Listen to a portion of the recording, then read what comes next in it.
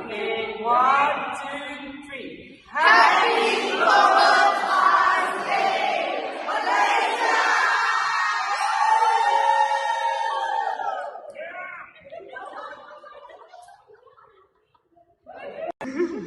Happy Global Day! Again. Happy You say Global. 1, 2, 3. Okay, Then wait, you no, say but what do we have to say? Happy Global Day, Bars! Oh my god. But let's say Global Bars. slower. Okay, Global Bars Day. Happy Global Bars Day from meu lugar! Yes!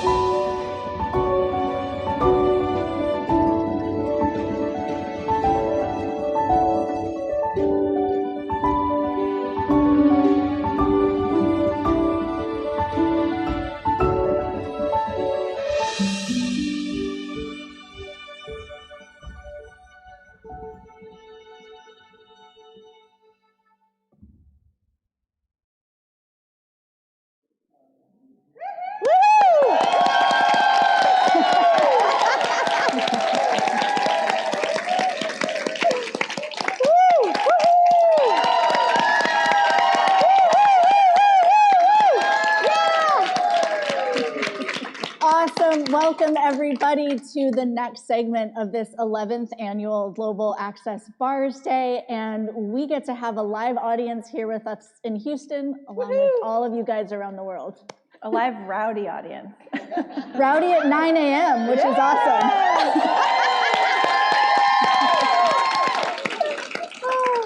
So if you guys are just joining us, we're about 2/3 of the way through a 13-hour live stream this year. So they kicked it off in Australia at our 1 a.m. Some of this amazing team has been up all night long with everybody. And then we just switched it to Europe, our European hosts. And now we are your hosts for this last segment, Emily Russell, Megan Hill. and we just wanted to say thank you guys for being here. This day was created 11 years ago, and we have it to really celebrate the gift of this touchpoint technique called Access Bars, which a lot of you know. Some of you may be tuning in for the first time and learning about this technique that literally has changed the lives of millions of people. And you, Miss Megan, have a really awesome story. So if you've been watching the stream, we saw a video, where you really changed your mental health completely. You also had another really life-changing event. I've had a lot of them, so. So where should we start? Well, I think when the mental health stuff, so anxiety, depression, basically feeling crazy all the time, the bars gave me so much space. And so I think I also kind of was looking for something that would make my life perfect, that nothing bad would ever happen to me, that I would just like sail through the most perfect life ever. And it didn't happen that way, So the bars for me and all of the access tools gave me constant tools along the way so that truly all of life came to me with ease, joy, and glory. And it didn't mean that ugly stuff didn't show up. It didn't mean that bad stuff didn't happen.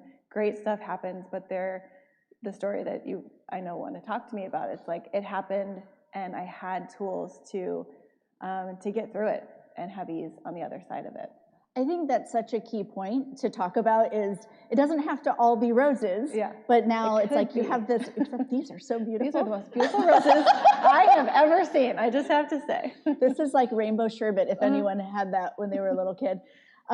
It's so that when things do come up, like really, I loved our intro, it's like overcoming trauma, but really the trauma that can come up and you can have a really different perspective with it. So years ago, you were living in Chicago. I grew up in Chicago, and I had kind of like strangely had a few like traumatic, like I had people near me, like 3 people died that I was close to, then I had a very traumatic birth, and then within 6 months of that, I was facilitating bars classes and foundation classes, and it was the first bars and foundation I was doing after the birth of my son. So he was 6 years old, he wasn't 6 years old, he was 6 months old. A little different. A baby. Felt like 6 years, though, at the time. And I had a bars class scheduled in Chicago, and my mom lived there, so I was doing the bars class at her house. And I went to get a chiropractic appointment. I was just sort of like, I remember the day. I was kind of like lacklusterly walking through my life, like asking what else is possible, but kind of being like, is anything else possible? It was just like the weirdest kind of energy going on in my world. And then I was attacked at gunpoint. So I had a man touch me on my shoulder, and I turned around. I was going to get in, like, to my mom's house, and I had a tap on my shoulder, and I turned around, and I had a gun in my chest.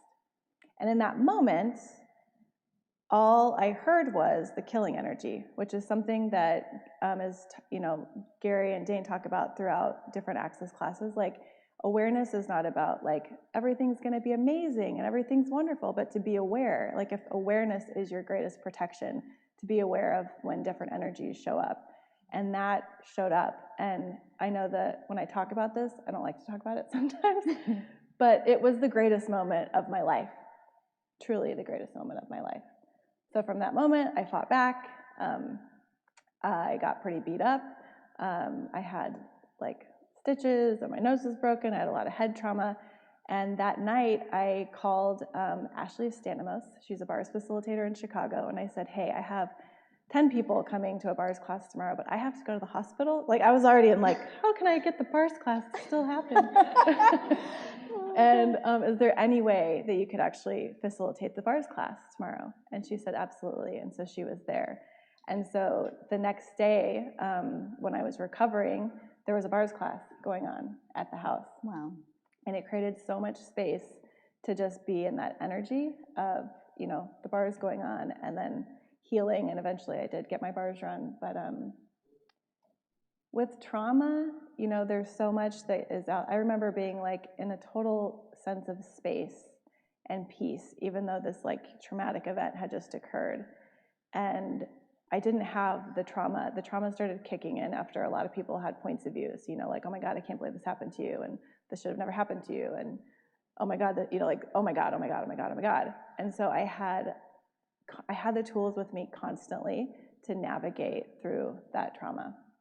Can you talk more about that? Because I know often when something like that happens to someone, and it could be like a real giant capital T trauma like that, or other things, we tend to, like, our life sort of freezes in a still frame at that moment, and we can loop and stay there. And one of the gifts of Access Bars and Access Consciousness tools, like you're saying, is you didn't have to stay stuck there, and you were able to continue creating. So How did you do that? Like, what were sort of your go-to tools so that you had this event and you were able to keep moving forward with space and a really different perspective, even though people were like, oh my God, I can't believe this happened to you? Yeah. I just kept asking questions, and one of the questions that Dr. Dain Heer had asked me is, what is the strength? Like, what is the strength of this that you're not acknowledging? Because it was really easy to go into, you know, if I was just more aware, I would have known this was going to happen. Or if I was just, you know, not so wrong, this wouldn't, you know, it was just like the self-judgment. I love when Kalpana was earlier talking about like the self-judgment. It's so crazy that in a traumatic situation, a lot of times you'll judge you for something else that you could have done to prevent it. And one of the questions that, you know, this was like an ongoing healing. It wasn't like I got my bars run and the trauma was gone. It was ongoing. I had Dain asked me at one point, because I was like, I don't know, you know, like why I chose it or how I could have, like, I was just like really screwed up mentally with judging myself for it. And he said, okay, he kind of like walked me through the scenario that day. And he was like, at what point did you know that it was going to happen? And it was literally like 2 seconds before. So I actually knew 2 seconds, and I actually handled it. And what if what's right about it I'm not getting? Like, what if I actually survived and thrived, and that was actually the strength, not that I was wrong for not preventing it from happening, you know? Yeah, and can you say more about that? Because we've talked about this before, and what in that, because like you said, you survived, which we often go to the self-judgment you're talking about, like I should have done something different, but your job there was to survive, and you not only did that, but what did you acknowledge about the strength in you? Like in those, you had 2 seconds, you were there, you survived. What did you have to acknowledge about you, and are you still maybe looking at with that? Yes, so nearly dying gives you a different perspective on life. And so from that moment, well, number one, I knew at that moment that I was powerful beyond measure. Not from strength of like, I could fight him, you know, I definitely was not the strongest fighter in that moment, but I knew that there was something beyond that was contributing to me, and that was unfathomable. Nobody can figure it out. You know, if I tell this story out in the world, a lot of times people are like, okay, like, you know, superhero girl, you know, it's like, they can't imagine, like if you would have told me this was going to happen, I would have been like, there's no way. But in the moment, it was like everything was possible. I was like beaming with, you know, energy afterwards. So it just, it showed me a strength that I know that all of us have, that is beyond what we think we are. Yeah. And you said you started that day feeling really lackluster. You're just kind of like, okay, got a bars class, I'm doing my life. How did that give you a different energy for living, for being alive? Everything changed. So you know, you can do these exercises where it's like, if you were to, you know, today was the last day of your life, what would you choose? And in theory, you're like, yeah, I'm not da-da-da-da. Well, then I actually had to live that, because it was like, really, any moment something could happen, or don't get scared. Like, I did that. I got super paranoid for a little bit, but it was like, okay, if tomorrow is the last day of my life, what would I choose? If this is the last week, what would I choose? And what would I be choosing different than what I had been choosing? So I made a few big choices. Like, I'd been wanting to move from where I was, and I just kept not moving. And it was like I went into instant action and instant choice of changing all the things that weren't working, because I had this newfound sense of, okay, if this is your moment, what do you want to choose? Yeah. Well, it's a great example of, you know, here this day we celebrate bars, and like you mentioned, there's all these other tools of access consciousness. And we have this thing called the crazy phrase, which is everything is the opposite of what it appears to be. Nothing is the opposite of what it appears to be. And as you're talking about this situation, we could look at it like that changes this perspective. You can't solidify something into being just one thing. Like, here you are getting attacked, and feel like I don't know if I'm going to live. And the opposite also exists at the same time. Totally. Yeah, both were there. Yeah. All right, now we can test you. Yay! I was messaging everywhere like, That's our back end That's wonderful our people. behind the scenes, all the magic that's going on. The other thing that I wanted to mention too is Access has all of these phenomenal body processes. Yeah. So a lot of stuff that happens with trauma is those, things can get locked in the body. So I didn't even know how much was still like locked in my body. And so after about a year of taking, different classes and body processes, a lot of that was able to dissipate with ease. And so, the trifold sequencing systems, the process that you can run to stop the looping. So if you've had a traumatic event, oftentimes you're looping. I would fall asleep and it would, the memory of it would roll through my head, or walk down the street and think it was going to happen again. That's Charlie Verge's interview was so amazing, where he was talking about your mind is really designed to not give you any space. So the bars and then the crazy phrase and there's literally thousands and thousands of tools that Access has that can change anything. Yeah. And I think that's really, for me, the other strength of this is no matter what occurs, hopefully everything's miraculous and magic, but if it's not, you have the tools to change it. Yeah. And you mentioned that trifold sequencing systems. Yeah. There's a lot of things in Access, what does that even mean? Yeah. But that actually is a tool that you can run with the bars, and you actually learn it in the bars class. Yes, you do.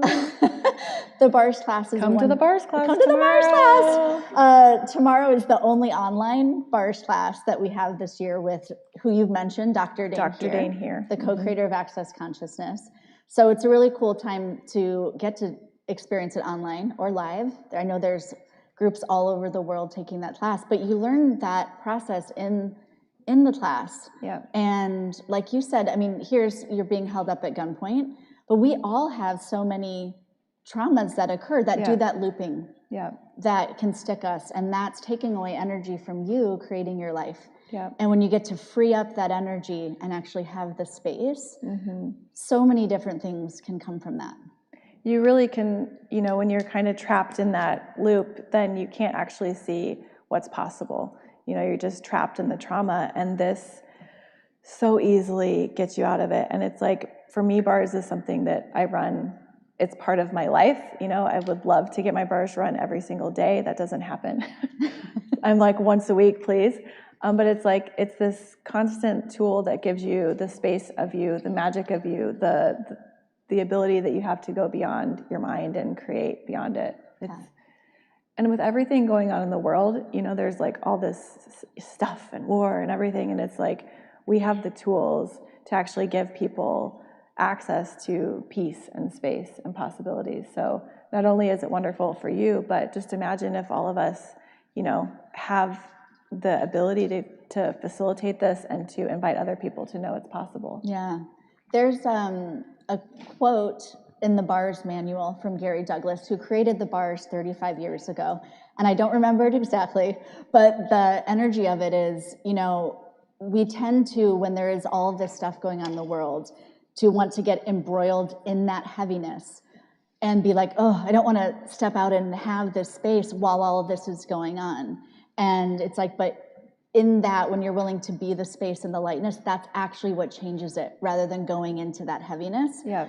And so much of today, and all of you guys that are here live, and everybody around the world, this year, I know some of you have been on the stream the whole day. Some of you have just jumped on now.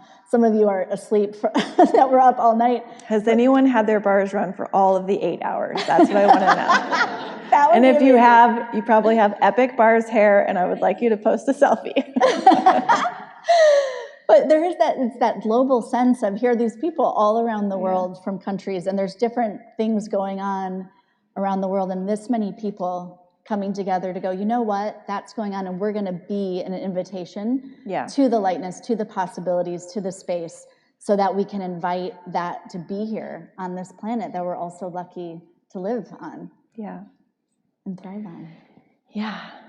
So coming up later today, we have more interviews where we're going to have people from all around the world. We have a few phenomenal other doctors. We have a lot of doctors in this next segment. This segment is what the doctors know. And so there'll be more videos, more interviews, and then we get to end this beautiful day with the co-creators of Access Consciousness, Gary Douglas, who created the bars 35 years ago. Thank you, Gary Douglas. Thank you, oh Gary my God. Douglas. Let's give him a round of applause. I cannot imagine, I don't even want to imagine a world without Access bars. It's like, yeah, so thank you, Gary. Yeah, and like several years ago, Gary and then Dr. Dain Heer, they got to visit this school in Italy where the kids had been having their bars run for several months. And they all got to come and meet Gary and Dain and ask questions. And one of the kids was like, wait, so Access bars like didn't exist in the world before you brought it here? And he was like, yeah, you know, and he was like, I'm 120 years old. And the kids just laughed. And he said, but you, like, you all know something unique. And what if you can bring that possibility to the world and change the world, whatever it is? And it was so beautiful. Yeah. Yeah. It's on YouTube. You can go watch it. You can go watch it. Yeah. And all of this, if you have missed any of today, the replay will be available. Some of you guys are watching on YouTube. We're streaming on Facebook. But on our website page, Global Access Bars Day, is where the replay will live. So if you've missed any part of today, know that you can go back and watch it. We have a lot of 17 different translated languages from different parts of the day. So if you go to that page, you can find your language, you can find the English replay after this beautiful event culminates with Gary Douglas and Dain Heer later today. Woohoo!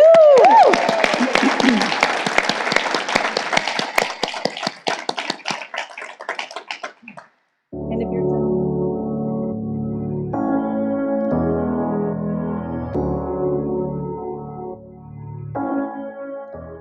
We're starting right now. So you're rolling already. Okay, got it. Testing, testing. 1, 2, bollocks. Say something. Where do I look? If I go like full dweeb, you'll just cut it and we'll try again, right? Say your question again.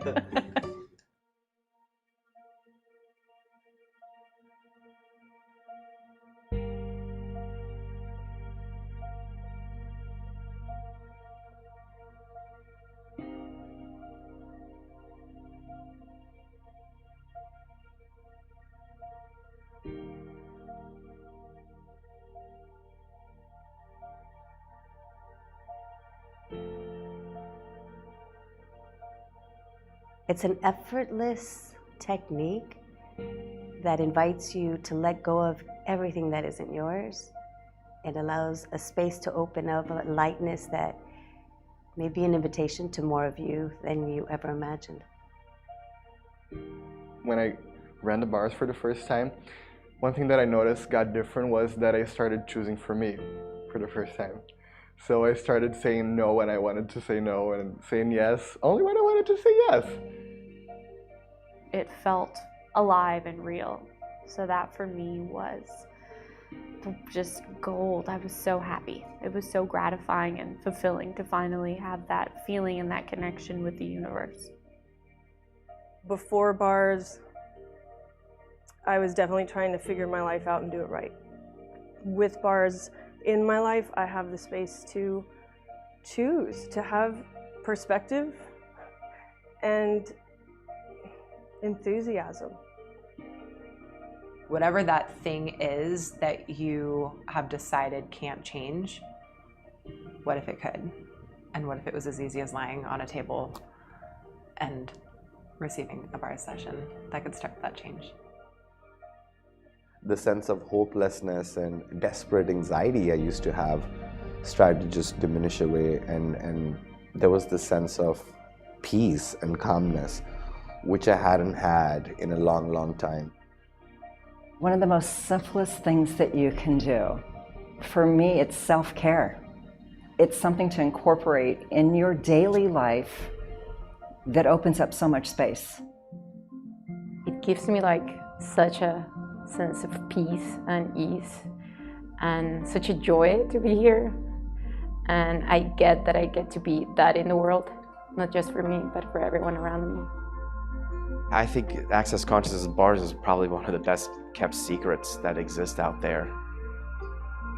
The worst thing that could happen is to just relax. The best thing is you could get the life you know you can have and you deserve. An invitation to receive and change without the effort and the hardship that we think is required. It's quite a gift to the world and the planet. I literally would just say go for it. Do it. Don't wait. Go for it. Get your bars run.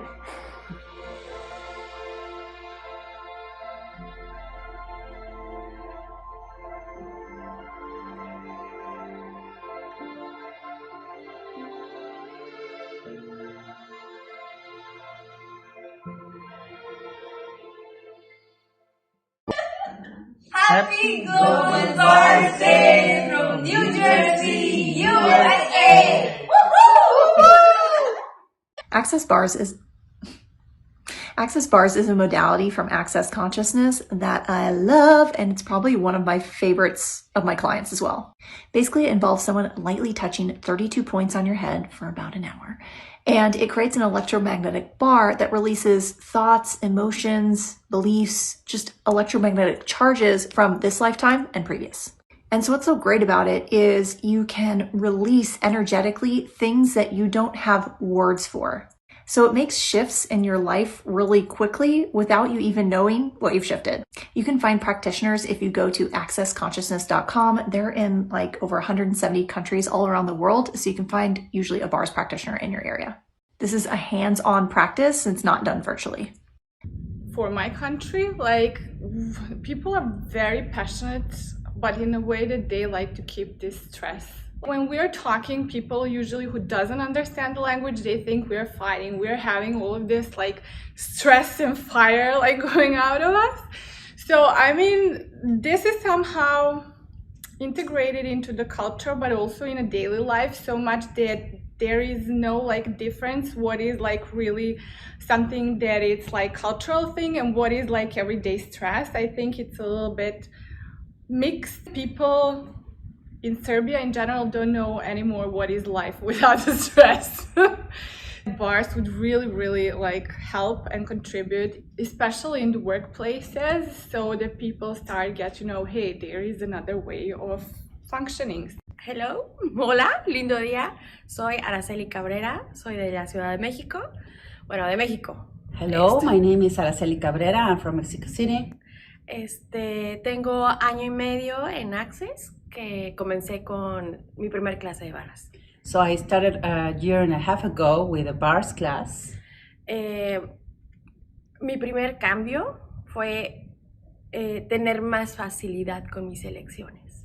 The first thing I changed is that it was easier for me to choose.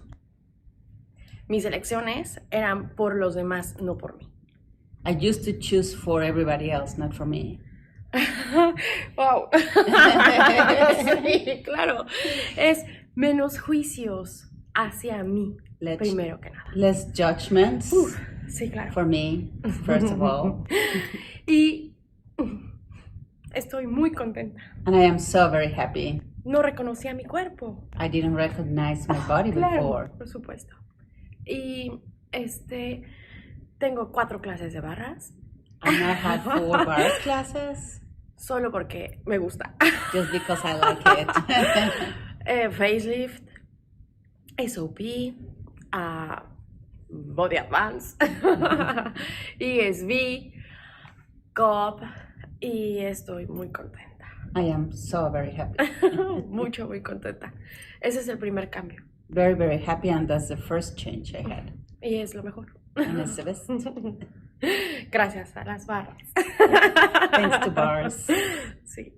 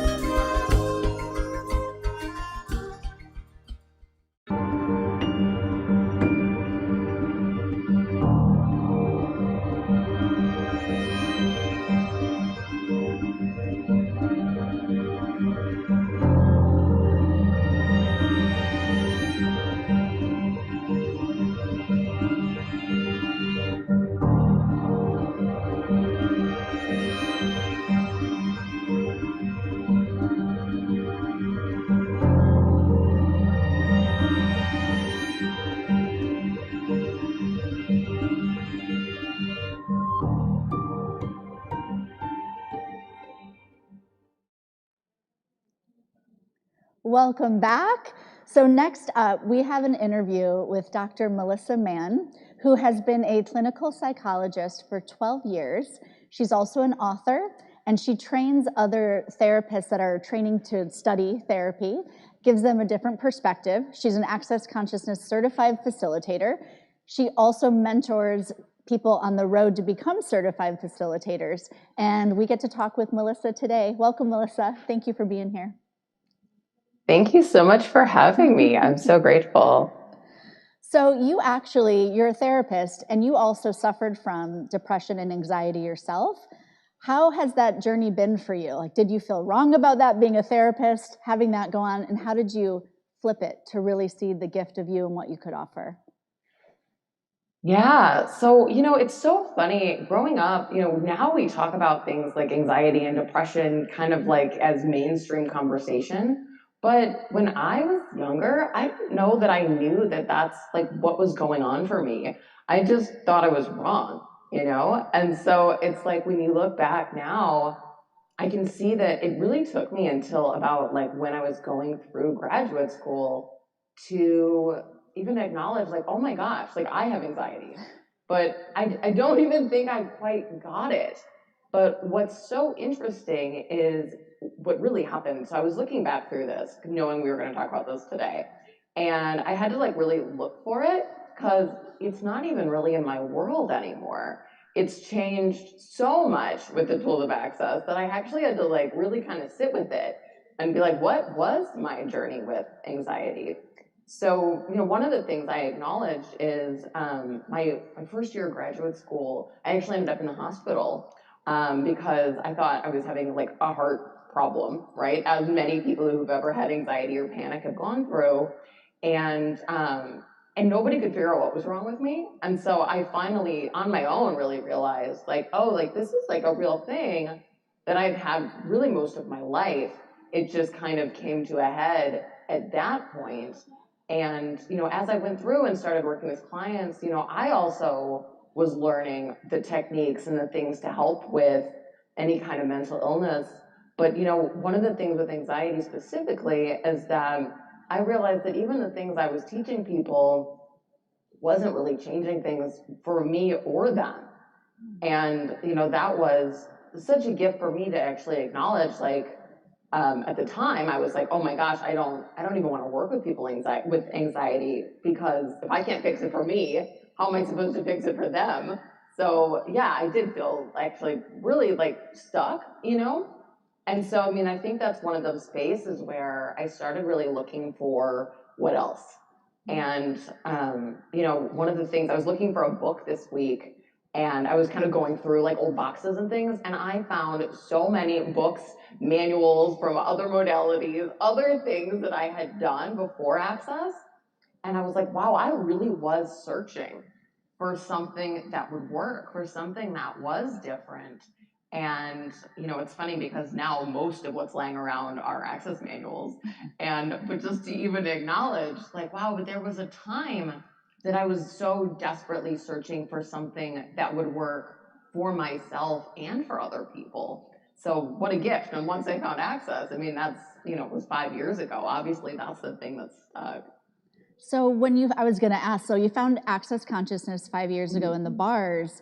How did you start using it once you discovered it? How did you start using it for you and then take it into your therapy practice? I started by having my bars run and taking bars classes. And I didn't do it because I wanted to bring it into my therapy practice or actually even to like cognitively solve my anxiety problem. I was just searching, for something different. And after I was on anxiety medication at this point, and after I had taken my second bars class, so if you're listening and you've never taken a bars class before, you can take one class and you're certified to practice, and then if you take 3, you can facilitate. So I was after my second bars class that I was like, I wonder if I still even need my anxiety medication anymore. And I weaned myself off of it. Don't do that on your own. Talk to a doctor, but that's what I did. And It was at that point that I was like, wow, this actually like changed this anxiety thing for me. And that's when I started being like, okay, like the world has to know that this is possible. And so I did start introducing clients to it, encouraging them to get their bars run, running bars for clients, things like that. And I started to watch people's life change. And the people that I had been trying this modality or trying the next modality or trying to give them some new tool that I had learned, and I had clients I'd been seeing for years, and they were sort of like, okay, Melissa's learned a new thing, let's try it, and we would go through these different things. But it was after bars and starting to teach them some of the tools that I was learning in Access classes that I watched people transform. And that was such a cool gift for me because not only did it help me, I was watching it help other people too. Do you have a story that stands out, either for you or one of your clients, of what changed when they started getting their bars run and coming to you for therapy and other things? Yeah. Man, there's so many. I'm looking at like recent ones and ones that are, a little further away. Yeah, I had a client that I worked with for years. It's like the one that's probably popping the most. And she had a lot of trauma and a lot of depression and just kind of ongoing things going on. And I had felt really, really stuck for quite some time. And, we had tried 100 different things. And she really resonated with bars and with the tools of Access. And after running her bars, we were running bars weekly for a while.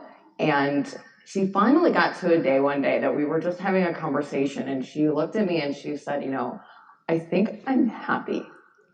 And I was like, what? I mean, that to me blew me away because this was probably the most depressed, challenging client that I'd had for many, many years. And to my knowledge, she continues to be, happy and enjoying her life now, which is such a change. Wow. So you mentioned like that one client had depression. And so often I think in this world and when you're a therapist, you're taught to diagnose, right? So you have depression or you have this. How have you, that sort of fitting people into boxes, and you've discovered that doesn't work in your practice. And so how have you taken that awareness of, rather than putting people in boxes, taking them out of the box, and how have you seen that work with your clients and yourself too? Yeah, wow. One of the things that's really helped me is the tools of X-Men, which I know we're talking about bars today, but that is also part of it, which is, a lot about diagnosis and like where, people have had a diagnosis of anxiety or depression or autism, OCD, or ADHD, and really getting how much a lot of these diagnoses are actually strengths that have been misidentified and misapplied as wrongnesses or disorders. And, one of the things that I've really looked at with people is like, hey, like if you weren't this disorder that the box that you've already put yourself in, like what else is actually possible if it's like that question of like, if I know not this, what else is possible? So it's like really looking at, if somebody has a diagnosis of ADHD and really starting to look at like, well, what is the gift of that? Are you actually able to pay attention to lots of things at the same time? Are you actually able to really focus on what's relevant and let go of the things that aren't relevant? So is it that you're forgetful, or is it that you have a capacity for knowing what's relevant and what to let go of? And there's so many different things like that where we can start to look at things as capacities and not diagnoses, not disorders. And also acknowledge that, you mentioned that I train students. So like even in that, one of the things they have to learn is how to do diagnoses. So, we will sit and like talk about it and acknowledge, hey, guess what? You know why this is hard? Because people don't fit into boxes. And we can look at like, okay, yes, they meet criteria for this. And yes, they meet criteria for this. And yes, they meet criteria for this. And if we gave them all the diagnoses they met criteria for, they would be walking away with like 5 or 6 diagnoses. And first of all, is that kind? And second of all, is that accurate?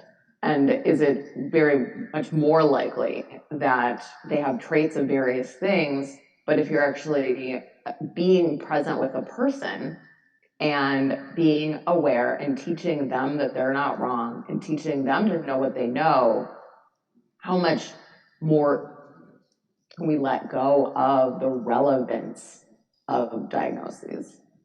Wow. So with that, letting go of the relevance of that, and you mentioned so beautifully like the capacities that are in all of those traits that you could use to diagnose. Yeah. So if you look at like anxiety and depression, which are so common, like they're higher diagnosed now than ever before, what have you seen are the capacities there that we could, for people listening that have either experienced it or they have someone in their life going through it, what's a different way to look at that as a capacity? Yeah, cool. So anxiety specifically, we'll look at that first, is awareness. I mean, depression too, like truly, like all of this is massive awareness. You know, we have this tool in Access Consciousness, you know, who does this belong to? Which is really just being present with, like, is this even mine? If we can acknowledge that 99.99999, you know, percent of our thoughts, feelings, and emotions don't belong to us, then we acknowledge how aware we are. You know, I've had a lot of people tell me this week they're feeling really down and sad. Well, there's a lot of things going on in the world that people are aware of, you know? And so if you can start to acknowledge that anxiety is almost 100% of the time awareness of something else and acknowledge that it doesn't belong to you, then you start to let go of the need to fix it or to change it. And when you can see it as a capacity, then it's like, okay, well, what can I be with this to know it's not mine? And then what is required from there? You know, sometimes we ask the question of, you know, who does this belong to? And it lightens up. And then there's like, okay, well, I know it's not mine, but, and then we start to look at what else? What else can I choose? So does my body need to move? Do I just need to expand out? Do I need to get my bars run? And a lot of times that will be the thing that allows us to have more space when knowing that it's actually a capacity for awareness, and it doesn't, even though it's showing up in your body a certain way and it feels like it belongs to you, it doesn't. And then you can have more space with it.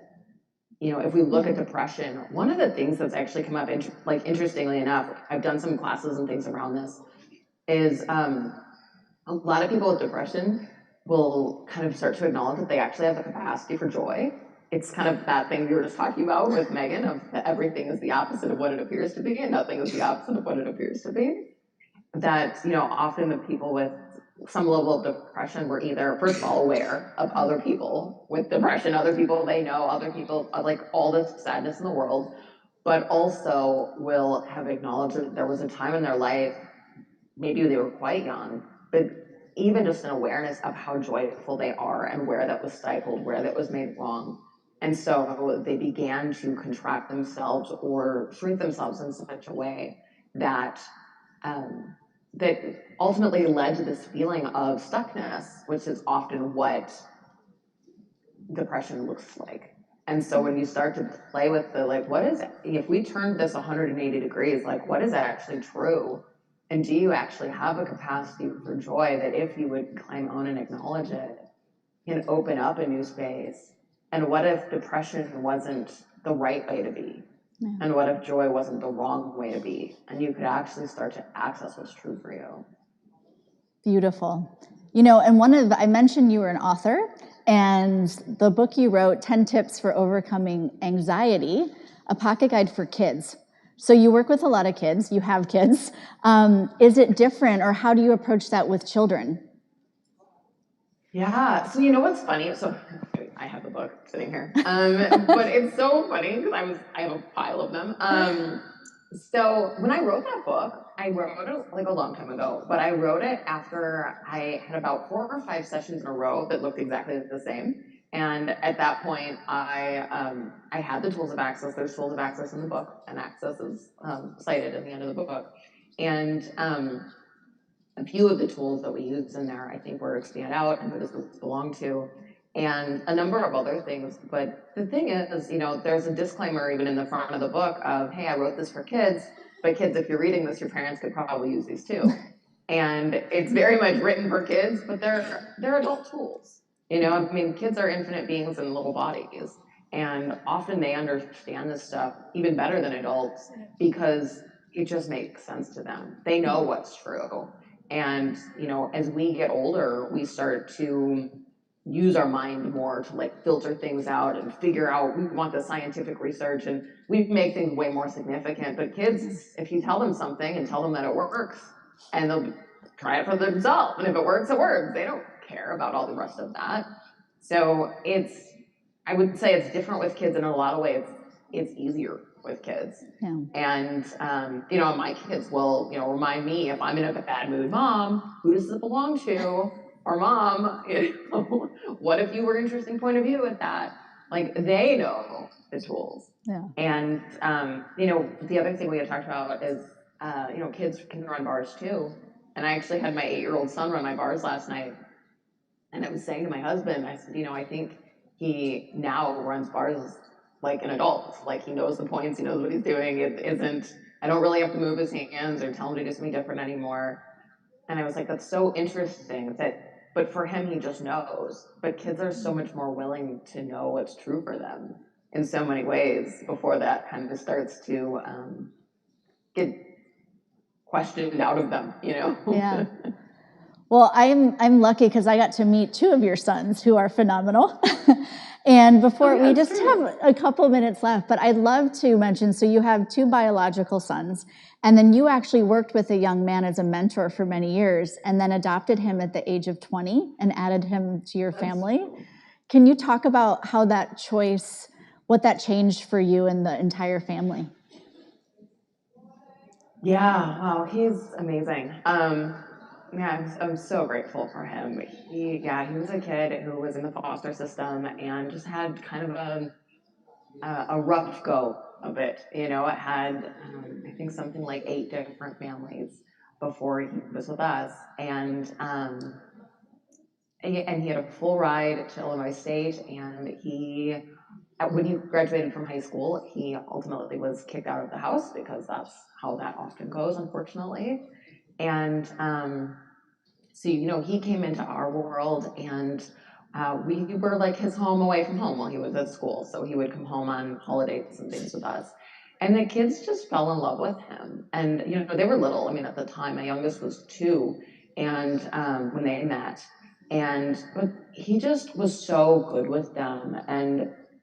And they just loved him. And, he was so hesitant to do a family thing. He'd been burned by, all things family his whole life. And he hit a point in college where he was going to lose insurance if, he would have ended up on public aid. And so, we said, hey, I know you don't really like the whole family thing, but we'd love to adopt you if you're willing. And at that point, because he was 20 years old, he could sign for himself. So he was like, yeah, okay. And, so we went to court. Just worked out very nicely. My next door neighbor is an attorney, so we just set everything up pretty easily. And we went to court and signed all the paperwork, and we adopted him at age 20. And he is as much our son as the other 2, and is just a beautiful light in the world. And he has taken Bar's class, and I'm encouraging him to do some more things. But even just having the energy of the non-judgmental space that Access brings into our whole family, and what that's created for him, it's really cool to see him thrive. Initially in college he struggled. He did well in classes, but socially, things like that, we all did dumb things in college, right? But then as he got through, even towards the end of college, he started to mature and create his life in a way that worked for him. And now he is successful, has a job, lives on his own. And it's really cool to see how much he's thriving. And we're just so grateful for the gift that he is, because he's been such a massive gift in our life too. And just, Thank you. Yeah, he's just a really beautiful light in the world. Thank you for that and sharing that story, because it's such an example of him choosing, you choosing, which is one of the tools we talk about in Access, like there are infinite choices available. So thank you, Melissa, for being with us today and sharing that and everything. And for you, thank you. Oh, thank you so much. I'm so grateful.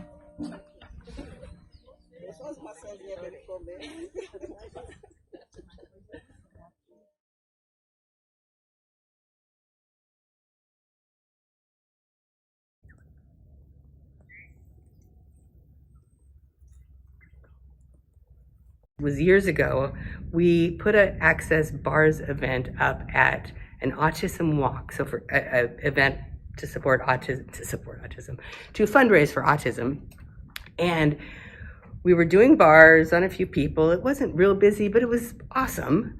And this young man comes up, probably like just prepubescent, 11, 12, tall kid. And he just stands over me. And I've been running someone's bars. I'm like, do you want your bars run? He's like, yep. He lays down. And I do the first bars point. And then he puts his hands up for the second one before I've done it. But before he does it, he says, stop.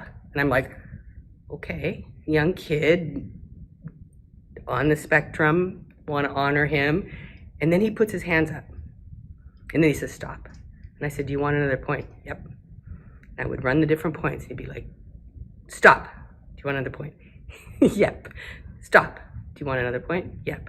So he, in like 1 or 2 seconds with each point, he went through the whole thing, knew if I missed something, knew if I didn't do something. It was crazy. And then he just gets up. And his mother goes, tell the lady thank you. He goes, thank you. And he walked over to some Lego booth or something over there.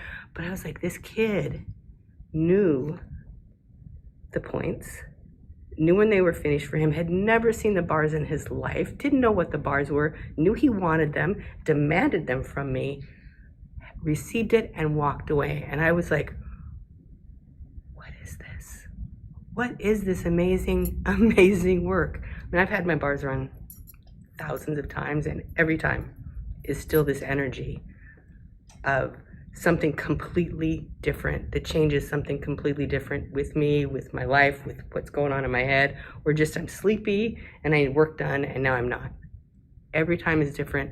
But this kid years ago showed me that it was something so beyond this reality that he knew.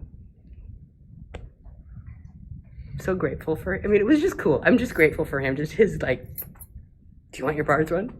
Yep. And that may be all the words he had. Stop. Yep. Thank you. And he wanted this. He wanted this for something for his future. He saw it. He walked up, demanded it, and got it. So how's it get better than that? Like, what else is possible? Happy Global Bars Day from El Lugar. We've been using bars actively for 6 months, possibly. And so I'm very new. Like I keep saying, I don't know anything. Everything's new and it pops all over. But knowing the family that we have, I have 7 young adults living at home, ranging 16 to 28. And our 2 oldest are on the autism spectrum. One has Asperger's, which isn't used commonly here in Quebec, but is well known everywhere else. And our second son has autism, and his biggest problem is retention of information and getting stressed out when he can't remember.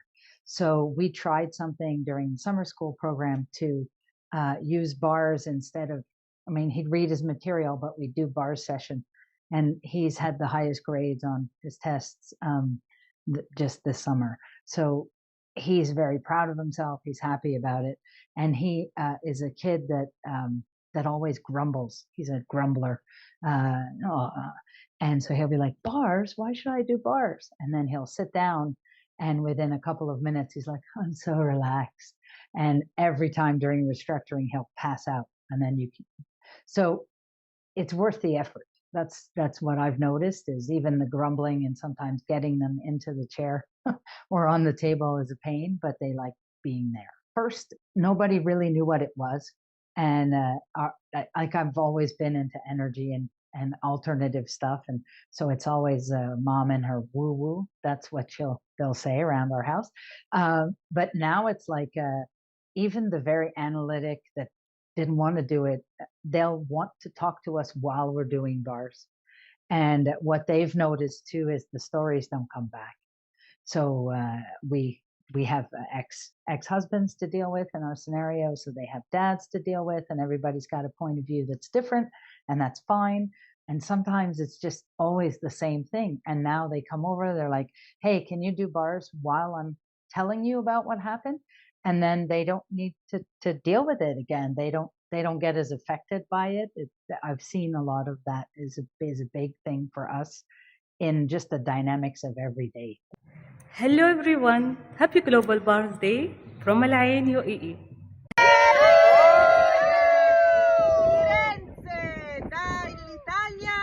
Roma, il Festival Bars, raduno barsisti anonimi con Gioia Abdi! Bahagia Access, aquí da Italia!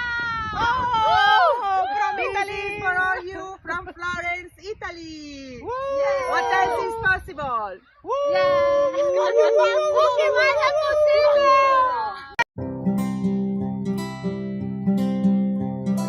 Okay, the middle of your, if you have eyebrows, don't shut up.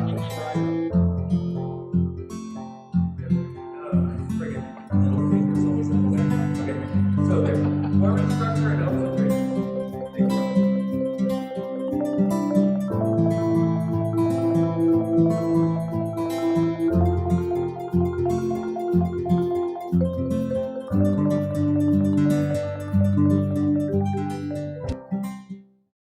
After my first Access Bar session, I realized that I could be more relaxed and calm, that my body and my mind couldn't figure it out before. And let me tell you, I was in a moment that my mind wanted to be stressed with anxiety and being in that surviving mode, and my body was so relaxed. And it was like, okay, something is wrong with me. What happened? What did I do? It was like, oh, okay, it was my first Access Bar session, and it was in my third or fourth day after that, and it was like, yes, we need to spread the word. Let's talk about this to everyone. And it changed my life, because I used to do meditation a lot and feel the sensation for 3-4 days was amazing. So what I have to say right now is Access Bar for everyone.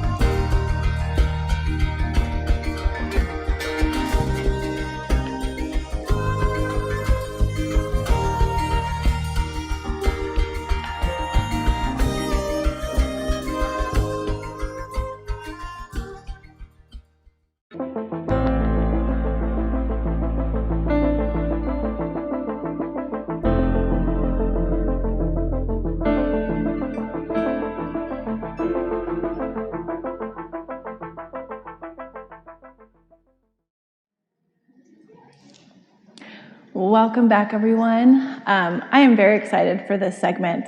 I have the honor of having Dr. Terry Hope here with me today. And really quickly, I'm just going to read just briefly so I capture it. Terry, you are an internationally renowned expert in the field of personal business and scientific-based transformation and leadership. She holds a PhD and doctorate with advanced studies in quantum medicine, transformation, consciousness, and has published multiple scientific research studies relating to neuroactivity, anxiety, depression, and changes in stress levels and consciousness. She's been doing research on the access bars for about 12 years. And in a couple of minutes, we're going to actually show you a phenomenal presentation. But I just wanted to take a moment and introduce all of you to her, the woman behind the scenes who's putting all of this phenomenal research out, and say thank you for all of your work. You're welcome. It's been such a pleasure and will continue to be. It's so exciting. So what are you, in a couple of minutes, we'll see the research that you've been doing over the last 12 years, and I know that you are constantly looking at what else is possible in the realms of the brain and everything. So what are you excited about now? Going forward, I'm excited about expanding, having people being able to see all the work that I've accumulated over this number of years, and it took a while to pull it together. And I know the impact that it will have in bringing more people in from a place of who requires to hear the research and the science behind the magic of access bars. That's so cool.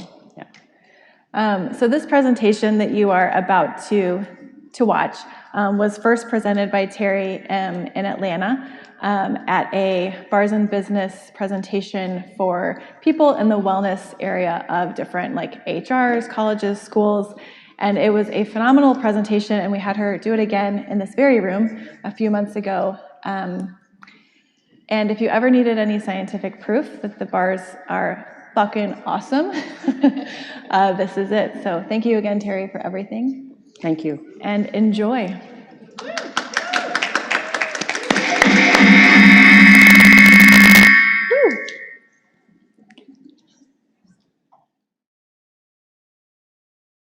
So this presentation I did in Atlanta recently at a wellness conference, and it was looking at changing the face of stress and burnout. And the funny thing about stress and burnout, so burnout has now been classified as a disease state by the World Health Organization, thank you very much. And yet stress is something that we actually can't put a finger on because every person has a different response because they see life differently. And so stress we can't actually categorize as a thing. But it is now the latest epidemic that there is in the world right now, and they're paying attention to it because it's actually impacting so many people and kind of the world. So to look at what stress is, it's really how we respond to our environment, which also means that we can change how we respond to our environment. So how are they measuring this? Mostly stress is seen in the workplace, and it's being measured in the workplace as the focal point for things. And what you'll find, this is North American statistics because that was the closest thing when I did this original presentation, was that 80 to 94% of people are reporting that there's stress in the workplace, and they're saying that it's getting worse, not better. And 64% of people say that they've had burnout this year. And what is burnout? It's when you actually cannot function any longer. When your body, your emotional capacities, and your sense of spirit no longer can keep going. So that's a really high percentage. And 63% of all middle managers want to quit. So just imagine the workplace, in this case in the US, and I'm sure that it's mirrored other places, that you have this huge number of people that are disengaged, and how much is our society and the capacities that we have for people to be able to function well. And those people who are not opting out actually have a sense of being paralyzed. They don't know whether to stay, they don't know whether to go, they can't make decisions anymore. And this is also impacted by mental unwellness. So this is the people who are currently working, and part of those also have, either they're in the workplace or not in the workplace, 21% of people are reported as having mental illness. And 15 to 35% of people, and I suggest this is probably really a lot higher, are using substances to, I'm going to say escape, to find a way to cope. And there's a lot more in the data that would suggest that it's much higher than that. And 5% of people in the US at any one time are suicidal, which is a very high statistic. And the one that kind of got me the most was adolescent anxiety. And why would that be included here? Well, they're included in society and they're about to go into the workplace if they're not already there. And this number in 2017 was only 18%. And now it's at 32%. Have we got people who are like more aware? Are they people who are more sensitive, or has something changed in our environment? And that really brings the idea to like, what is it that's creating stress in the world? Is it that the world has become more intense? The world that we've created isn't really working. We have people who have now become aware that what's going on isn't working. And is that really contributing to the level of stress that's being reported? I don't know. And it could be all of those, and it could be more, right? So the people who are working, they say 33% say they have constant stress. And 62% say they're always under high stress. And when you look at this, it's like, is this like the story of the boiling frog? So the story of the boiling frog, if you don't know it, is that the frog is in water, and there's a low temperature water going on, and it's starting to increase in temperature, and the frog doesn't even know that its environment has even changed.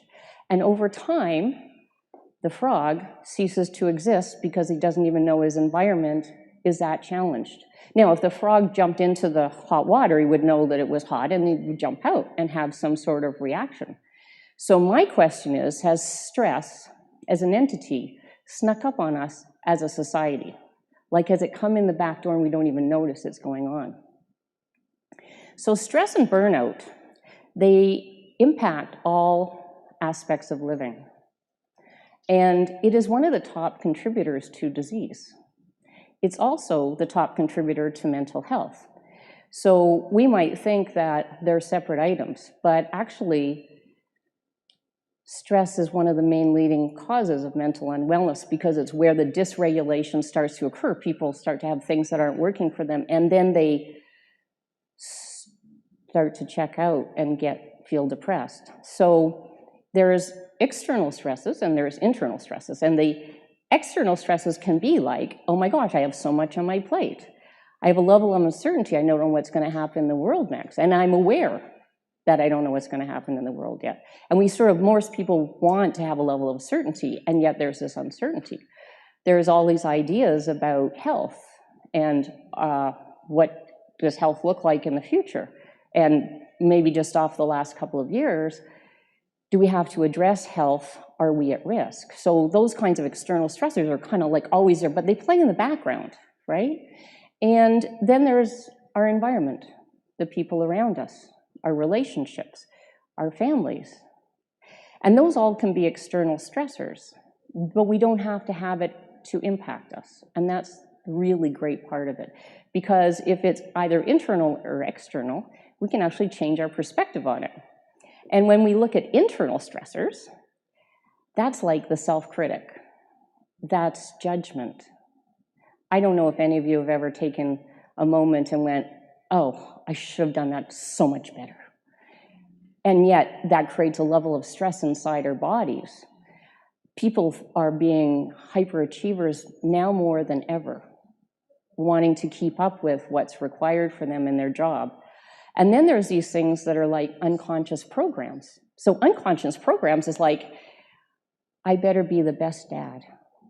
And so there's this constant state of needing to be the best dad or the greatest wife, or I better be a fantastic parent here. And it's not cognitive, but it keeps us motivated and always on this level of stress that's going on underneath the covers, so to speak.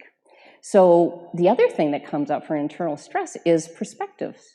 And beyond perspective is like our point of view, but also the inability to feel that we can't change a situation can also cause stress and give us a sense of disempowerment.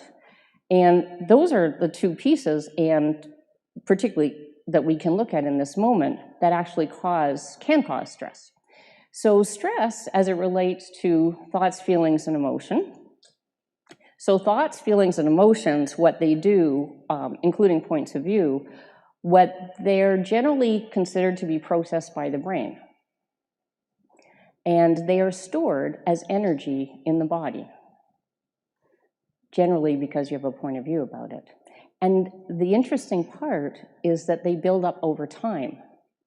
So even though you had an event that was stressful when you were young, maybe traumatic or not, they tend to start building up in our physical bodies and causing a level of tension and disharmony, so to speak. And when it comes to stress in the mind, what happens is there becomes cognitive impairment. And what do I mean by that? So there's a reduction in our capacities for memory. There's like the idea when people get super stressed, they can't reason anymore. And even in a learning situation, people can no longer learn the way they could optimally learn when they are under stress. And it's part of what the mind does when things start to show up, and starts to create a level of dysfunction, like with anxiety or depression, and including burnout at the bottom level of that. And oftentimes when people are trying to learn, what happens is they kind of turn off. Like they go to write a test, and all of a sudden there's this, I can't do it.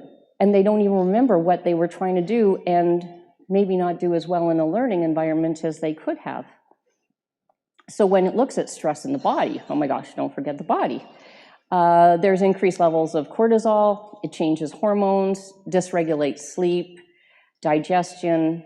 There's a sense of pain with a lot of people, and people have a decreased level of energy when they're stressed.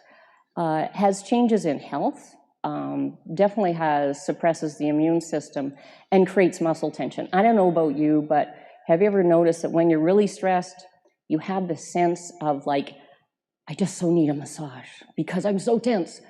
But the funny thing is it doesn't always solve the thing that caused the tension.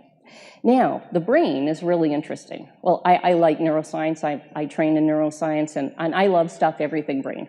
So what happens with the brain under stress is it decreases in size. In fact, brain volume shrinks when there's a high degree of stress over time. And then what shows up is these patterns of dysfunction. And over time, what happens is the brain slows down, the function slows down, and the speed at which the brain functions starts to slow down. And this also activates the stress center. So this was a piece of research that was published in The Lancet in 2017. And what they found was that people who were highly stressed, they had this high activation at this part in the brain called the amygdala, which is often the place where you have fight or flight. And what they found is that people who were highly stressed had this high activation at the amygdala. And it also the more stressed they were over time, the more activated it became. So they become actually more sensitive to stress. The other part that they looked at is, does stress actually create inflammation? And is it a precursor to coronary artery disease and atherosclerosis? And the answer is yes. So when you have this high degree of inflammation, not only in the body, but it also happens in the arteries. And so you have this level of arterial inflammation. And then what happens, not that you need a science thing, but what happens is that all this cholesterol and plaque that's flowing through our blood system sticks to these inflamed arteries. And I go, wow, we're sitting there worrying about eating French fries. Like, are French fries getting a bad rap? Because I would say if we were to start to change how we are living and moving and living stressed, what would we do, or how could we have it so that this level of inflammation didn't occur to begin with? And that's just, I go, French fries, getting a bad rap. So here's my friend the frog again, and he says, so what happens if this trend continues? And what is our future going to be like if we continue on this trend? Because there's not too many options that are seemingly available. And so I would say, is it time to change the cycle? So can we move from a place of stress, burnout, brain function that's dysregulated, lower cognition, memory, and having to, because all of this stuff happens in the brain, we actually have to use more effort to be able to do the same things that we used to do when we weren't stressed, before our brains started to become slower and function differently. And so all of this moves to this place of distress or stress, and overall creates a level of disease that we don't have to have.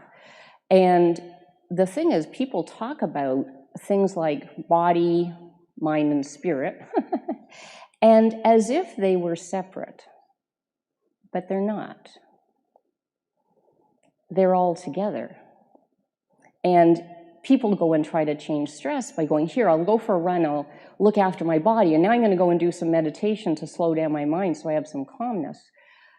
Somehow the spirit fits in there somehow, but basically it's all one. So what would it be like if we could actually address all of those pieces that are all of us together? So this is basically who we are. All of these elements are the basic elements of who we are as a being. And they are the things that, when we came into this world, we all have.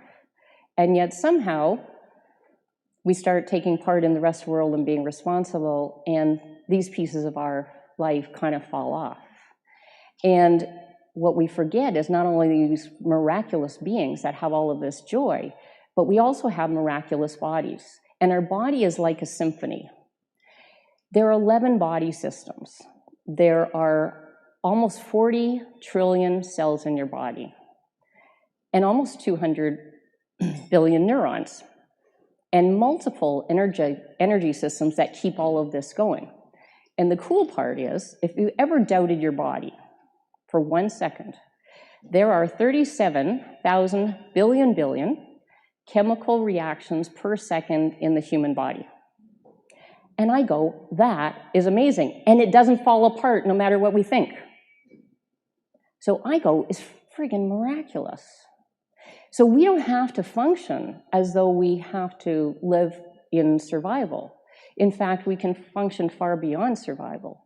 So here's I like animals. Apparently today I like animals. So sharks are these miraculous beings, and they've been on the planet longer than dinosaurs have. And sharks have these innate abilities, much like human beings do. They have 5 senses, as we do, which we use for enjoyment of living, and we also use them for survival. So you can smell when the house is on fire or whatever. But sharks also have this thing about sensing. And what is sensing? Well, if there's going to be a hurricane, about 2 weeks before the hurricane ever hits, a shark knows that the hurricane is coming. And a lot of other animals like snakes and turtles have that same sense. And when they sense that, they have a something's up. Well, people also have sensing. And it's kind of a weird thing to describe, but it's a thing that occurs. And it was interesting because there was a group who did a bunch of research looking at stress in the body and heart coherence. And what they found was they took these slides and they put them in front of all these people, and they did this experiment. And every so often there would be a slide that would be disruptive, challenging to the person, emotionally challenging, we'll call it. And what happened was the body responded to the stress of this negative impact 4.3 seconds prior to the slide ever showing up on the computer screen in front of them. So if we sit there and think, okay, well, that's sensing. And really, we might have a bigger sense of sensing, but that's the only time that I've seen that, you know, it's been measured. And not that because it doesn't exist because we can't measure it, because there's so many things we can't measure. So there's this level of sensing that we have, much like sharks. And then sharks also know that when all of this stuff goes on and they sense changes in the barometric pressure, they know to go to a deeper level in the ocean so that they can survive, which is probably why they've been around longer than dinosaurs. And so they have this sense of knowing, as do we. So have you ever been in a situation where you walked into a room and you went, I think I kind of, like people were fighting in here, weren't they? And there's nothing going on, but you have that sense, like you know, that there was something discordant to what was going on. And, or have you ever been in a situation where you had a moment and went, I knew that was going to happen. Like, I just knew it. But it's not something that we can look at, we necessarily talk about, but we have these senses of knowing. And if we can be that level of presence to the world around us, then we can tap into these senses and knowing, and not really be at the effect of our environment as much as what we would perceive life to be like now. So imagine from that if you were more connected to living, and what would life be like if everyone was fully engaged and everyone in cultures and societies were more on track to what is really truly nature to them. So what would the future be like, and what's available to us? So the current solutions that we have basically are all kinds of things that we can do. Exercise, yoga, do more things, go for chiropractic, have some meditation. I put in enjoy life. That was never to be found anywhere on the internet that would actually help to improve your situation. And to me, it's like if we start enjoying life, then we have a lot more available to us. So let's talk a little bit about empowerment. And what we know is with empowerment, we have a sustainable future. And stress actually affects empowerment. So when people are stressed, they feel less empowered. And when people have a sense of empowerment, it actually decreases stress. So what do you do about this? Uncharted territory. Ask a question. It's one of the greatest things I learned from Access Consciousness, is this idea of asking a question, from asking a question without looking for the answer. And basically, when you ask a question, it actually takes you to uncharted territory. And it's pretty miraculous. And it's not about seeking out the right answer or anything instantaneous. So let's try this. What happens when you ask a question? So I'm just going to ask you to look at something. Is there something in your life now that you go, oh, if I could only have that be different? And just get a sense of that.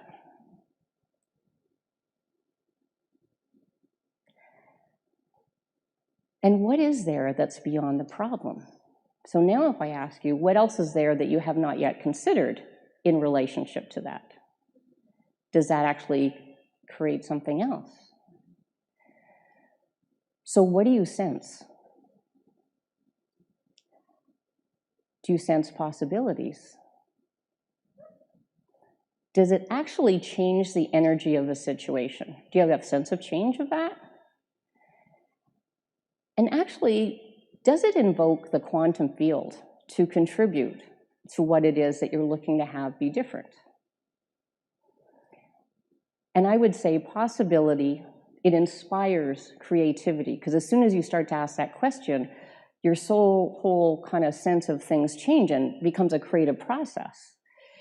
Do you get a sense of empowerment that you're no longer under the I can't change this scenario? A sense of motivation. Does it increase energy? Like all of a sudden that burden that I can't figure it out is kind of gone.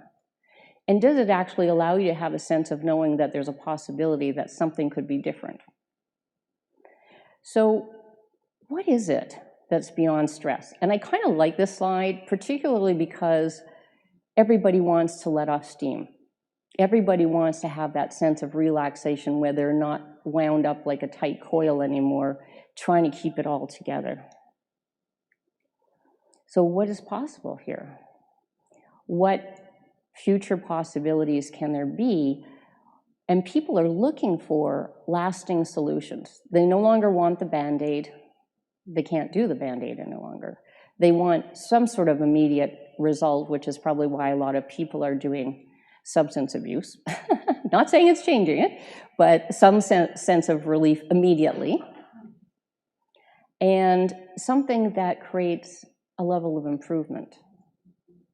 So years ago I still do, but different, a clinical practice. And back then, the biggest part of my practice was neurofeedback, biophoton coherence, like a whole list that you can see here on the left-hand side. And one of the things I discovered was access bars. And I started doing research on a couple of things, and access bars was the one that I did the most research on. And I started that because I went to an event, one of those health expos. And my friend suggested we go and do an access bar session, and I was a little bit, I don't do that in that environment, but I'm gonna try it anyway. So I laid on this massage table for 20 minutes.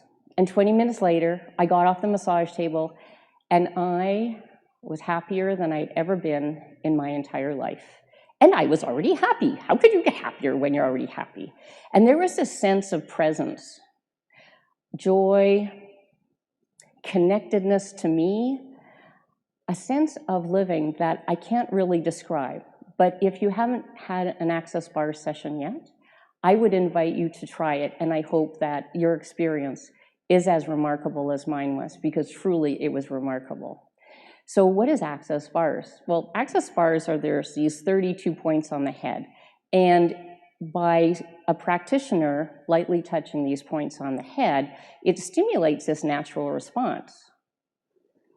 A natural response to release energy that holds in all the things that don't serve us well, thoughts, feelings, emotions, trauma, anything that's there, and it creates positive neurological changes.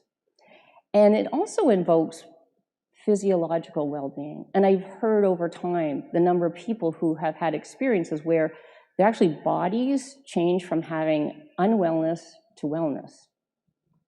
The other thing that it does is creates this deep level of relaxation. So when I looked at doing research, I looked for experiential aspects and neurological aspects, because I like brains, and looked at what is it that changed, who's the population, and were there any benefits? Basically, that's where I went.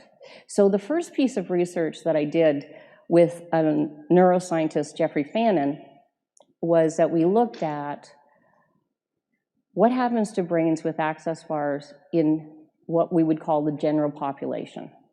There was nothing going on with them, general population, so there were 60 people, and each person had a 60-minute session. And we kind of looked for, like, what happens with the brain, and did anything happen as it related to emotional components? So what we found was that of all of those participants, 85% of the people had an increase in brain coherence.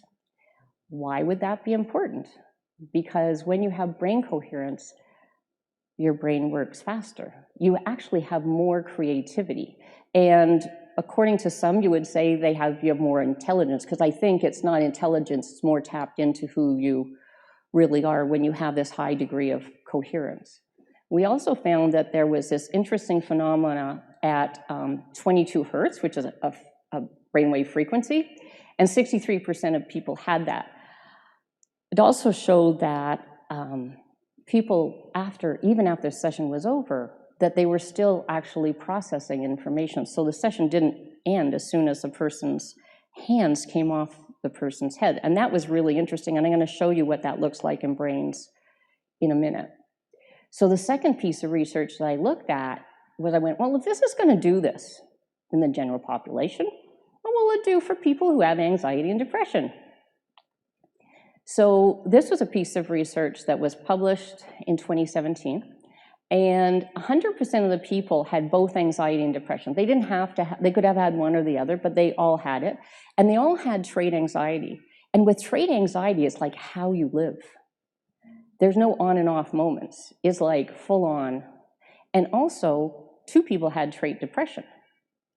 And one of the people was at suicide risk. So it was really interesting when I looked at the data after the research, what that kind of looked like. And there was only one 90-minute session that was given for this group of people. And all the people improved. That's highly irregular. This does not happen that everybody improves, but everybody improved. And 100% of the people had an increase in brain coherence. And I'm just going to show you this next slide that shows you the changes that happened. The slide on the left is the changes that we're seeing in anxiety, and the darker blue is the pre-scores. So that's how significant it was. And the lighter blue is the post-scores. And the chances of this actually being able to happen by chance are pretty much slim to none. So having an 84.7% decrease in average scores, that means some were even higher, and as it related to anxiety, an 82.7% decrease in depression is actually never heard of. Never heard of. And particularly not in one session. So when I looked at all the other data of how else did they experience access bars, and what was shown in the results is things like pessimism, loss of pleasure, past failure. How many people live in the past and sort of beat themselves up mentally because they didn't do something well, and they stay there and stay self-critical. And all of these elements, including indecisiveness and loss of energy, changed for the majority of people in this particular piece of research. So what happened with brains? So in this group of brain maps, the top left-hand corner, you can see that there's this brain that has a high degree of red. Now that's at 1 hertz delta. Basically, when you're sleeping and generating or regenerating, that's where the highest level of activity is. Now, this person had their eyes closed, were not asleep, but they have this high level of activity at 1 hertz. The other thing that we can see on the bottom, the second one over, is 22 hertz in the center of the head. And at first, I couldn't figure out what that would be looking at the data, because it was happening in both studies where we looked at brains. So changes in activity, what we saw as it related to the brain, there was an increase in coherence in the majority of people. There was new connectivity between brain regions, regeneration occurred, and this anomaly at 22 hertz, which is on the bottom that I was showing you, is what would be identified as a state of flow or being in the zone.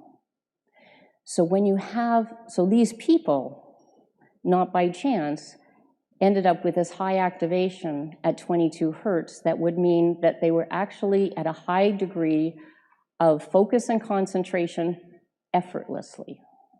That's what being in flow kind of is. And, you know, football players train for this like crazy so they could like actually have this level of focus and concentration without using a lot of energy towards it. So that was really, to me, I went, wow, that is so cool. And so the experience for people is enhanced focus, greater creativity, and a high degree of engagement when they've had an Access Bars session, and this deep level of relaxation that occurs. So this is a brain map looking at one of the participants in the study on anxiety and depression. And this person, and I'm going to show you here before, anything green is normal. Anything blue is dysregulation, as in there's not enough energy or brain activity in that region. And this particular person had a score for depression and anxiety that would be close to high severe. They were also an NFL player that had a traumatic brain injury. And this was the after effect of the traumatic brain injury, and they had already received something like 8 months worth of neurofeedback to try to change this, and it didn't change. And they were also on anti-anxiolytics and depression medications to try to change the symptoms, and they were no longer yet resolved, including self-medication. So not quite there. What was interesting after 90 minutes was most of the brain wave patterns changed to green, meaning normal. So I spoke to other neuroscientists about this, like, how is that possible that you can get this degree of change? And they said, well, normally you'd have to do another 6 to 8 months of neurofeedback to get that degree of change. So this is not normal. And it's normal because if we are essentially who we are, it is normal to go to normal, to have our brains go to normal instantaneously when we're essentially being us and connected to all of who we are and our bodies. So I kind of like that slide. The other cool thing was the only takeaway from this slide. So this is looking at S-Loretta, which looks at localization, particular brain regions. And the one on the left is the before picture. And basically the focus of this area was working memory, and the person had this, was stuck in this area that's conscious recollection of the past. After the bars session, they were actually now looking at this area that was same, different discrimination, which is kind of like something's different here, and actually move them out of the past into the present moment. And that was them trying to figure it out, the difference that was changed, that was seen in this S-Loretta. So wow, what happens now if you look at a global population? When you have depression, anxiety, stress, and pain. And this study was done around the world. There were 10 different languages, and practitioners, all kinds of Access Bars practitioners took part in this research. And it was quite remarkable to see what showed up. And the people in this study, they had anywhere between a 30-minute session and an hour and 20-minute session. Yeah. And what happened was that 68% of the people who had depression had a decrease in their degree of depression. There was a 69% decrease in anxiety. For people who reported stress, there was a 79% decrease in the level of stress. And voila, pain, virtually gone. So when we think about pain as being an element of energy being locked in the body, most of the pain actually dissipated for all these people. And in fact, it's like, this is looking at, did pain decrease? 58% of the people who responded who had pain actually had zero pain. So it didn't just decrease, it just disappeared. And what was interesting about this research beyond that is to look at, this is something that's very unique, that I found was unique, and was that the higher degree of intensity of what someone's experienced. So let's say they're severely depressed. Normally you would expect that those people would respond to a lesser degree, because in this world, they're severely depressed. then you're going to need a lot of medication to get them down to being, or a lot of intervention to get them down to being functioning and not depressed. But what happens with, I've seen in most of the data, the higher degree of intensity, the more effective it is, the higher degree of change. And that's something that we wouldn't even expect. And another thing that was really interesting is that normally you would have, like if someone had one thing, they would respond to a certain degree. And then if you had more, like let's say you had all of these 4 things going on in your life, and you would expect that the scores would be higher, which they are. Scientifically, it showed up, yeah, the scores are higher because you have all these 4 different things. And generally speaking, you get a resistance to treatment, and it's very difficult to treat people who have more than one thing going on. But in this case, what happened, voila, there wasn't that. In fact, there was no decrease in the capacities to change from people who had more things going on than somebody who had one. So it actually shows you that when we're fully integrated, sort of like we don't have to separate things out. All things can actually change almost instantaneously, regardless of what the normal would be. I hope I had said that in a way that you can get. So the next thing I looked at was, okay, well, if that was a large population, what do we do with people who are really stuck? Like maybe they have PTSD, they have depression, anxiety, and stress. And this was a group of police officers in the UK. And they were brought to this research because they were at the end. They had tried everything. The clinical psychologists referred them to the research because there was no other place to go. They had taken every medication, they had taken every kind of thing that they would normally use.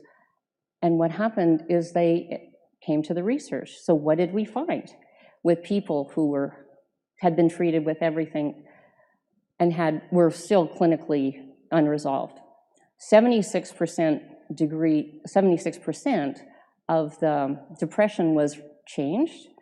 62% of the scores decreased for anxiety. In stress, 65% of the scores decreased, so there was a 65% decrease in stress. And in PTSD, 51% of the score decreased, which is clinically relevant. And what happened was these people only had 7 one-hour access bar sessions to get this kind of result where nothing else had worked. So it was kind of what drove me to keep doing research, because I'm going, this is so incredible. Like, it doesn't even happen anywhere that you would get these kinds of results consistently. And the last piece of research that I looked at was looking at stress, anxiety, pain, and happiness. And in fact, the numbers are similar to what was done in the previous research, where you're going to find a high degree of people responding to decreases in stress, anxiety, pain, and an increase in happiness. So what we can see here with people who have had all of these challenges, where they are living in a way that is disrupted from what they would love to live as, we can see that as it related to well-being and brain activity, there's a change in flow and coherence, decreases in the amount of stress that there was, mental health change with significant symptom improvement, and a change in from brain dysregulation to brain optimization. So what future is possible if we could dissolve all the built-up stress? What would happen if we had people who were empowered and living with creativity and were receptive and relaxed and had a level of focus and concentration without effort? Could this be the new paradigm? Could this be where the nature of who we are is the nature of well-being, where we have optimal health with ease? We have brain function that actually works for us, not against us, and cognitive capacities that are decreasing right now a level of engagement in life that we wouldn't otherwise see, and a level of being able to live unforced, being able to be as miraculous as we are in a way that doesn't require more effort. So we're not living in a world that it's a continually declining way of living, and have peace and focus. And wouldn't all of us like to have a level of peace and focus, right? And the piece beyond that is creativity, because once we live from that level of creativity, we can actually start changing things dramatically. So create a future? I'd say yes. For people, for corporations, and for cultures. And by that I mean cultures within organizations, cultures in societies. It doesn't have to be one thing or another, but where we all together can live differently. And my question is now the time? And I think if I asked the frog, he might say so. Thank you.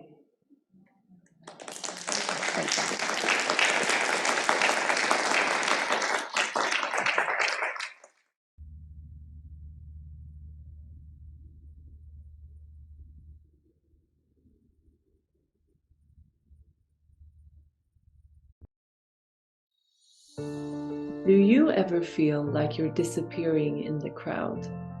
Like you can't find yourself and your inner voice? Does it sometimes feel like the stress, anxiety, sadness, and intensity of the world is overpowering and you don't seem to be able to access your joy and a sense of peace? What if 99% of all of your emotions, feelings, and thoughts didn't actually belong to you? What if you're just aware? And what if there was a simple and yet effective way to come back to you and your space, no matter what is going on around you? There's nothing else like it. Nothing else like it. This work is so profound.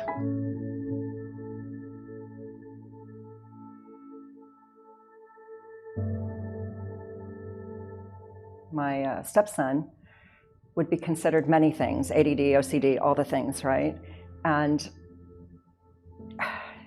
there was a lot of expectations of him. And when I ran his bars, he had so much peace and he really had a lot of self-loathing. He actually laughed during it. And I never really heard him laugh. So that was so interesting for me. As a parent, if you are a parent, parenting is not always easy.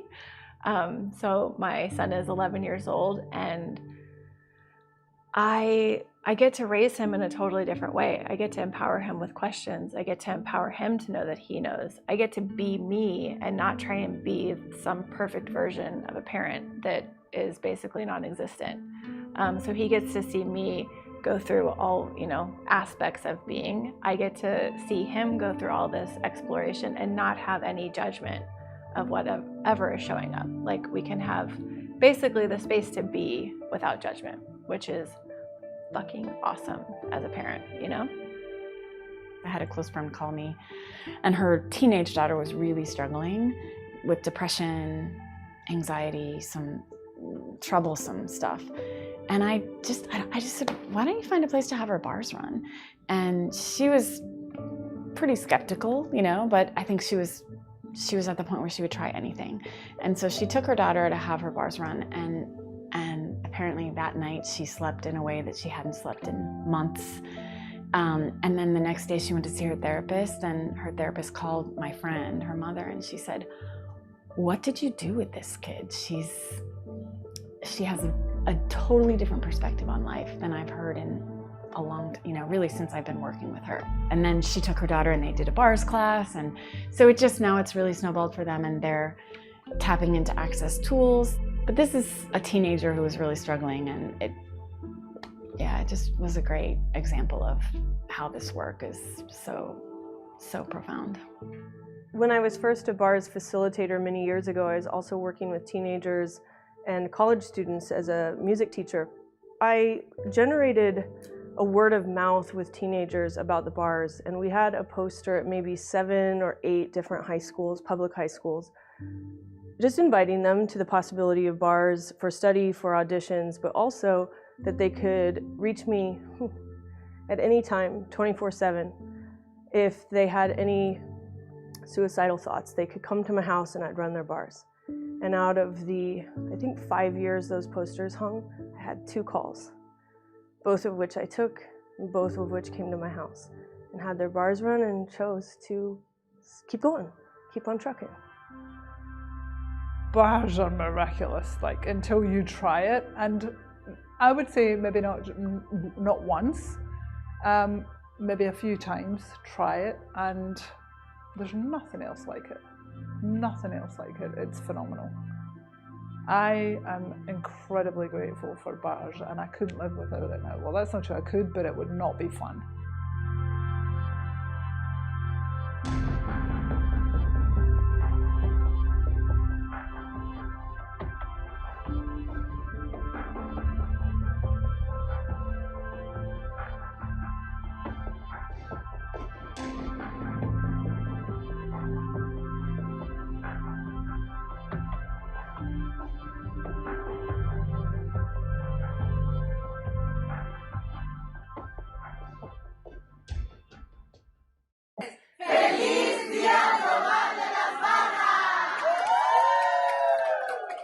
They were the biggest classes that I'd ever had in my entire professional career. It's a tool, it's a gift. It's an investment in your life.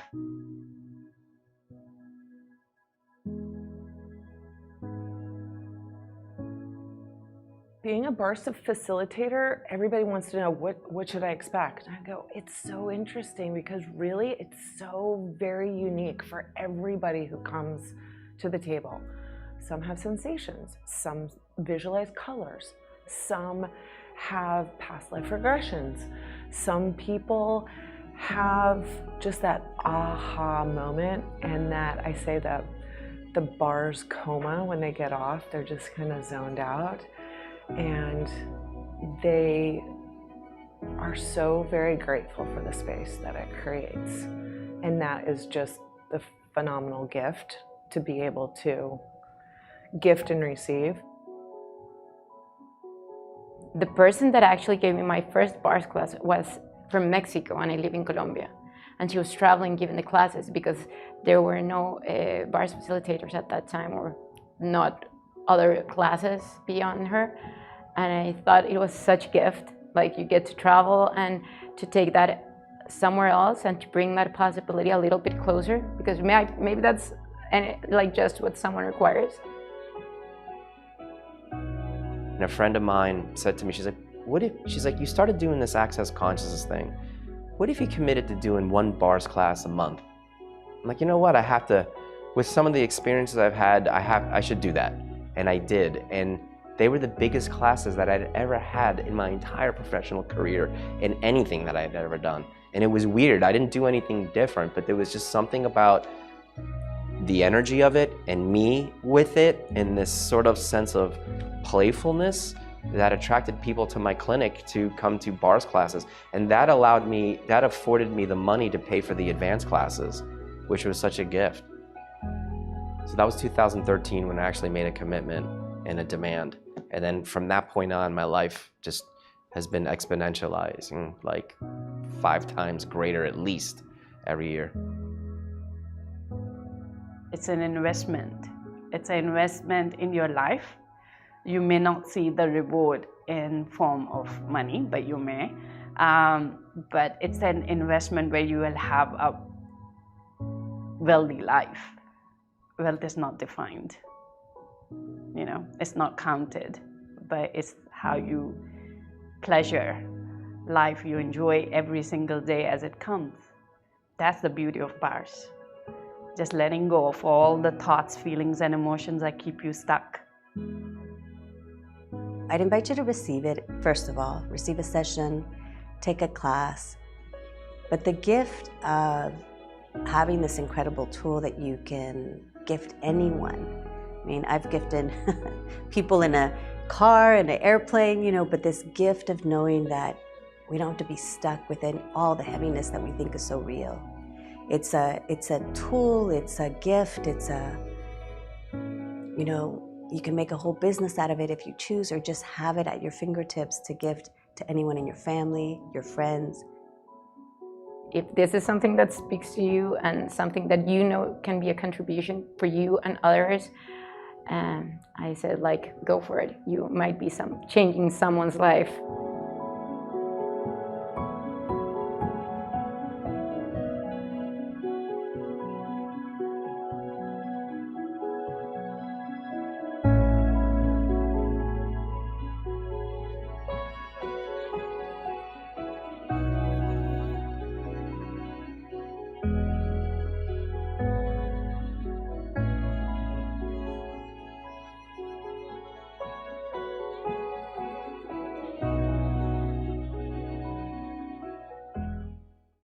Hello, I'm Dain Heer from the United States. I'm a bars practitioner, facilitator, and I love bars. But I want to tell you how I got into the bars.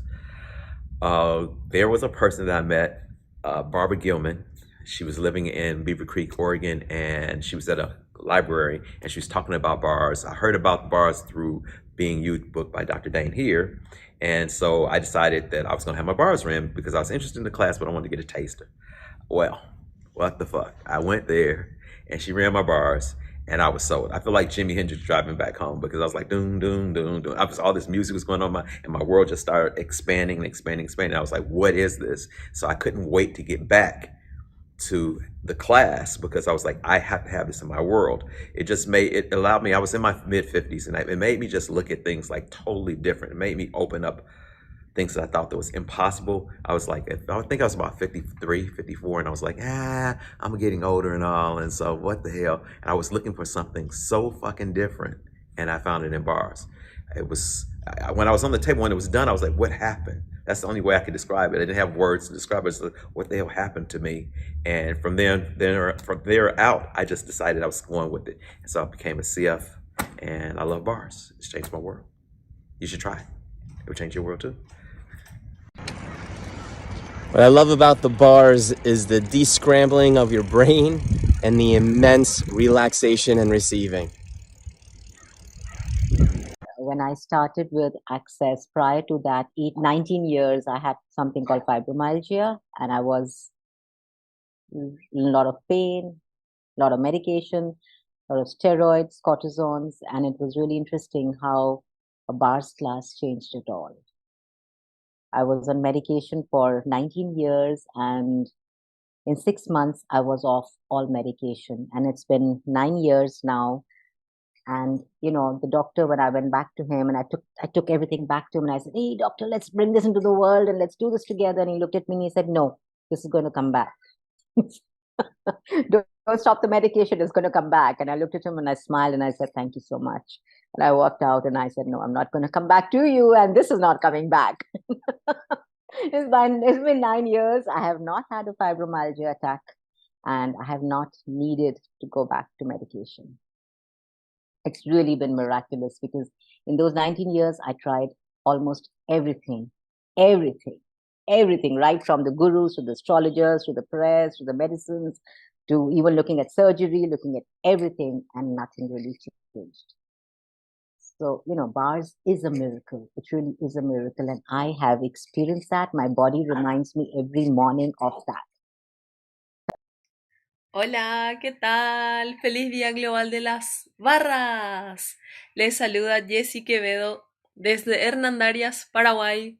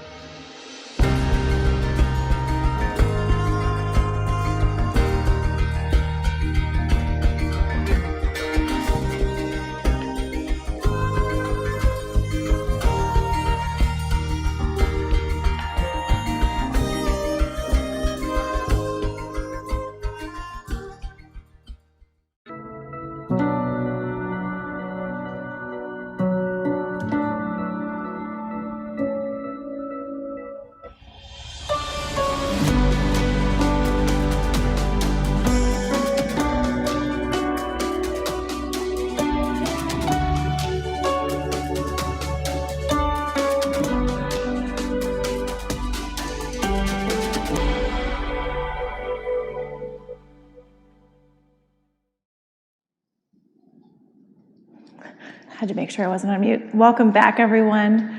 I'm very excited for this segment. We've been hearing so much. The research was phenomenal to show what else is actually possible, and all the stories of change, especially in regards to all the stuff with mental health, is just so cool to see that there are other possibilities in the world. So right now we're very excited to introduce to you Dr. Anthony Mattis. Hello, Anthony. Hello, what's up, ladies? Hello. How are you? Great, how are you? Awesome. Thank you for being Thanks for here. having me. We like to secretly, or not so secretly, call him Tony. He has an alter ego named Tony. But you have a very... I wonder which one is the real you. You have a very interesting and inspiring story with regards to different challenges with mental health, and we just wondered if you would share that with us today, and where you came from and how you found Access Consciousness. Well, my goodness, it's so much. But so back in 2011, April 2011, my wife had committed suicide.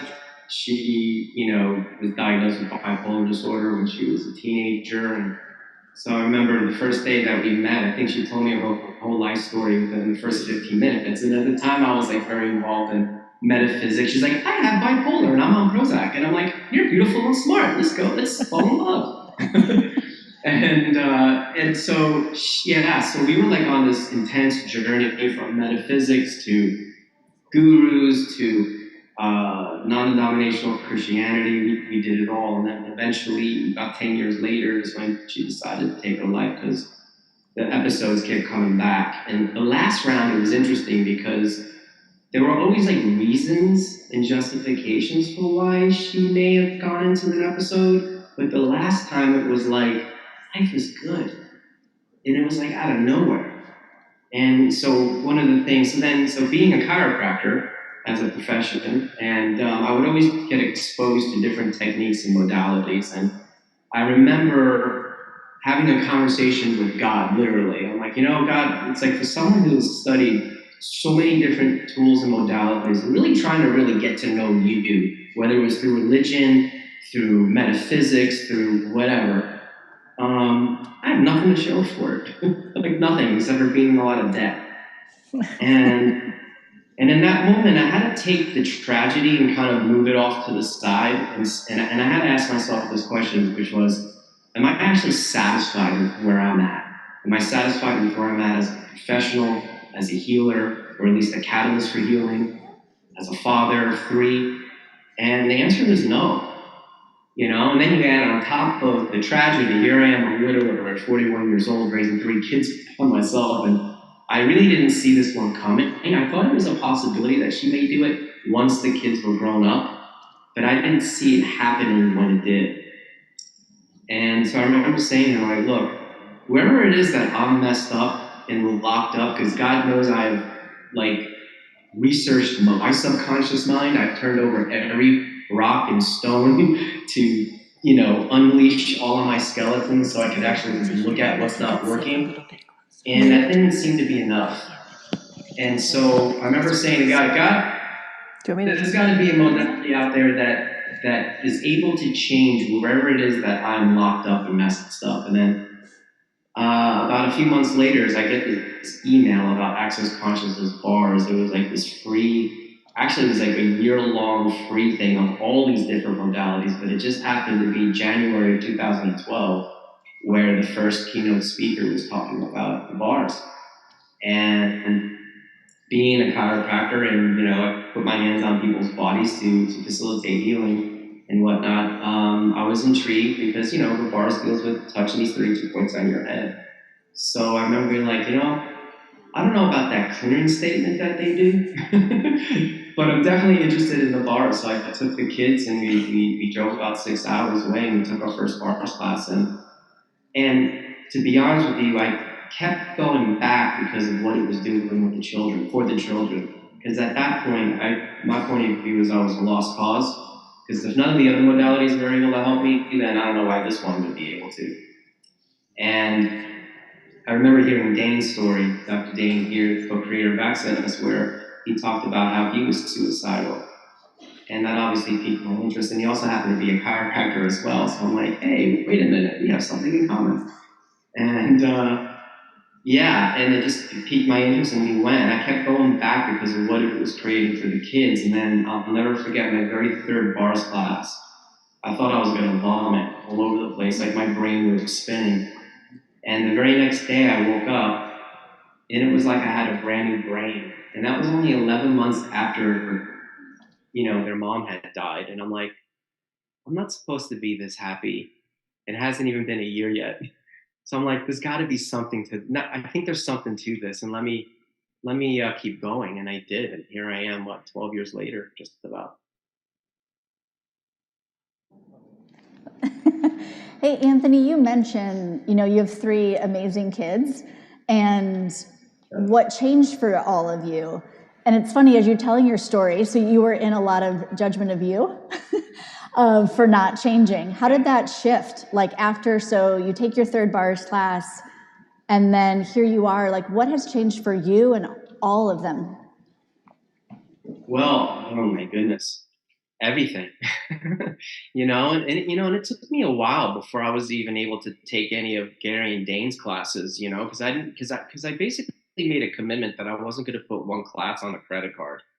And so I bought all the money workbook. I bought the other book called Money's Not the Problem, You Are. I'm like, if these tools really work, the money's going to show up. And lo and behold, it did. The money did show up. But it took me almost 2 years before I even met Dain, and maybe almost 2.5 years before I met Gary. So Gary Douglas, the founder of Access. And so those first 2 years, I would just have these monumental experiences. I remember I had no one in my town able to run bars. It was just me. So the kids were doing it on me. And I would have these amazing experiences. And I could it seemed as if things were like leaving my body, but it was like the baggage. It's like the skeletons, the trauma. I could perceive them almost leaving. And so what I love about the title of this is like undoing the past and creating future possibilities or something like that. It's true, because what actually occurred was the energetics that the trauma created, sort of like that looping where you keep going back to your story and playing that broken record, but it's like you can talk about it as if it happened yesterday. That started to change. It's like I could talk about my experience and what I had gone through, but it almost feels like it's someone else's life. Like even right now, I'll say to myself, did I actually go through that? Did I actually go through someone that I love dearly killing herself? And I watched like my children, the boys, dig a hole and put their mom's ashes in the ground. It's pretty traumatic, and especially with like the journey we were on. So it was like what happened for me personally. It was like the results were undeniable. I started getting happy, and then I got to a point where I realized it was at the very first certified facilitators. It was like on the third day. I remember I fell to my knees because my knees just sort of like gave out. And in that moment, like everything just sort of like became one. And I know this sounds very esoteric, but it's kind of what happened. And in that moment is when I realized that access is much more than getting someone through their trauma and their pain and suffering. That what's actually available to us is this ability to create the life that you truly desire and the living. And did it show up like that? No. Did it require me to have to sort of like look at the good, the bad, the ugly, and the great of myself and others without a point of view? Yes, and that wasn't always easy, and I still don't always do that. But little by little, the more I sort of like made a demand in my world and used the tools and actually allowed the tools to kind of come into my world, it's like my life just kept getting undeniably better. That's so. And with the kids, God knows where the kids would be today. It's like the oldest, this always seems like the oldest always takes it the hardest, right? And he went through some pretty dark times. So if it wasn't for access, sorry, didn't see that coming. I don't think he'd be here.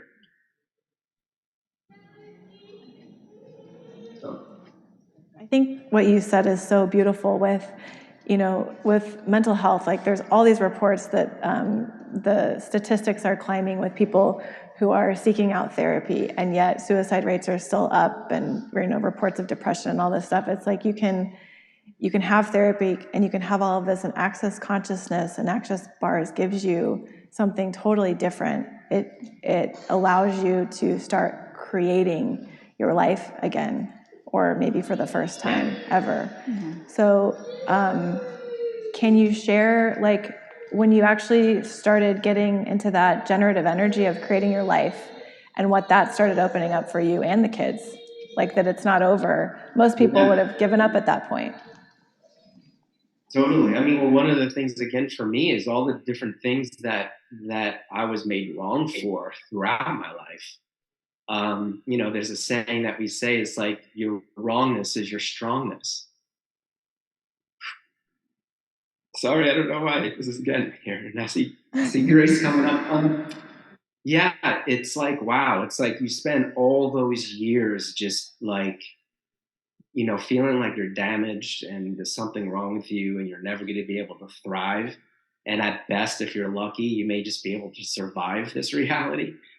And I'll never forget when Gary said to me one day, he's like, look, Access gives you the space for you to be all of you. And so not only has it created the space for me to be all of me, but it actually got me to see where everything that I thought was wrong, everything that everyone else told me that was wrong about me, were actually my gifts and capacities. And I've never had a playground to develop those gifts and capacities in the way that I have been able to over the last 12 years until Access. And God knows I tried, but I wasn't able to do it except for through the tools of Access. So that was been the biggest thing. And just watching the kids using the tools, watching my son who could be dead right now, my oldest son, and then my second son thriving in the way that he's thriving. And then my daughter, it's like, she came down with, sore throat this weekend, and we've been running bars and body processes, and something that probably would have taken a week for her to get over, 2 days, or not even a day and a half. It's like, it's just, there's nothing else like this in the world. And I've tried a lot of modalities. I've studied a lot of modalities. Balls to the wall, too. I got certified in all these different other modalities, and I have found nothing to be as strong and as powerful as the tools of Access Consciousness. Well, Anthony, can you go into, you mentioned before, like, the esoteric, but one of the capacities you really tapped into to change this, for you, the kids, the future is energy.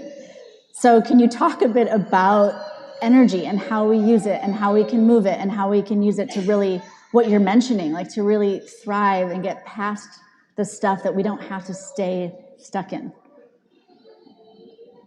Well, yeah, that's a great question. It's like, I'm going to say it sort of felt like it happened by accident, but it's like I've always had sort of energetic experiences and openings of things that are really not describable, but they never really changed or altered my life in a way. It didn't translate into my everyday life. It certainly didn't save my wife's life. It never seemed to be enough. It didn't change my money situations. And it certainly didn't really make me happy. I was excited because I had these really cool supernatural experiences, but it's like, okay, great. Like, I didn't see how it permeated anywhere else in my everyday life. But then I started having similar things show up with regards to just, no pun intended, accessing more consciousness, like getting access sort of to like these other dimensions and realities. But a lot of times when it would show up, it showed up like, I'm going to say by accident, but there is no accidents in consciousness, right? But it was a result of receiving. And it happened from the bars, the body processes, as you guys also mentioned throughout this day so far, the verbal processing. And it would sort of like these occurrences would happen. And as a result of these energetic occurrences, if you will, it started to become part of like every cell in my body. It was weird. It became like this knowing. And then I was able to translate it somehow to my everyday life.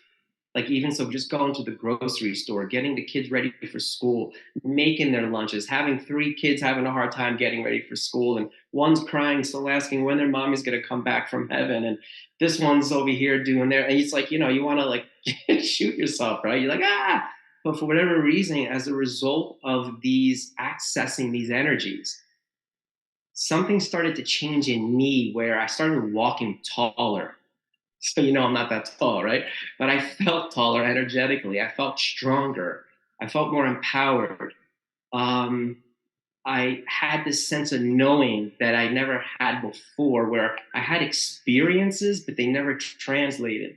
These experiences translated into like my everyday life. And it's funny because my kids would be like, Dad, you know, because I'd be walking through the supermarket, like your fingers are kind of wiggling, you know, and it's like I'm not even thinking about it, but it's like I've become more sensitive to the world around me, not in a bad way, but in an empowering way, because now I start to use these sensitivities actually to my advantage instead of being like at the effect of it and being tossed around like a ping pong ball in a pinball machine, you know? Well, one of the classes, you actually, if you guys don't know, Anthony facilitates a class called Opening of the Symphony, and you do sessions that open up this universe that you're speaking about for everybody to have it infuse their lives.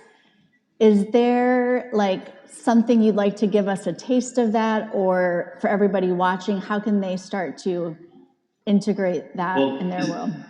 Well, this beautiful work, the Symphony of Possibilities, you know, it came from the universe of energetic synthesis of being that was created by Dr. Dain Heer, you know, and so I'll never forget the first time I took the class. I just did it on video, so I'm like, like, you know, and just not to go into too much of a story, but it's like I'll never forget the time that Dain worked on me in London. This was 9 years ago, I think, almost to the day, 9 years ago, and wow, I'd never had an experience where it's like where it felt like all those walls and barriers that I had created throughout my life to protect myself were like stripped away. Talk about being like as an open wound in that space of vulnerability.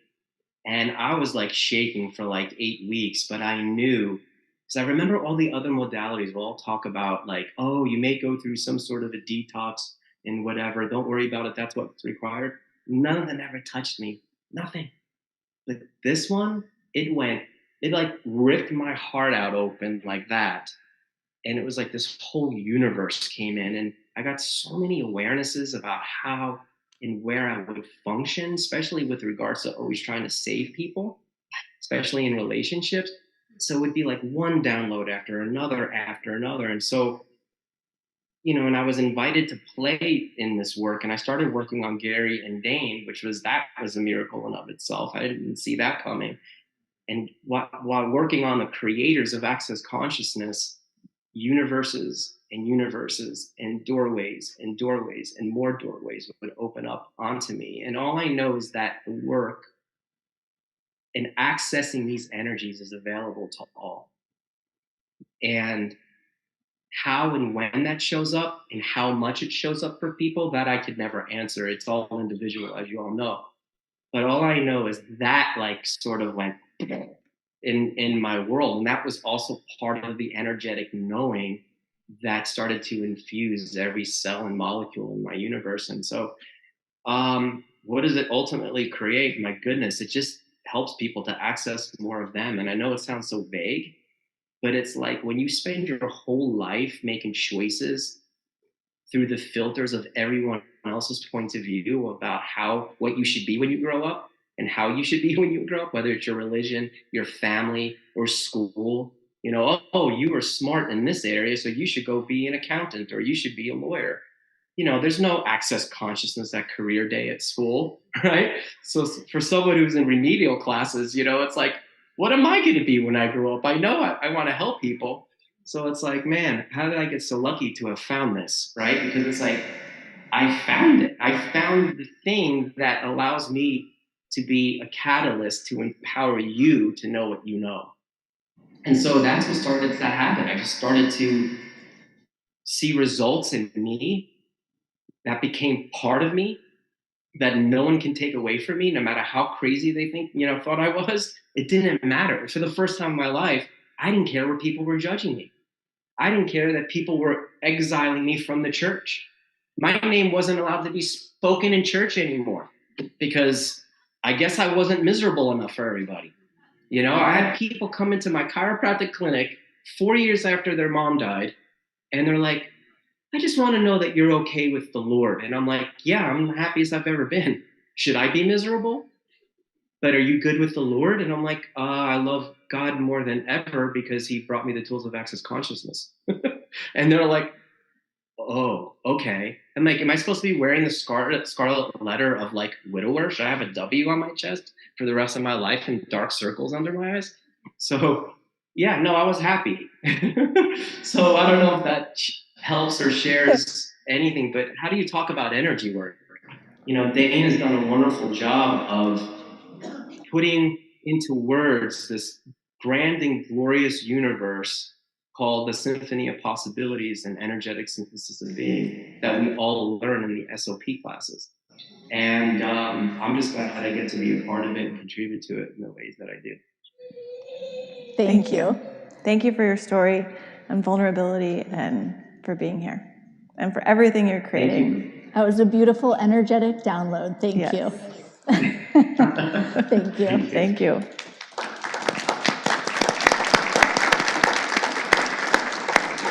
Happy Global Access Bars Day from Iran!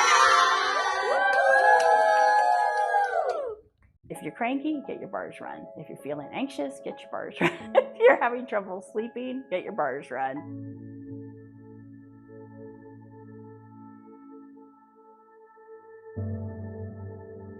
I started running my husband's bars every day. And he was someone who had years of anxiety and depression and all kinds of stuff. And basically after 2 months of that, he was ready to go off his antidepressants and his anti-anxiety medication. Now, over the years, he had ups and downs. He had times where he was on medication again. But what I found for me and for him and for my kids is whenever, whatever's going on, if you have your bars run, or what I love is if you run someone's bars, because both work, both will help you have more clarity and ease. And when stuff comes up like, oh, this problem, this whatever, it's so easy to see it for what it is and to be like, oh, I can handle this way. I don't get overloaded, and no matter what's going on, I'm more present and able to just choose what I'm going to do with it rather than being caught up in all the stuff about it. I mean, probably the best example of that is, years later, my husband died, and he died really suddenly of a heart attack. Nobody saw it coming. And there was there is the grief, right? There's someone who was there who's not there. And that is totally part of a very intense, challenging time. But when I start to go into, oh, and this means I'm alone, all the stuff it means and how terrible it is for him to die so young, there's all these things and everybody and what they're projecting at me of what this is to have somebody die so suddenly. What I found was the bars really helped me. Also all the other access tools I know and being able to have facilitation from friends. It's the intensity and the change and the your whole life is up in the air and the grief were all still there, but I knew I was okay. I knew I would be okay, that the kids would be okay, and I was able to just address what was up in the moment without piling on what I'd say is a huge amount of suffering on top. I had a way of cutting through that to just be with what's actually happening in our lives. Early on, when I learned to run bars, of course, different friends and things, they would be like, what are you doing? You look so happy. know, whatever you're doing, I want to know about it. And so, you know, I was doing bars sessions and teaching bars classes. And there was one person I knew who was very agoraphobic, which is where you don't want to leave your house, you're afraid of going out, that kind of stuff. And so I ran her bars, which, you know, was like an hour and a half bar session. And she said she had 4 hours of absolutely no anxiety. And she went to the grocery store, and she said usually to make a decision like to buy an apple, like, you know, she'd be paralyzed with indecision and anxiety and all, if she could even get to the store, right? And she said for 4 hours she could just look at things and make a choice and enact it. And that blew me away. Like, because, you know, I know what bars has been for me in my life, but to hear her talk about that was just amazing. The rule of thumb is if you're cranky, get your bars run. If you're feeling anxious, get your bars run. If you're having trouble sleeping, get your bars run. Like, whatever it is. Everybody whose bars I've run, they're like lighter, more ease, way less mind chatter, if any, and it just contributes. And it's so simple that you'd think this can't possibly do that much, but it does.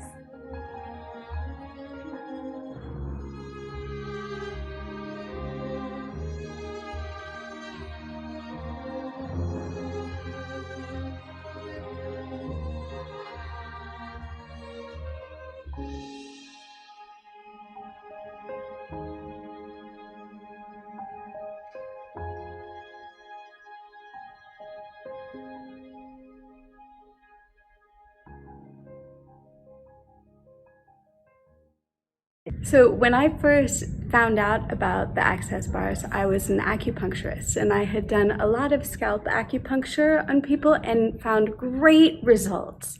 And so I was kind of like, ooh, what are these points that these people use on the head? Maybe I'll use them for acupuncture. And so I took a bars class. And then I was just so amazed because it's like, you don't have to stick needles in people's heads. You can just use your fingers. And it's really so effective. And then I was kind of like, why did I spend all this money to become an acupuncturist when all I really want to do is run people's bars? And it totally changed my practice. It changed people's bodies. It changed my world running people's bars. So it was just such an enormous gift. Hi, my name is Sarah. I've been running bars for about 5 years, and I've been doing a lot of other things that have completely changed my inner world. And I was still waking up to the same reality, kind of like seeing the same people, following the same schedule. And I was like, how is it possible that my life is not completely changing? And I was introduced to the bars and started running bars. And I would say that everything that I knew that would be possible and even more became possible. And I have changed major parts of my life that I always thought were unchangeable. And that change created so much more life, living, joy, space, stepping into capacities, embracing the world, being in communion with nature. It's been really like getting on a consciousness ride, which I chose to have no stops. Just what else is possible? How does it get any better than this? And the bars are such a contribution in learning how to receive and include my body in my life, which I have not done for like 30 years. So it's never too late. The time is now. And how does it get any better than this? I am so, so grateful. Thank you.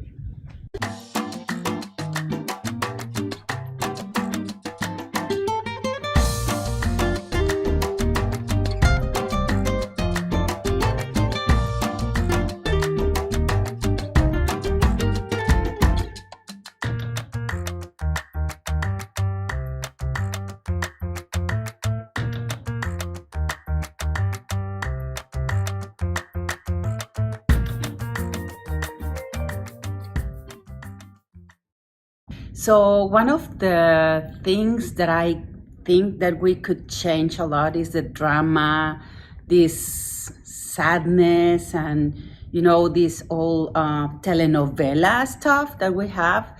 That for me, with bar sessions, this has changed a lot. I mean, I used to be so a drama queen, and now it's so easy for me. Many topics that used to be very hard. So, hi, my name is Vivi. I'm from Brazil. And before bars, I was like worried all the time and I was so stiff. I had migraines for like 28 days a month. And I was so cranky because I was in pain all the time. So people not even knew who I really was. So I met the bars and my pain went away. And one day I was just like, whoa, oh my God, I don't have pain anymore. Wait, what? And now I smile and I laugh and people say, who are you? I thought you were so angry. I thought you were a very mad person. And I would like to be able to take the gift of bars to those that don't know. If they think too much, they can have silence inside their head and they can have a body. Because before bars, I thought I have a burden, not a body. And now I have a body and I have fun with it. Thank you.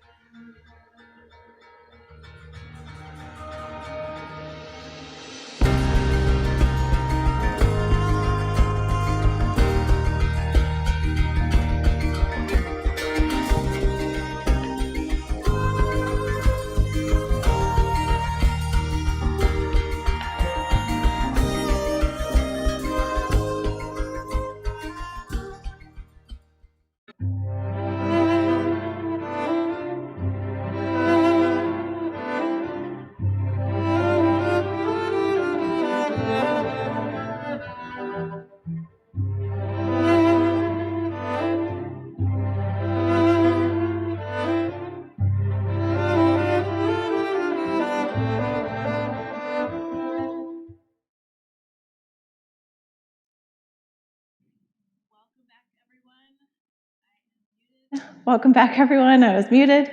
Thank you for being here. I'm so excited to welcome Grace Douglas to the show. Hello, Grace. Hi. How are you? How are you?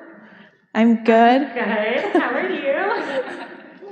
This is very strange to talk to you on Zoom like this. Where are you? I know. I'm in Argentina. Amazing. So today you are on to talk about possibilities with bodies, the gift of bodies. And if you don't know Grace Douglas, she is one of our advanced facilitators. She facilitates Choice of Possibilities classes all over the world, advanced body classes, body classes, body classes, body classes. And you're really great at having a body, I must say. Why, thank you.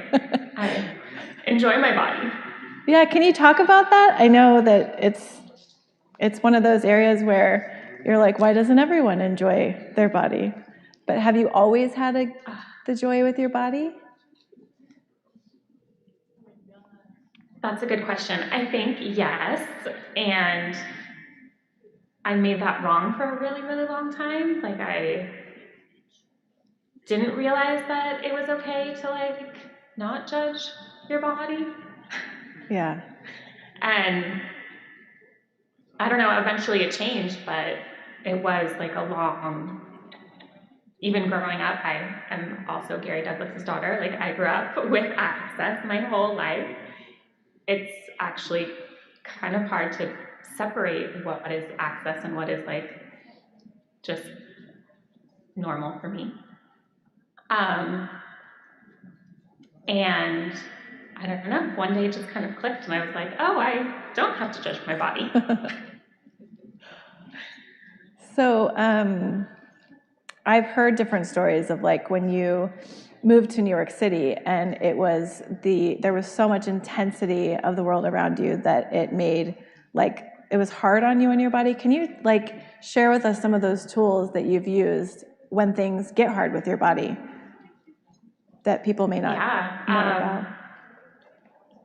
I think the thing for me that has been really the most important is maintaining this like sense of energetic space with my body, where when you're in a city and around a bunch of people, you tend to kind of try to keep yourself safe or insulated. I'm not sure how to put it, but I noticed in New York, I kept like almost collapsing into myself and being like really anxious about people bumping into me, or just the whole thing. And I was like suffering, and I talked to my dad, and he's like, you need to expand out more. And I was like, but that's like seems impossible. There's too many buildings and you can't see the sky, and like there's a million people. And so I did, and he just kept saying expand out more and more and more until you sense your body has space and you feel at peace.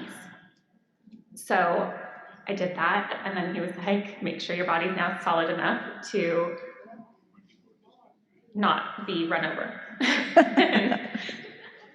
And really it was that, like, just doing that made living in a city, being in a city, even traveling now, easier, because I know that if I'm on a plane or if I start to contract and feel weird, I can like give myself more ease with my body. Yeah. While being around other people. Very good advice. So the tagline of Access is empowering you to know that you know. And bodies is one of those areas where I think a lot of us have sort of been entrained to always seek outside help. Like, what do you know about my body? Go to a doctor for the doctor to tell you. And in your classes, oftentimes, my favorite response of yours is, ask your body. So can you talk a little bit about that, like actually empowering you to know that you and your body know, not that somebody else knows more about your body than you do? Yeah, I can try. I guess the reason I like to do body classes is because it's more like of all the stuff in Access, it's very, I want to say concrete, but that's not the right word, but you see this physical change in people, and where they get off the table and they look like 10 years younger, or they just have a totally different energy about them. And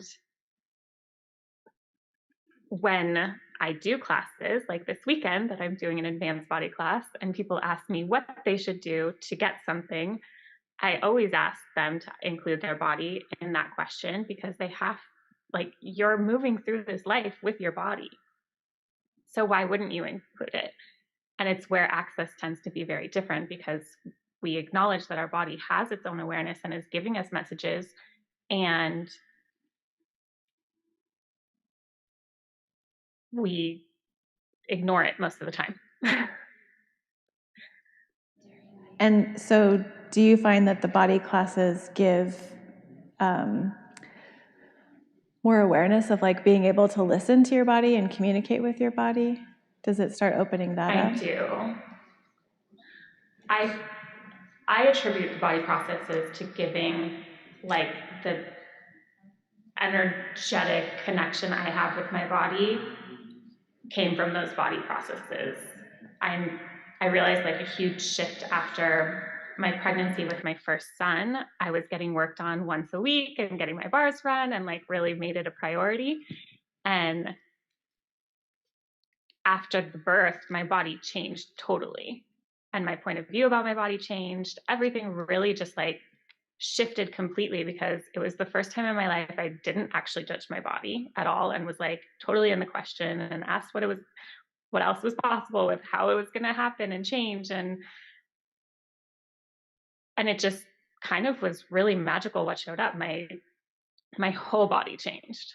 Like, I didn't look like the same person after I had a baby. And I think other people experience that too. And I just happened to get like even further with it because of all the body work I got. Would you be willing to talk about your birth stories? Sure. I had really good birth stories. My first one, I guess when we counted like active labor, it was probably like 5 hours. And I had both my kids at home.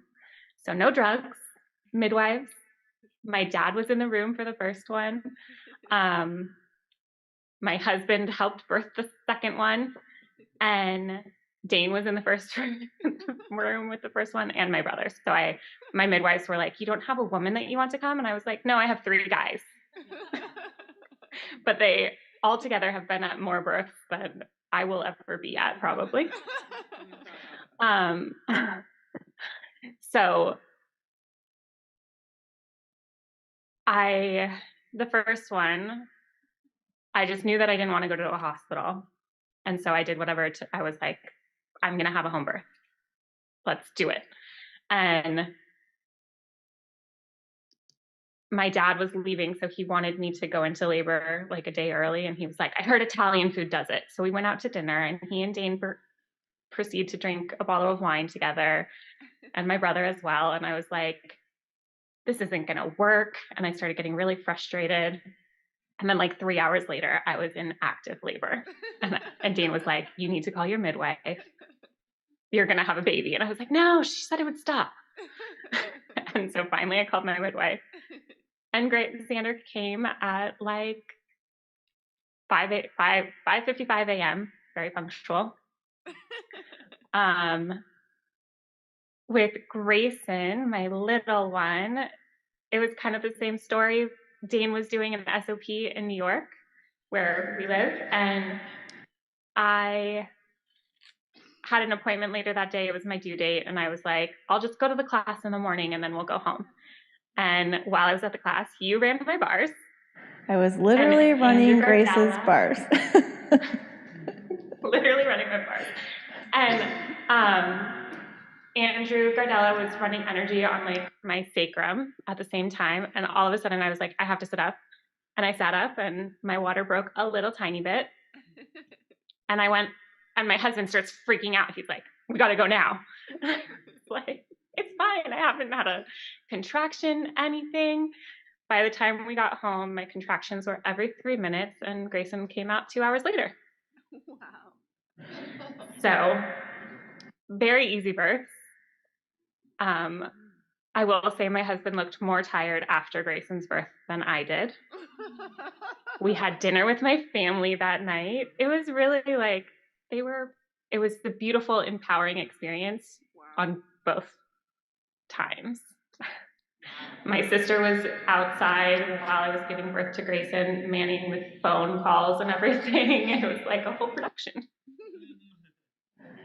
I just love the ease with which you talk about it, and it's really true. She just sat up in a class and said, my water just broke. I'm going into labor. Can you make sure Xander gets it? Like, it was just like, I was like, I would be freaking out right now.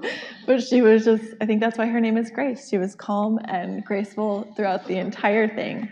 But part of that connection that you have with your body allows you to have that much ease, I would say, with everything that goes on in your life. So I know that you got your bars run a lot, and the body processes. So did you have to like think a lot about birth and like actively, POC and POD stuff, or was it you just like, okay?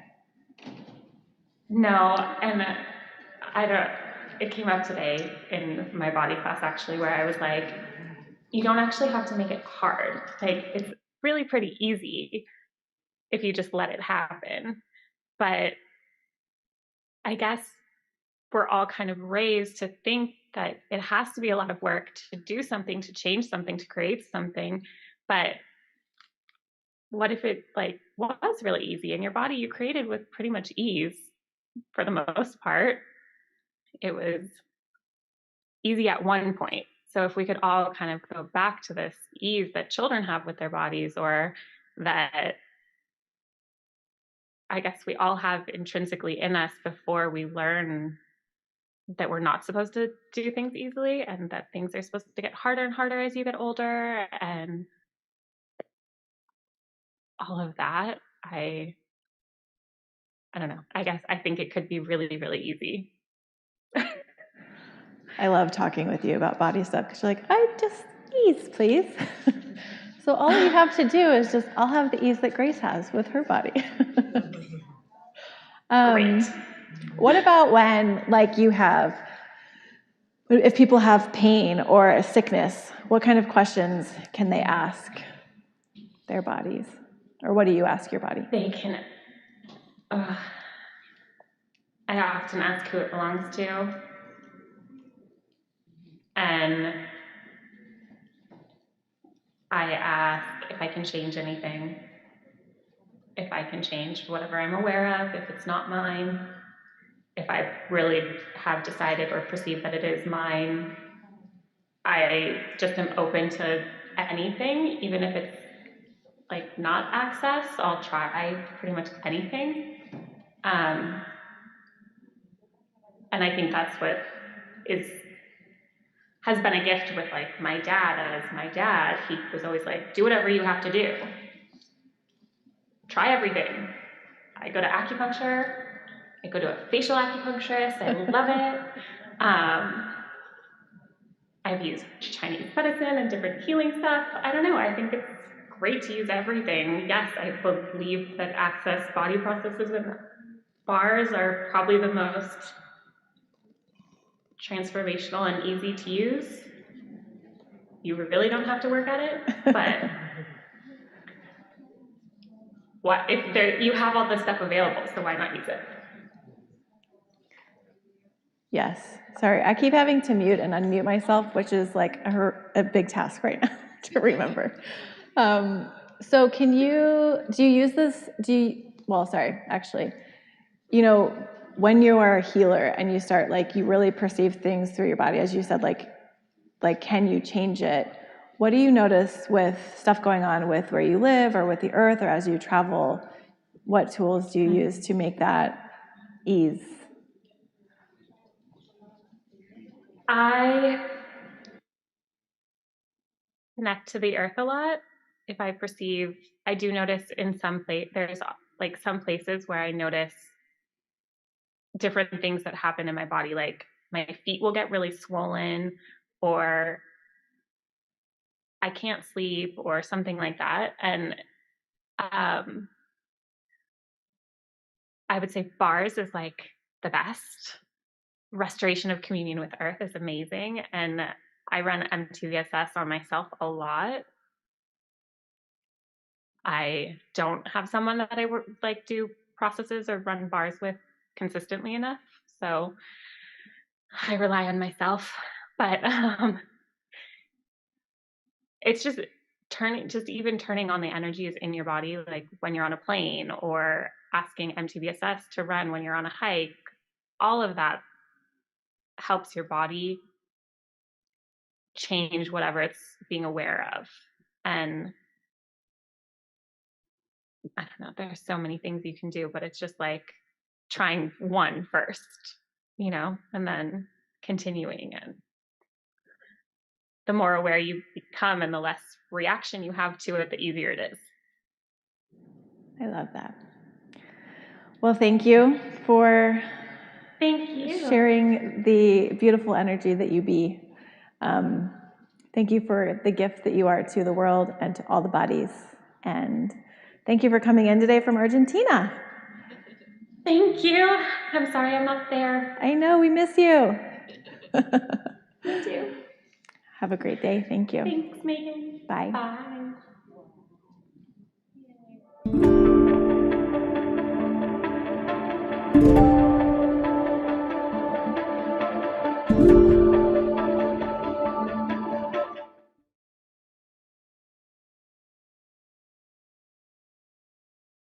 Happy Global Bars Day from Ras Al Khaimah, the United Arab Emirates. Me entrecambio en la casa de Nimfis. ¡Qué delicia!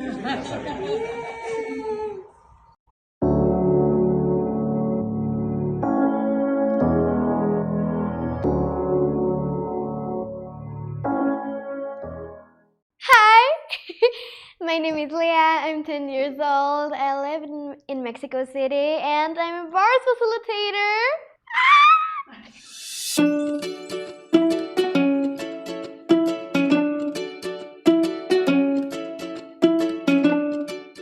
I first got introduced to the bars when I took my first class of bars and with my mom.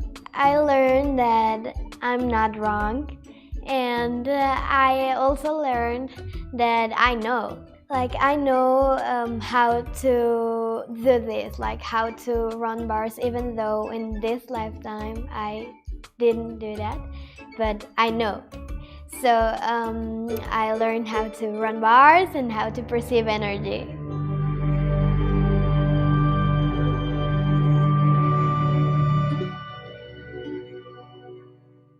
Before my first bars class, I always thought like the adults know more than me, and that when I'm like in a space with adults, I'm like the wrong one, and like I don't know, they know, so they have to teach me.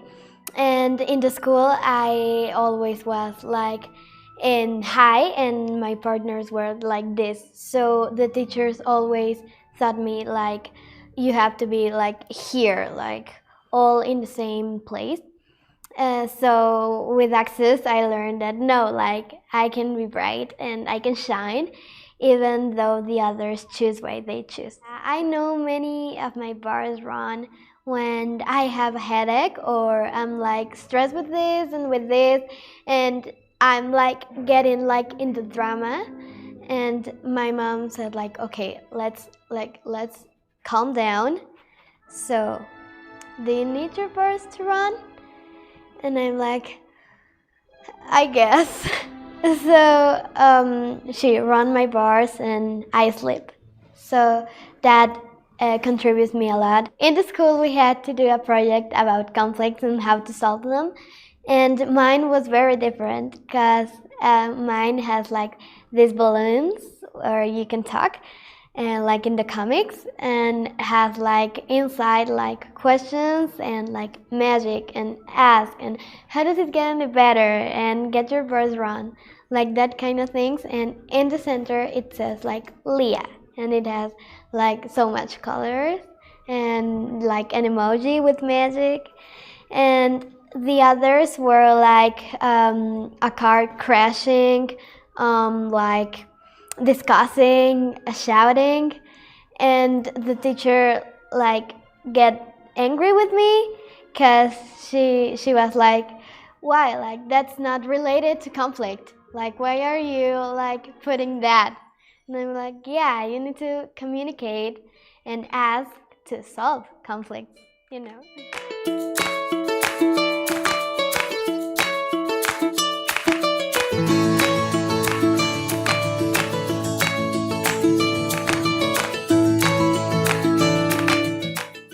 One of my favorite questions to ask when there is a conflict or a problem, or like in my daily life, it's how does it get any better than this? Because it's like for the bad and for like the good things. It's a very magic question because you can like use it all the times in every ways. So I love that question. I actually be that question like always.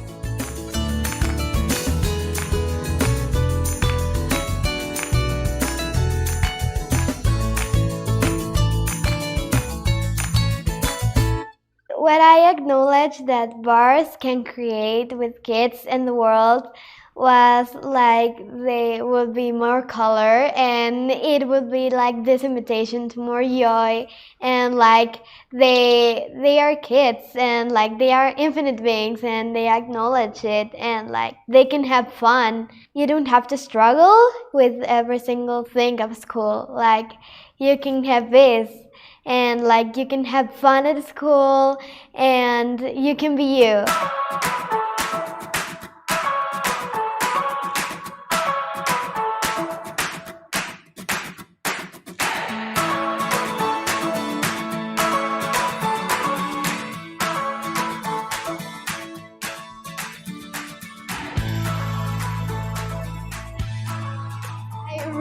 love the bars and I really love the books of Access. I have a lot of them, and my favorite ones, I think, okay, my top 3, I think they are Being You, Changing the World, and that book is, I started reading it, like, my first book was Magic You Are It Beat. That book is awesome, and it really invites you to acknowledge that magic is like not only tricks, like magic is you, and you can create magic and miracles.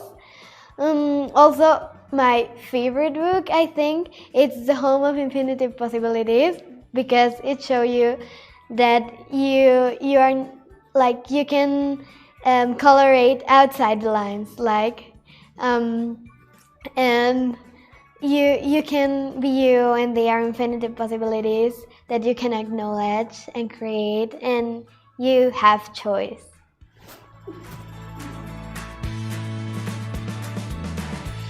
My experience about facilitating my first class of bars was awesome and so magical, because I wanna like in a specific place where it's like a window where you can see like the trees and like all that stuff, and it's like in mats you can run your bars, and it's like so peaceful. So it gave like the class, I gave the class in that specific place. It was great, and it was, I love it because it was one little girl. I think she was 6 or 7 years old. She was amazing, like, and 3 people were, and the manuals were like transparent and white. They were so cool, and I love like facilitating in my perspective, because it's like, okay, these are the points, you can do it like however you feel, you can like ask the energy, these are the mechanics and like that all stuff. It's so fun to facilitate, because you see like all the people blow their minds. My target for my Access Bars business is to spread magic around the world and joy by just being me and facilitating magic, and like to keep choosing and keep creating always.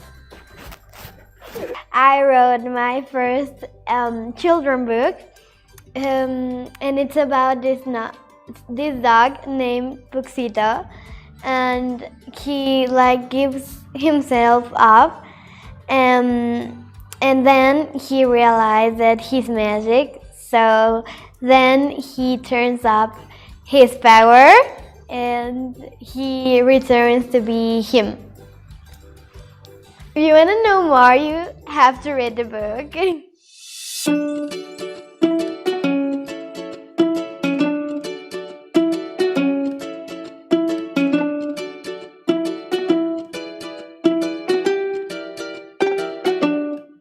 Hi, I'm Lila from Bali, Pena from Jakarta, Jenny from Yogyakarta. we are from Indonesia. Happy Global Birthday, everyone! Yay!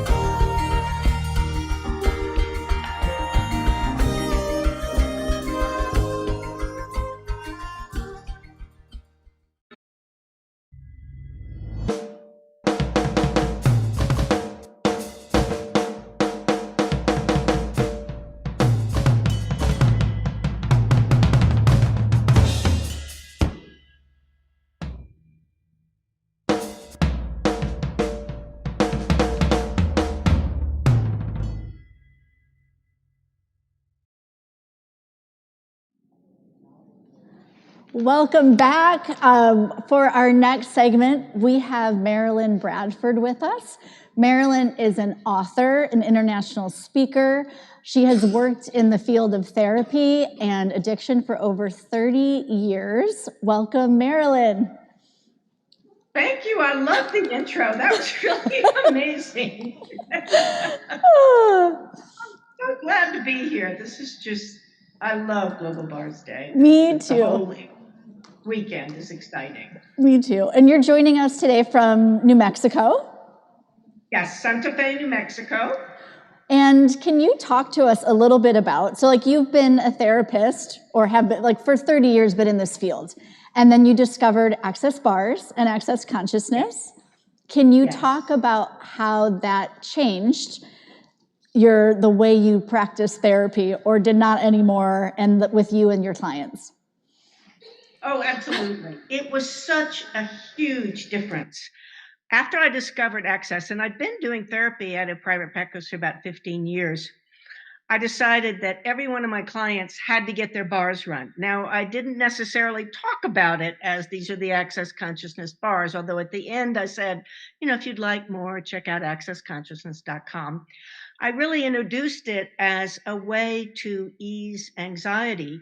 I had a lot of what we call really normal people in therapy. And what I mean by that are people who desired to make this reality work better for them.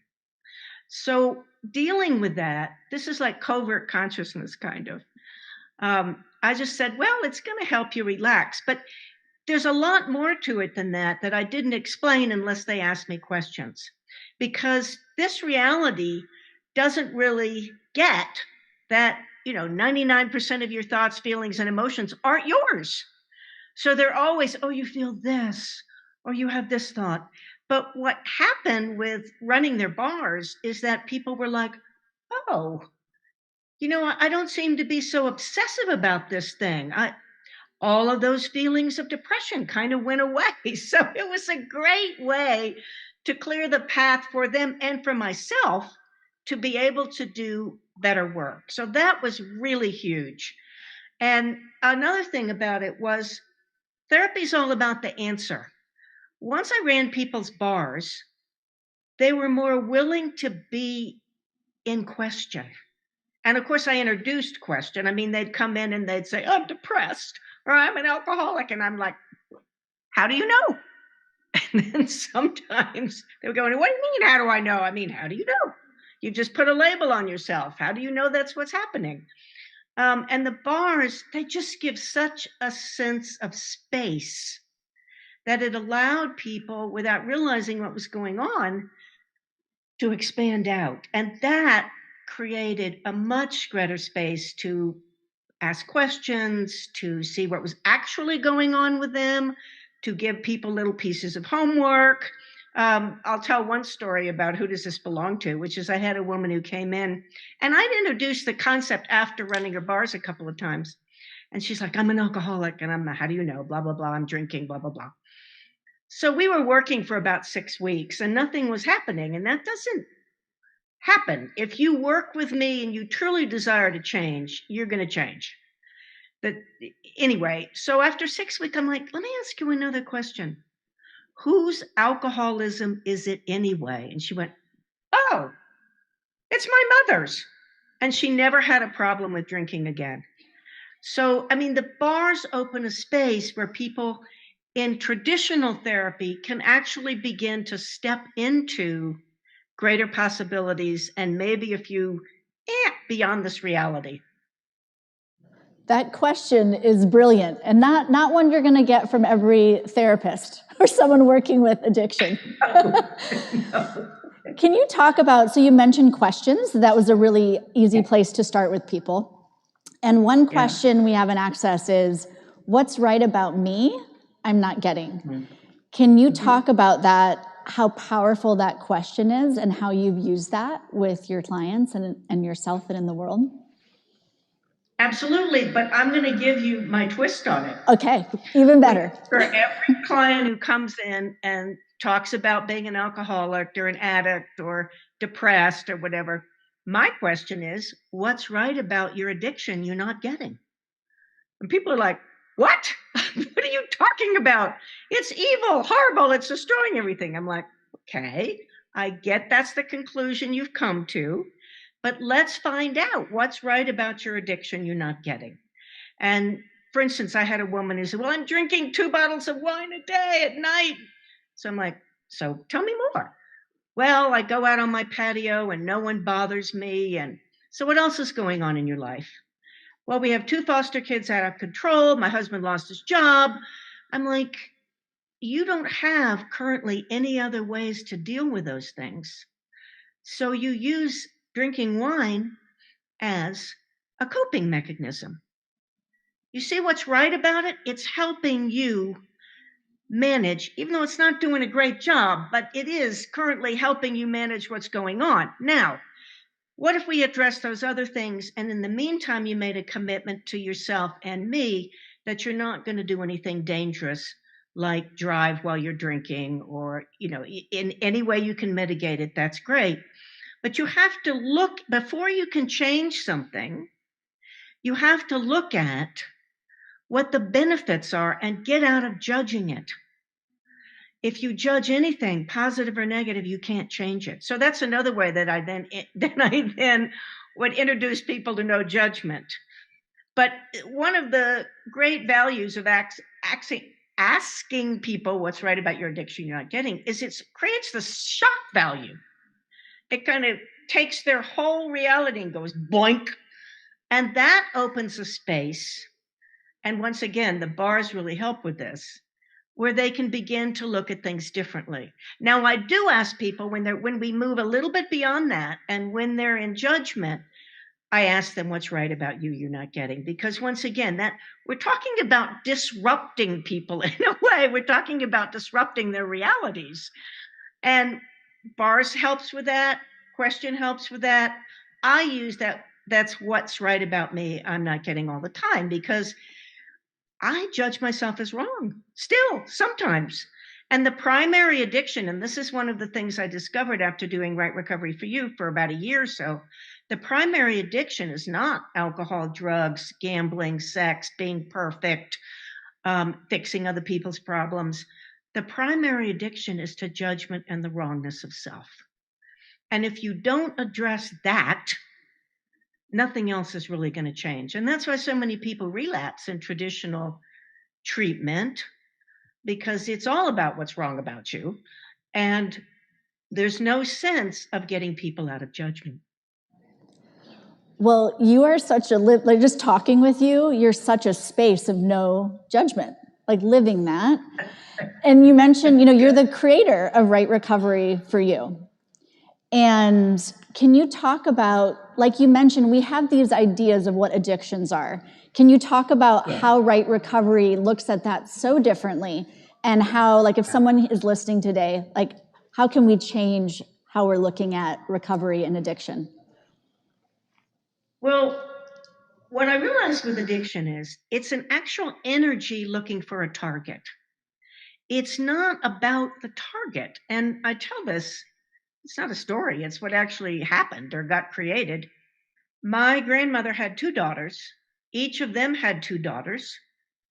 And of the 4 of us, 3 were diagnosed as alcoholics, and 1 was diagnosed as a flaming codependent. Well, they didn't use the word flaming when they wrote their insurance thing, but the point was, there was no history of alcoholism in our family, none. But there was an energy of addiction. My father was addicted to workaholism. My mother was addicted to being critical and being small. My aunt was addicted to playing small, being a victim. And my uncle, I'm going to say by marriage, was just a sociopath, so that kind of doesn't get in there.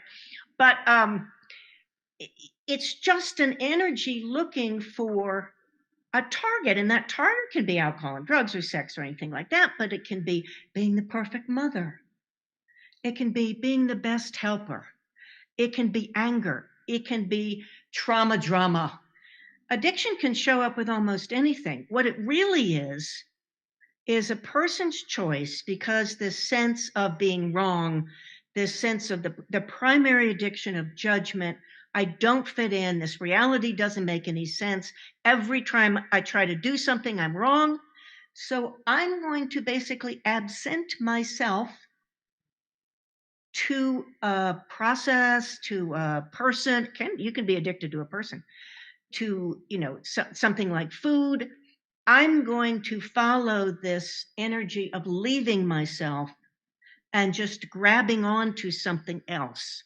And that's how addiction really shows up. And one of the tragedies of this reality of limiting addiction to things like alcohol and drugs is there are a lot of people walking around who have addictions to things like being the healthiest person on the block or being the best parent in the school. And they don't realize that that's actually damaging to them because it disregards their being. It basically is a denial of being and a diminishment of being because they don't have this sense that they can be present without that pain of being wrong, of not fitting in, and all of those things. So it's a really radical different approach to working with addictive behavior. Well, you so beautifully said with that an energy looking for a target and that it's all about leaving us. So, Yes. So what is a way to not do that? So we've been directing our energy at some other target to get away from us. Yeah. What can we be, or what do you suggest to be with us then and get back to that and not have to continually leave? That's a big topic. And that is what true for me, that's what true recovery is. It's not about stopping something. Now, if you're doing something that's really harming you or harming others, absolutely stop it. Or sometimes I even tell people, find a different addiction. If you're addicted to alcohol and drugs, try sports. Try something that's not harmful for a while. And then it's helpful if you have a facilitator, but people can do this on their own or with the access tools, absolutely. Start by practicing being present and seeing what comes up, because addiction is all about leaving you. And the other thing is to start asking yourself, what do I know to be true about me right now, about the situation? And it's going to be like, oh, but just start slow. You can start with food. What do I know my body would actually like to imbibe? Oh, that's another thing. Traditional addiction counseling and all that never works with the body. And you have to be in touch with your body if you're going to have true recovery. You're here with your body. Hello. It's wonderful. It can do all kinds of things. So that's another thing. If you can find ways to begin to get in touch with your body, whether it's just simply by having a massage and being present with it, or being present when you're having a bath, or when you're walking, take a walk. I take a walk almost every morning, and that's when I do my all of life comes to me with ease and joy and glory. And it's just wonderful. I'm walking with my body, and we're all doing all of life comes to me with ease and joy and glory. And it's a great way to start the day. So don't judge yourself. You're going to have to start slowly, most likely. You're building a different muscle, because once you're completely present and you're connected with your body, you're not fighting the addiction. It just goes away. You have no reason to absent yourself from yourself. Marilyn, I loved talking with you. And I just want to let everybody know that you did write a book, Right Recovery for You. I did. You did. So, and there are other, like, you facilitate this, and there are other Right Recovery for You facilitators. So I just want to let people know, like you said, take baby steps, and then there are facilitators. The book is a great place to start. And great place to start. And you also have a really phenomenal podcast called the Left Turn Podcast, which is all about those times where we would normally go right, or other people are going right, and we make a choice to take a left turn. Can you talk about maybe that for you, like a left turn you've taken and how that's brought all of this to the world? Thank you. Well, it's funny. One of my first left turns was to, quote, admit I was an alcoholic, because it was against my family. They were like, I hope you realize what a great husband you have. Not many men would put up with that. I mean, that was their basic reaction. But that started me on the journey. And I was also in therapy. I did the traditional way, but all through it, I was going, you know what? I don't think this. There's got to be more to it than that. There just has to be more to it than that. And I was doing what a lot of us did. You know, I did some metaphysical stuff. And then I got introduced to Access by a friend. And I'm like, oh, that resonates. Oh my gosh, I want more of that. Absolutely. And that was even before Bars. Bars was part of Foundation. And I told my friend who introduced me, because she gave me this cassette tapes. That's how long ago it was. I said, I want to meet Gary. I have to meet Gary. And she said, you haven't even done Foundation. I'm like, I have to meet Gary. And then she said, wait a minute. There's a body class in California, and there are no prerequisites. This was the first body class. And I said, in 3 weeks, I'm going. That's it. I'm going. So I did. And that was a left turn in a lot of ways, just because I knew it was going to be so different. But it was so expansive. And that's the thing about left turns. It's when we perceive the energy of a choice that's like, whereas a lot of choices in this reality, what we're supposed to do are like, okay, you know, you feel like you're kind of an oxen along the road, and yeah, I'll do this and I'll do that. But the left turn choices are like, wow, all right, yes, I'm doing this. I don't care if I have to run up my credit card. This is expansive. And that was a huge left turn for me, because it started me on the whole path of Access. And then I started using, and this was also a left turn, I started using the Access tools with my clients in psychotherapy. I had a private practice. And I'm like, they're getting better faster with the Access tools. That's very interesting. Okay, and then I approached Gary Douglas and said, hey, Gary, can we do something with addiction and Access? And that's when Right Recovery for You was born. And I've been kept asking questions. What makes this different? What's really true about addiction? And what's really true for me in this 10 seconds, because it changes like everything else, what's really true that I can begin to develop and share with the world. I'm really grateful you took all those left turns, as I think are a lot of people. So thank you for that. Me too. Well, it's a great example of, like you said, those left turns, there's a way different energy, and they bring to the world a possibility that wasn't there before.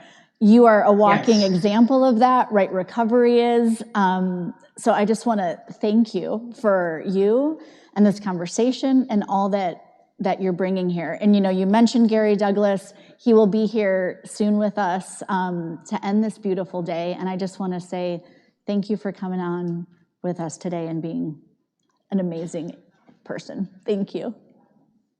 Thank you, Emily, and thank you so much for all you are like, you put this together, and unless you obviously had a lot of assistance. Everybody. You are an incredible creator, and thank you for doing all of this. Thank you, Marilyn.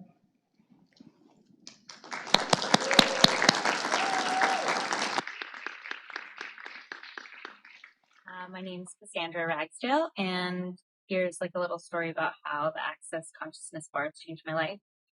So, back in 2014, I was going to therapy for PTSD. Well, I was diagnosed with PTSD, and I was going to therapy for depression and anxiety. And then I found the Access bars, and I didn't really know what they were. I just knew that I felt a lot better after getting my bars ran. So I kept going for every other month for about 8 months. Yeah. So now I can just talk about it lightly, but I was diagnosed with PTSD because of a childhood experience that I had. Mm-hmm. And some of the results of that was that as in my adult life, I would get really triggered when somebody would touch me, especially laying in bed, or I always had to be the one closest to the door, sleeping by the door, and just stuff like that. And then I just remember going back into for my annual psychiatric evaluation, with my therapist, and the case manager was there, and she was actually going over my list of triggers. She was listing off these things, and I looked at her and I was like, wait, I said that? And she was like, yeah, none of those triggers had applied to me. And I knew right away that it was because I had gotten my bars ran. So I literally forgot I was diagnosed with PTSD. Bars had a major hand in helping me change from a everyday drug addict to knowing that I had choice and that I didn't have to choose that, and that other things were possible, that all the things I'd been limiting myself with I didn't have to continue doing that. Bars, and I can pinpoint bars as the thing that allowed me to choose greater for me. My experience with Access Bars started from a short session, and the short session led to, of course, longer sessions. But I guess what I'm trying to say is, I wasn't happy unless I was doing drugs. I would be the happiest when I was on my way to get them. I would have this flush of energy and whatever it was when I was going to get drugs. And then I would do the drug or start using the drug, and all that would leave, and it was just this regret and sorrow and upset stomach and terribleness. When I started getting more bar sessions is when I was shown that different possibility of fun in a different way. Wow, now I'm not hungover all the next day. Now I'm not fiending for a drug. Now I'm not looking for something to put in my body to change how I'm feeling. Now I'm like exploring life again. My body's feeling what life really can be and what else is out there. And before bars, I would say, I love me, I'm never gonna change. I'm never gonna change. If you don't like me, screw you. And now with bars, I'm like, what else can I change today? What else is possible what little molecule can I turn to create some change, not only for me, but for other people, for my environment, for this reality that's gonna make a difference everywhere.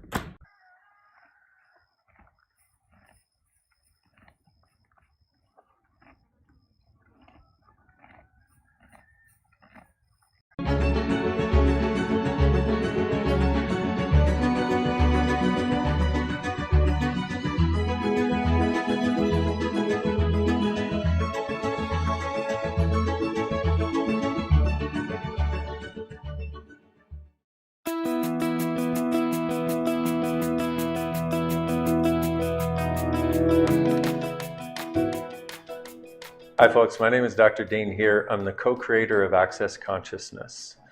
And it is such a pleasure to be here with you and share this beauty of an experience that I had, but also the backstory for it, and to share with you the gift of some truly beautiful, incredible people who are doing things to make other people's lives greater. But what really inspires me is what bars facilitators around the world are doing in their own communities to bring this gift of de-stress, of a sense of space and possibilities and joy to people. One of those people is a phenomenal lady by the name of Daniela, a bars facilitator in Brazil. She got together with other bars facilitators and practitioners and actually brought bars to a school within a favela. And they did this all as their gift for everybody in the school. Well, I recently had the fortune of going and visiting that school after they had been doing it for several months. And really, the video speaks for itself. This was one of the most beautiful experiences of my life.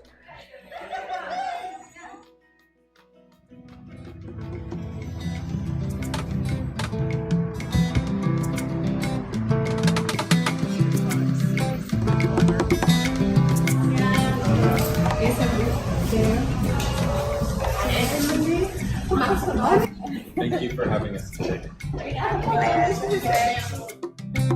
A conversa foi a partir do espaço de que nós podemos criar, através das barras, uma oportunidade para que as crianças se conectem com outros sentimentos, com outras energias vindas delas mesmas. A partir disso, se empoderar muitas vezes, trazendo mais concentração, mais tranquilidade. Hi everybody. Welcome to our school. I know it sounds crazy, but I'm weird. Eu sei que parece loucura, mas é esquisito. See, for me, the fun in life is where the magic is. Para ele, a diversão na vida é onde está a mágica.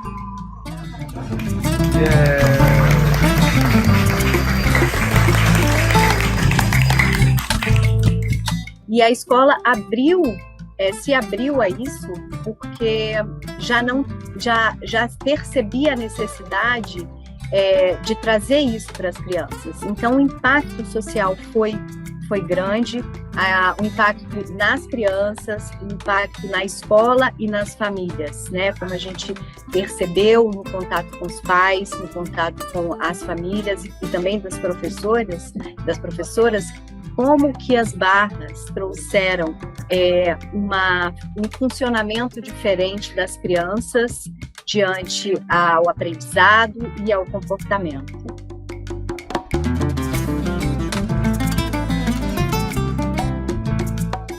Eu me sinto muito calma e muito alegre, muito feliz também. Eu me senti melhor, meu estresse melhorou e eu me sinto muito feliz. E toda vez que um dia antes da barra de Axe,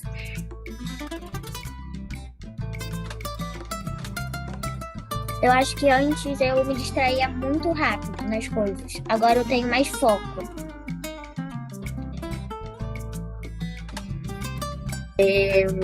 Meus colegas, eles eram um pouco agitados. E depois que eles receberam a barra de Axe, eles ficaram menos agitados. Agora estão obedecendo a professora, estão bem melhores.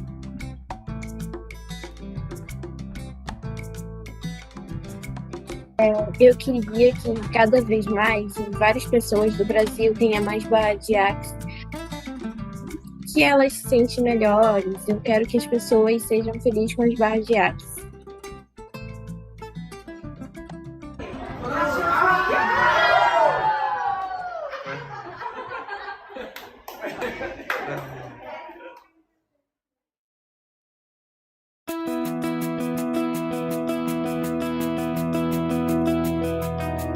That first class, we finished with them with the Book of Possibilities. I taught the bars class, and they asked me. I want to know, the little one said, I want to go to my house and I want to do with my family, my mother. And one father came to me to said, oh, my daughter, I went home, I got home today and I was very stressed.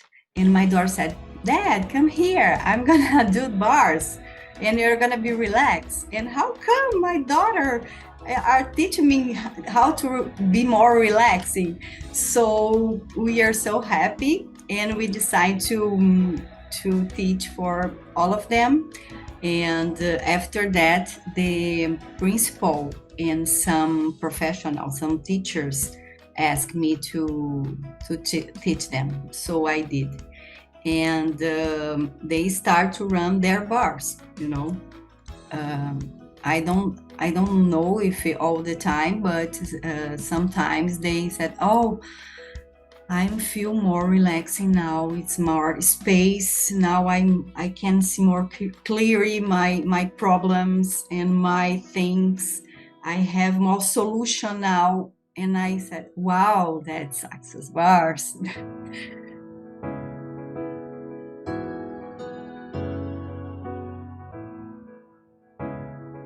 There is a boy, he autistic, and when I start to run bars in that class, he didn't want to do the sessions. And after 3 weeks, he came to me with a draw, showing the small mattress, and gave to me, and he didn't say anything. And I asked him, do you want to try today? And he said, with his head, yes. So, and he was so curious that he always with his backpack, and he lay down with his backpack in the middle of the session. He start to relax a little bit, and I asked him, would you like to put this on the side? And he said, okay. And we finished the session, and he just, stood up and walk away without his backpack. And I had to call him. I was like, hi, your backpack. And oh my God, my backpack. It's like, it's part of him. And after that, he went to run bars. He came to run bars every week.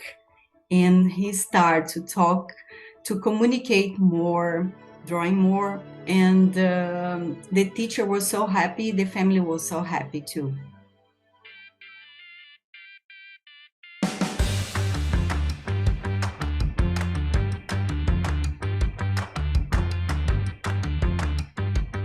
And in this year, we start with another class.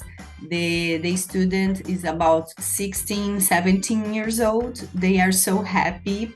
They start reading during the sessions, the bar sessions, and they are more relaxing because they have a lot of problems here with their parents and the communities.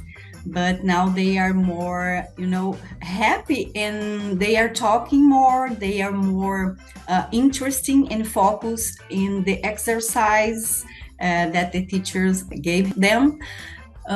So the principal are very happy with this program and ask me to have more classes. So we are trying to have more practitioners to organize all those things.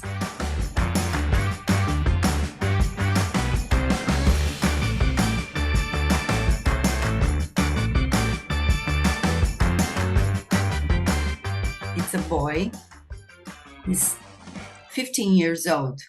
He plays soccer professionally. And when I start the program, it's the second school, and he starts to be more relaxing. And he told us, I'm doing more. I'm better at the soccer. I'm making more goals, winning the games. And my mother said I'm a better communicator, and he's better in the school too. So he was so excited. He went every day, and he was so happy, so happy. He did a testimonial, and I put in my Instagram because it's very sweet and very, kind.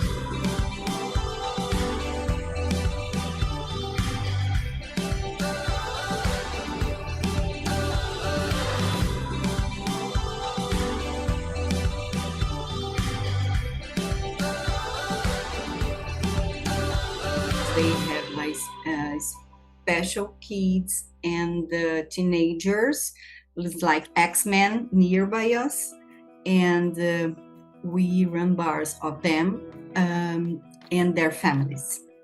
So they love it. It's relaxing too much. It's like the mother said, "Oh, I'm so relaxing because I have to take care about him all the time, and I'm very tired. But oh, today what is this? What is this?" She's still asking me, "What is that? I'm so relaxing." And was very nice to see her to be so grateful and happy in that moment.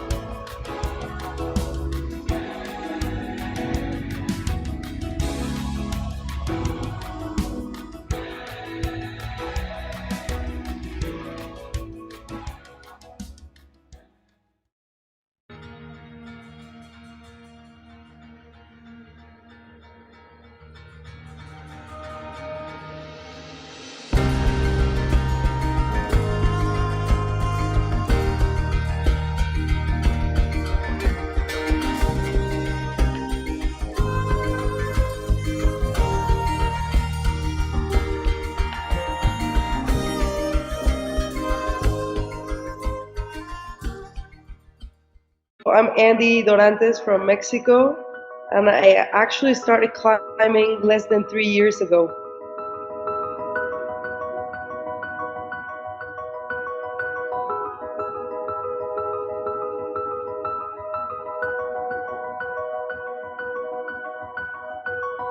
I grew up in a city, I didn't have access to the outdoors, and I actually grew up playing soccer. And my big dream was to go to the US and get a scholarship to play soccer over there.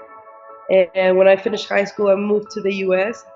I played collegiate soccer for 2 years. And then one day I woke up and I wasn't enjoying soccer anymore. So I was like, oh shit, I grew up loving the sport, and then all of a sudden I wasn't not enjoying it anymore. So I was like, okay, what am I gonna do next? And from there, it opened up a world for me that it was amazing. I went to Canada, I worked as a raft guide, then I started traveling all over the world. Then in the winter, I would be a ski instructor. So I was doing all these things that I really, really enjoyed. And then COVID hit. Mysterious pneumonia outbreak in Wuhan, China. A new type of coronavirus. The number of affected countries has tripled. The World Health Organization has just declared that this is a pandemic. So do you remember that time that you could not buy toilet paper and all that stuff? I had to go back to Mexico because I could not travel anymore. So when I was in Mexico, I was like, oh shit, what am I gonna do now? I haven't been home for so long. I thought there was nothing to do in Mexico, that's what I thought at that moment. And then I realized that Mexico had big mountains. I didn't know that, honestly. I didn't pay attention when I was in 6th grade about geography, But I realized that Mexico has some big mountains, and then I met some friends, and they were like, you want to climb Pico de Orizaba? Pico de Orizaba is the 3rd highest mountain in North America. So it's actually a pretty big mountain. And I was like, yeah, sure, I love the adventure. I had no idea what to expect, what it was going to be like. I didn't know how to use crampons or an ice axe, anything. But I was like, yeah, I love adventures, I'll just go. And I remember that we started at midnight climbing, and I could see the stars, and I felt something in my body that I've never felt before. I was like, shit, what is this? I'm really enjoying this. And then we got to the summit, and I saw one of the most amazing sunrises I've ever seen. So everything was just perfect, and I was like, oh my God, if I have this view in the highest point in Mexico, I cannot imagine what it's like to be in the highest point in the world. So I was like, since I started climbing my first mountain, I was like, oh, I want more and more. I love traveling and I love climbing mountains, so I want to combine this, and I want to climb the highest mountain in every continent. And that's how it started.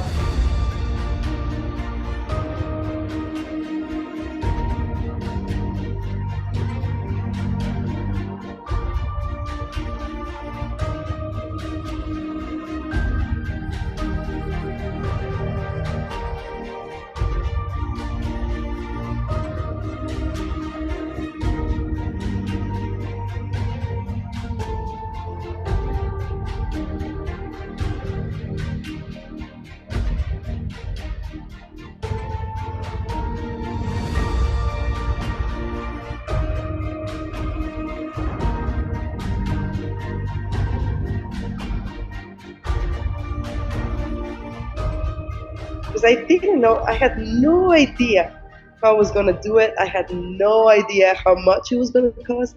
I had no idea who was gonna sponsor me. Like I was gonna, but everything just like boom, boom, boom. And I said I'm gonna do it in less than 2 years, and I just finished.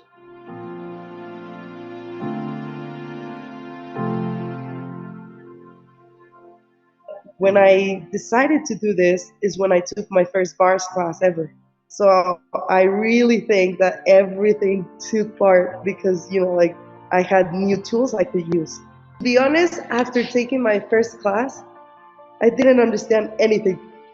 Like I knew that something changed and I could feel it in my body. I knew there was like a different world out there, but I could not understand anything. But I think, maybe I got rid of some limitations that made me question, like, how can I do this? Or, like, what's the next step? What's the next step? Or, like, opening up my receiving. When I went to Ecuador the first time, I asked for sponsorship and they would give me, $100, $200. They gave me $500 and I was like, shit, this is amazing. Like, wow, they're giving me money to go climb. And then when I realized like how much it was gonna cost to climb these 7 mountains, it was like, shit, that's a lot of money. But I didn't use money as a limitation. Instead, I started asking for more money. And I went to the first company that I talked to. They gave me $100,000. So it was just like, oh, so everything just blew up. And that's when I really understood what Gary says about like the purpose of money is to change people's realities. And like I was like, okay, if I can receive more, I can open up myself to receive way more. So it was a big jump, from $100 to 100,000. So it's like, what? So I just, yeah, it's been a fun ride for sure.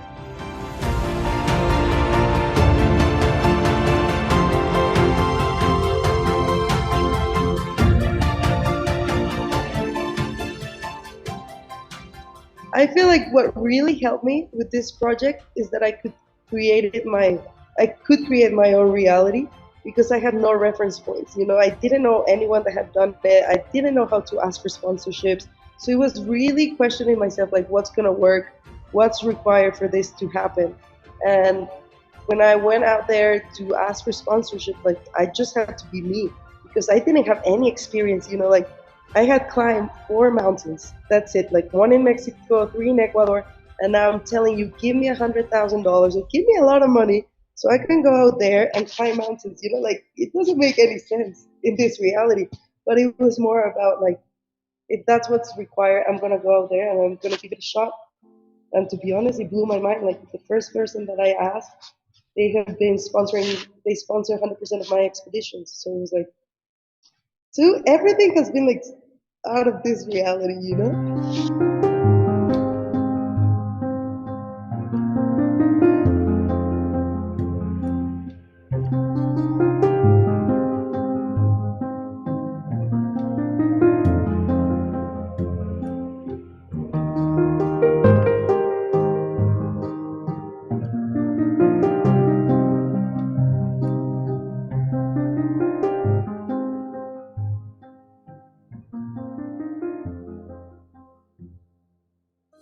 So I started with Kilimanjaro in Africa, and then I went to Aconcagua in Argentina.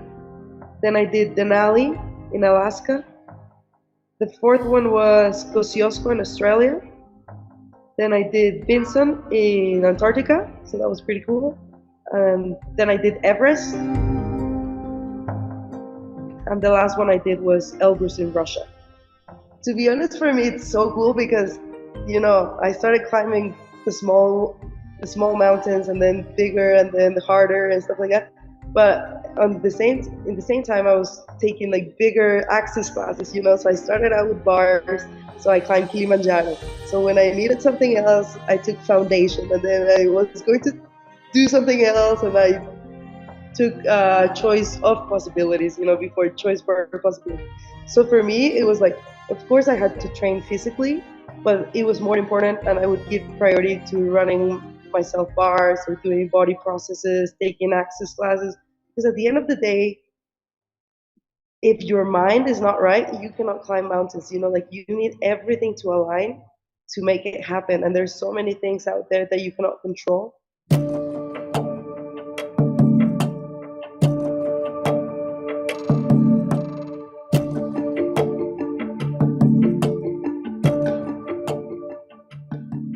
When you climb Everest, it's many days, like it took me 45 days to summit. But in the last push, when I was doing the last part from Camp 4 to the summit, I started climbing at night. And of course, like, there's no oxygen up there. So Gary told me to run some processes so that my body could adapt to that altitude. And that really helped because there was a storm the day before I went up. And some people stole some oxygen bottles. So I didn't have the amount of oxygen bottles that I would need to make it to the summit. So I was like, I'm gonna risk it. I know my body can adapt to this, so I'm just gonna go with half the amount of oxygen that I'll need.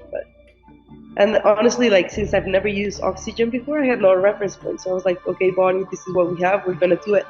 So I started climbing with my Sherpa at night. We started like at 9 p.m.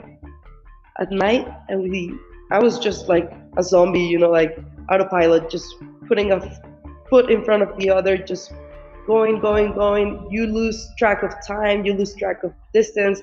You don't have a reference point of anything. And then out of a sudden, it was like 5 a.m., so the sun started to come out.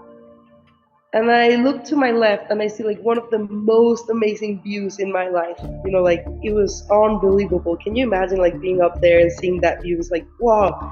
And then I look to my right and I just see black, like, well, gray. There was a huge storm coming towards us. I was like, shit, if this storm hits us, like, we can lose our lives like this, like it's not a joke to be up there with that storm. And it was like super windy, really cold, like everything was like, and I was just, for the first time, I thought, shit, we might not make it to the summit. Like I was maybe like an hour from the real summit. And as I was thinking that, I see one of my teammates from the US and I see him coming back and I'm like, did you make it to the summit? And he's like, no, the storm is impossible today. And instead of being in drama and like, no, this is not gonna happen, the first thing that came to my mind, it was like, everything is the opposite of what it appears to be. Everything is the opposite of what it appears to be. Like, can you imagine? I'm at 8,800 meters. I have no oxygen. I cannot think. And that comes to my mind. And I just started repeating that phrase all over until I made it to the summit. Like, I was just like, everything is the opposite of what it appears to be. Nothing is the opposite of what it appears to be. I was just saying that constantly. And I don't even know how I was speaking because I was saying that out loud. And, like, you have the oxygen mask, you don't think, and I was like, shit, these things really work. Like, I never thought I was going to use those tools at that altitude in those conditions.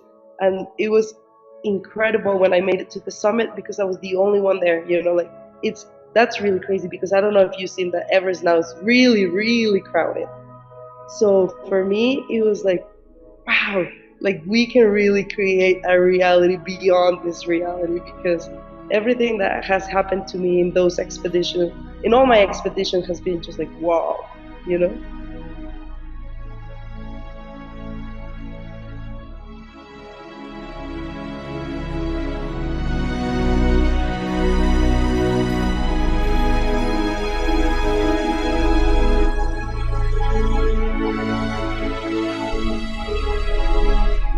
Well, I think every expedition I've used like different tools, but the one that I can think of is, for example, in Antarctica, that it's like super cold, like crazy. You cannot show any skin because you'll get frostbites, like right, like this.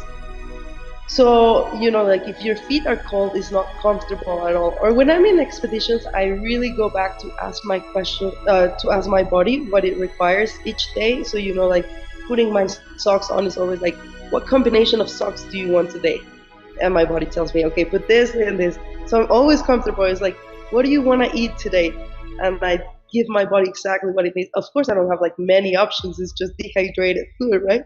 Or like, how do you want to hydrate today? So like, what do you want to put on, or what should we do? Like, I don't know. I feel like when you're on expeditions, it's way easier to talk to my body and really give it what it needs to perform at the highest level. Or also, like, many people ask me, like, are you afraid, or like sometimes are you scared? Because, for example, in Everest you have to cross crevasses in big ladders, some people freak out. Or in Denali you have to go on this huge, I don't know what it's called in English, uh, when there's like a thin area in the mountain that that you can slide either this way or this way. So I always go back to being present and asking, like, what energy is required right now. I've never been like really scared of dying, or like, oh, I'm gonna die or something's gonna happen. It's just like when I feel like maybe some fear is coming into my world, it's just going back to present, being present, because I've realized if you're present, fear is not there. Maybe when I was in Norway, I was doing a solo expedition, up north, and it's really cold. There's no one out there. I was just by myself pulling a sled, and I had a map and I had a compass, and that was it, and a GPS. And I marked I marked waypoints, and at the end, I marked on the map like where they were gonna pick me up. And I got to that point, and I was still in the middle of nowhere. Like, shit, I don't have a map anymore. The GPS doesn't work because I'm in the middle of nowhere. And I was like, shit, where am I gonna go? So it was more like following like what my body was telling me.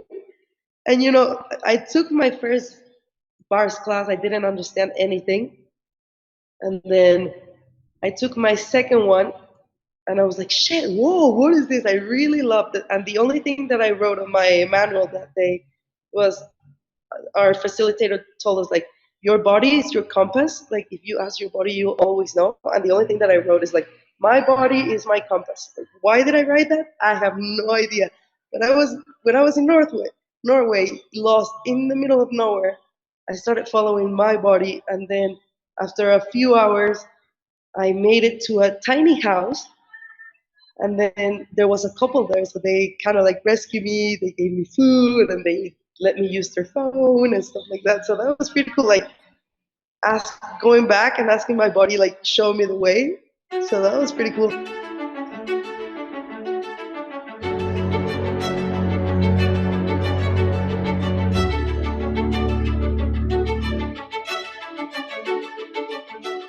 To be honest, because I just came back from Russia, so it's been like 2 weeks, I think.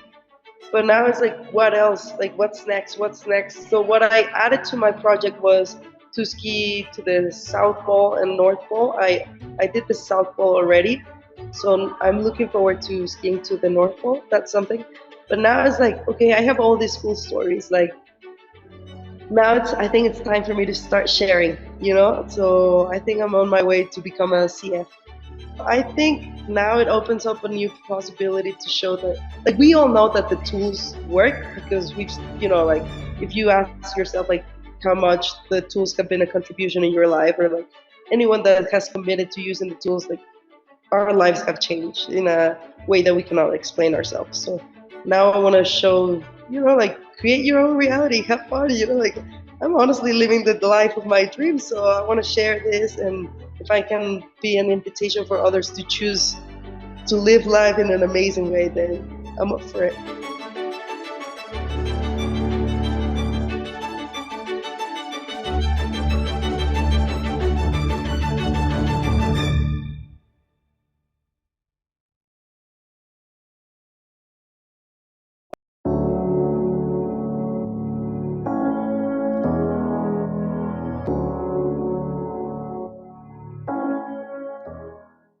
So for me, one of the greatest gifts of Access bars and having my bars run and running other people's bars is that it really helps me expand into being way more of me. And when I run bars or have my bars run, the little things that are so annoying to me, like in day-to-day living or in interactions with people, when you just start interacting with someone and it's like you know it's going to be a horrible interaction, and you still have to talk to them, and like you're not sure, but you don't think there's another ways possible, and you're just like going meh, meh, meh, and then they're going meh, meh, meh, and then you're like meh, meh, meh, and you're like, why am I doing this?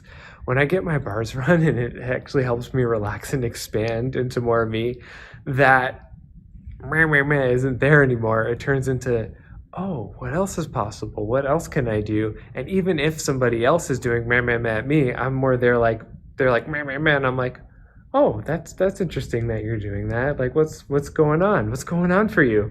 Instead of also reacting in that same way. And then they're like, meh, meh, meh, and I'm like, okay, what else? And like meh, meh, meh, meh, meh. And then you know, I can, that space that I'm now being invites other people to also not have to go into that kind of contractive living that so many people are just having all the time right now.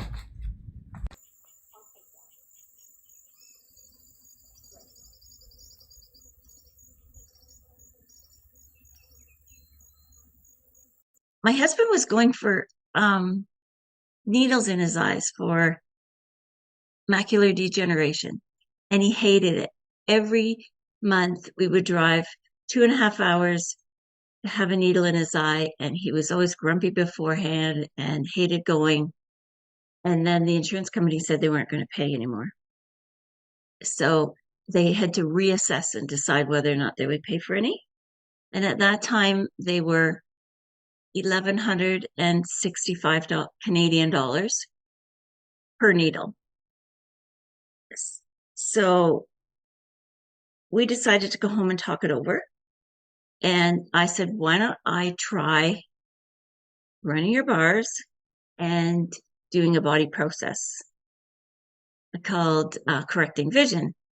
And when we went back after the insurance company said that, yes, they would pay for a few more, they took a digital before picture, and the specialist said, well, this is weird. I've never seen this before. He said, your macular degeneration is gone. You don't need to come back.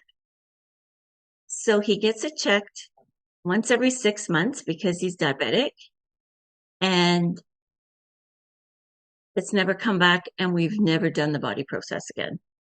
You can change almost anything you haven't been able to change.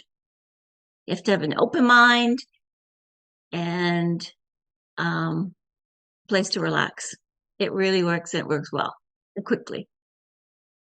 My favorite things about the bar, it's like every time life gets a little bit overwhelming, I have a lot to do, I can feel stuck, I can have these million things to do at the same time.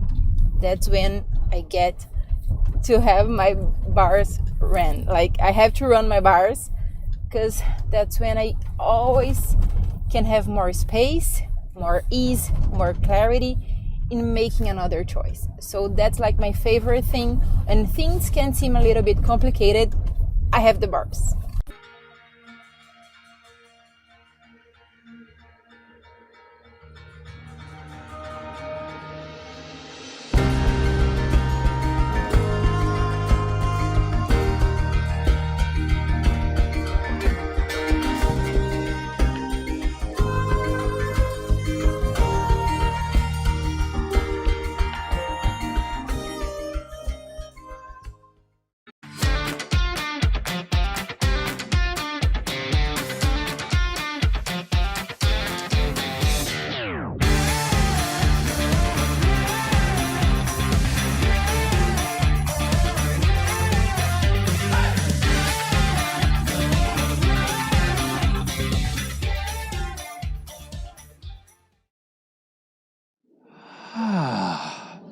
Hi, everybody. Hello. Woo! Oh, to say I'm excited is an understatement. And hello, world. Man, is anybody else just like, wow, like all of it? It's like change is possible. Everything is possible. Holy shit. Why did I not know about this from the time I was 2 years old? Oh. Well, at least you know now. So welcome to something about change. The choice for change. And I love the tagline of this. If you want something different, you've got to choose something different. And this, okay, I'm done. That was, there you go. That basically says it all. If you desire something different, you have to choose something different. How much have you been inspired today with the fact that we can fucking change stuff now? Right? Yes. You know, and the beauty of it is like we can have the enthusiasm for it, and it's not just a rah-rah, like, yeah. It's actual, like in your life, waking up, actually enjoying being alive. I came to bars and Access 23 years ago. I literally had set a date to end my life. I came across a little ad for Access Consciousness that said, Access, all of life comes to me with ease and joy and glory. And I was like, I fucking hate you. Well, you know, but I learned long before that if you love something or hate it, there's something there for you. So, arigato. So I ended up having a bar session a couple weeks later. I lay down on the table. Before this session, I cry almost every time because I remember how hopeless my life was, how hopeless I was at that point. And I was a seeker. Any of you seekers? The fucking weirdos of the world? You know, all the people that are like, oh yeah, I'll try this. Oh yeah, you want to stick ozone up my butt? Okay, I'm ready. Let's try it. Okay. Oh, that was kind of nice actually. Okay, you know, like you'll fucking try anything because you know something else has to be possible. This is where the rubber meets the road, okay? So I was doing weekend workshops. I was doing all this stuff. I still got to this place where it would feel like I would get happy and then 3 days later, the universe would cave in on my head again. And it was one of those days where I was like, you know what? I'm fucking done. Universe, I've been trying to create happiness for people. I've been trying to create change. I'm not getting any. I'm not getting any happiness. I'm done. Either my life actually changes or I'm out of here. Whew. So I have this bar session 2 weeks after this. I am ready to leave. I'm Audi 5000 as far as I'm concerned. And there's a certain freedom in that when you go, you know what? I'm done. Unless something fundamentally friggin' changes, I'm out of here. Now, I'm hoping, sorry to depress all of you around the world. Did you feel the whole world go, ooh? Geez, I was so happy after watching Miss Mount Everest. Hello? By the way, Andy, if you're watching, you fucking rock, girl. And I mean, so many people today, us, people like you. You know, the thing is, they're just making different choices. They're just choosing in a different way. And it's funny because it's like this idea of, I was talking to somebody the other day and they were like, yeah, well, I did this and I did this and I did this because I didn't know that I couldn't. I like that point of view, okay? So here I am, I'm going to have my first bar session. I'm depressed and suicidal, ready to get the flock out of here.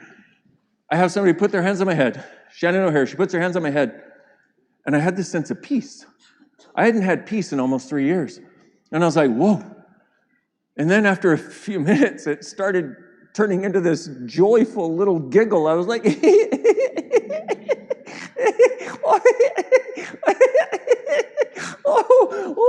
and I don't know if you know anything about me, but one thing is I like to laugh, okay?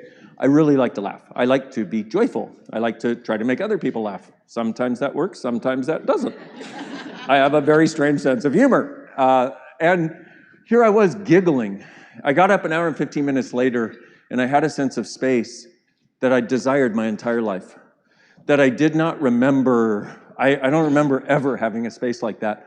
But I knew, I was like, this. If my life can feel like this, I'm in. Well, what started happening was I would get a tool. I would get bars once a week. I couldn't afford bars, so I was trading chiropractic sessions for Shannon, who was running my bars, and she would give me a tool once a week. So what would happen is that first bar session took me from to. You guys saw Terry? Did you see Terry, the wonderful Terry research lady of wow? Because we never bothered researching it. We just know it works. And we realized some other people might want to have numbers put to that. Okay, cool. And proving it, man, you are amazing, lady. Thank you so much. What a friggin' gift. So what would happen is my space went, poop. And I was like, oh, wow, I remember looking outside and I was like, wow, has it always been this beautiful here? If it feels this way to be alive, I'm in.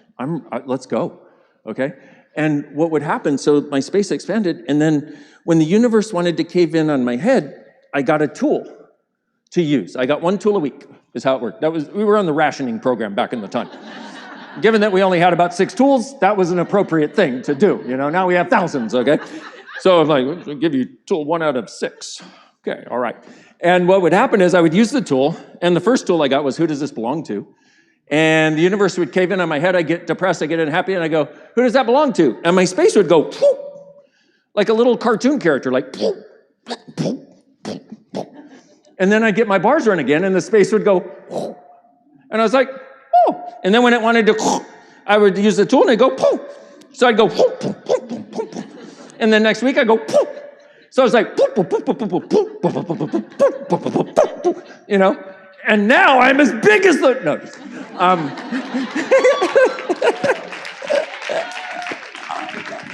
I've had so many bar sessions, I'm as big as the universe right now, okay. In my mind. So, in that, the thing for me is, I don't know about you, I have a sense probably for a lot of you, being the seekers that you are, you've probably done a lot of stuff, okay? A lot of great stuff in the world. Some of it sucks, but there's a lot of great stuff in the world, okay? But to have the change actualized, to have it actually change in my world was the greatest gift I can imagine. I couldn't even imagine, actually. And I just saw the word imagine back there. Imagine what you would choose if you knew you couldn't fail. I'm like, I fucking love that. That's great. But it was this thing where it actually was changing. Things were actually changing. It wasn't just like, oh, I feel better about it, but it still sucks. It was actually changing, and that is the difference, okay? If you're gonna have a different outcome, if you're gonna have a different result, make a different choice. Now, there's some wonderful stuff we have in Access called question. It's not just in Access, by the way. You can question even if you've never heard of Access. Just most people don't, okay? Because why? We live lives and it's like, oh, this is my life. This is what's possible. This is what's not possible. The way to change all of that is to ask a question. Great question. What else is possible? I've never considered. And what's funny is I say it and you're like, well, that's pretty friggin' simple. Why didn't I think of that before? I know! All of it, most of Access is so fucking simple. You're like, why didn't nobody tell me? I know! I'm with you. I have the same point of view. I'm like, this shit, all of it, should have been in the manual I was not given when I was born. You know that one? That one, yeah. I mean, it should be in schools. Like we have, as you've seen, bars in schools. Oh my God. Kids, 20 minutes a week get bars, and they're like, oh yeah, we like each other. Yeah, we're totally different. We have much more peace in our class than any other class. Oh yeah, the entire school is like, yeah, I don't know, everybody's happy now. I'm not sure what happened. And then when they're not happy, we run their bars and then they get happy. It's like, dude, but that's kids. That's the beauty of kids. They don't know what they're not capable of. Please don't teach them, okay? Thank you. Like Leia, and see, because, sorry, ADHD, I have a bit of that. Just a tiny sliver of ADHD. Woven with a tiny sliver of OCD and autistic tendencies. That's all, no big deal. How many of you are like ADD, ADHD, OCD, and autistic? My people, right? And how much have you been made wrong your entire life for not being able to follow a straight line on anything? You're like, hi, how are you? Let's talk about numbers. Just kidding, what'd you have this morning for breakfast? Really? Oh my God. Do you like dolphins too? Me too. Oh, have you seen peacocks? Oh my God. They're like land dolphins. I don't know. It's great, you know. You're just like, what if that's not wrong? What if you being that space? What if you exploring your life and choosing from that stuff is what makes your life actually work? So let's do this. Everything you've done to make you wrong. Oh, that was like me talking about killing myself. It makes the world happy. Everything you've done to make you wrong, everything you've done to buy that somehow you must be wrong because you have this sense of it. What if that sense, you know that thing that we walk around with that seems like it's, and if we get out of the wrongness for a little while, it seems like it always comes back? What if that sense is something that is not you, that you bought as you, but it is not true for you, as you? Lordy, I'm sweating. There. I'm ready. Let's do it. Everything that is, all the lies you bought, everything you've been using to make you wrong as though that is an appropriate way to look at the world. Will you destroy and create it, please? Yes. Right, wrong, good and bad, pot and pock, all nine, shorts, boys, poveds, and beyonds. And if you haven't been exposed to that yet, it's something called the clearing statement. I don't know what part of today you watched. You know what I mean? We try to hide the clearing statement. You know, like keep it back because we don't want to look weird. You know what I mean? Like, hey, I can put my hands on your head and change your whole life, probably. But we have this clearing statement. Don't talk about the clearing statement. You might sound weird. Yeah. You know, have you ever noticed how weird it is when you walk through the world happy? Do you want to freak people the fuck out? Walk through the world happy. Walk through the world with a smile on your face. Or talk to somebody who loves their drama and be like, oh, I don't have that problem. Everything that is, everything you've done to learn to fit in with people's drama and their unhappiness and their sadness and their whatever, and will you destroy and create all that, please? Times a gazillion, right, wrong, about all nine, pod, poc, shorts, boys, poveds, and beyonds. So, if you want something different, choose something different. First place, what else is possible I've never considered? If I were creating, here's another question. If I were creating my life today, what would I choose right away? Okay, if I were truly creating my life today, what would I choose right away? Okay, also, I'm gonna give you a few tools. If you haven't noticed, I've done that already. Okay, just a couple, just a few. Like bars, who does this belong to? Question, what else is possible? If I were truly creating my life today, what would I choose right away? Puck and pod, okay? Another tool, don't be stupid. You're welcome. Just put that in your pipe and smoker, okay? All right? Not my fault, I did not make the baby cry. Okay, thank you. All right. Next tool. Oh, wait, check this out. See, I do that just to fuck with the tech people, the people behind the camera, because they're probably assuming that if I'm up on Global Bars Day doing a class, I will not probably run through the room. You know what I mean? Hey? But how friggin' amazing were they? This is what happens, baby. You get to be on your toes. You're like, oh, dude, I got him. He's running, but I got him. He's running, but I got him. Yeah, mm-hmm. This is with no coffee.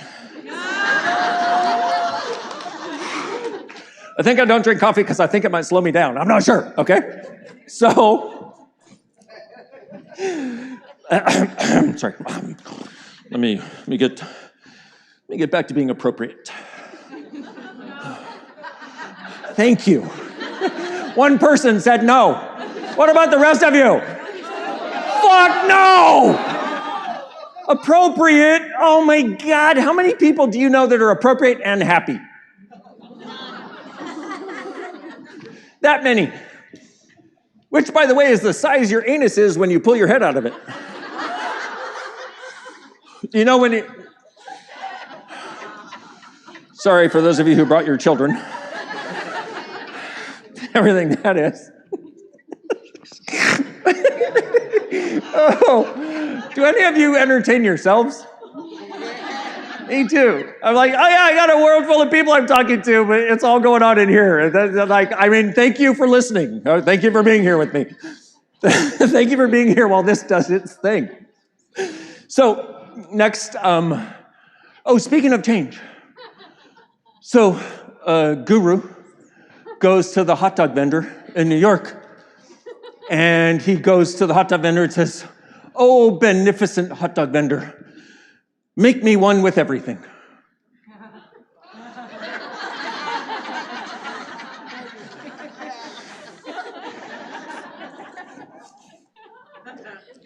So anyway, the hot dog vendor is like, okay, cool. And he says, that'll be $7.50. And so the guru digs around in his rainbow-colored tunic, smelling of patchouli, and hands the hot dog vendor a 20. And he gets his hot dog with everything, and he's sitting there waiting, and he's like, dude, where's my change? And the hot dog vendor goes, Guru, you should know. Change comes from within.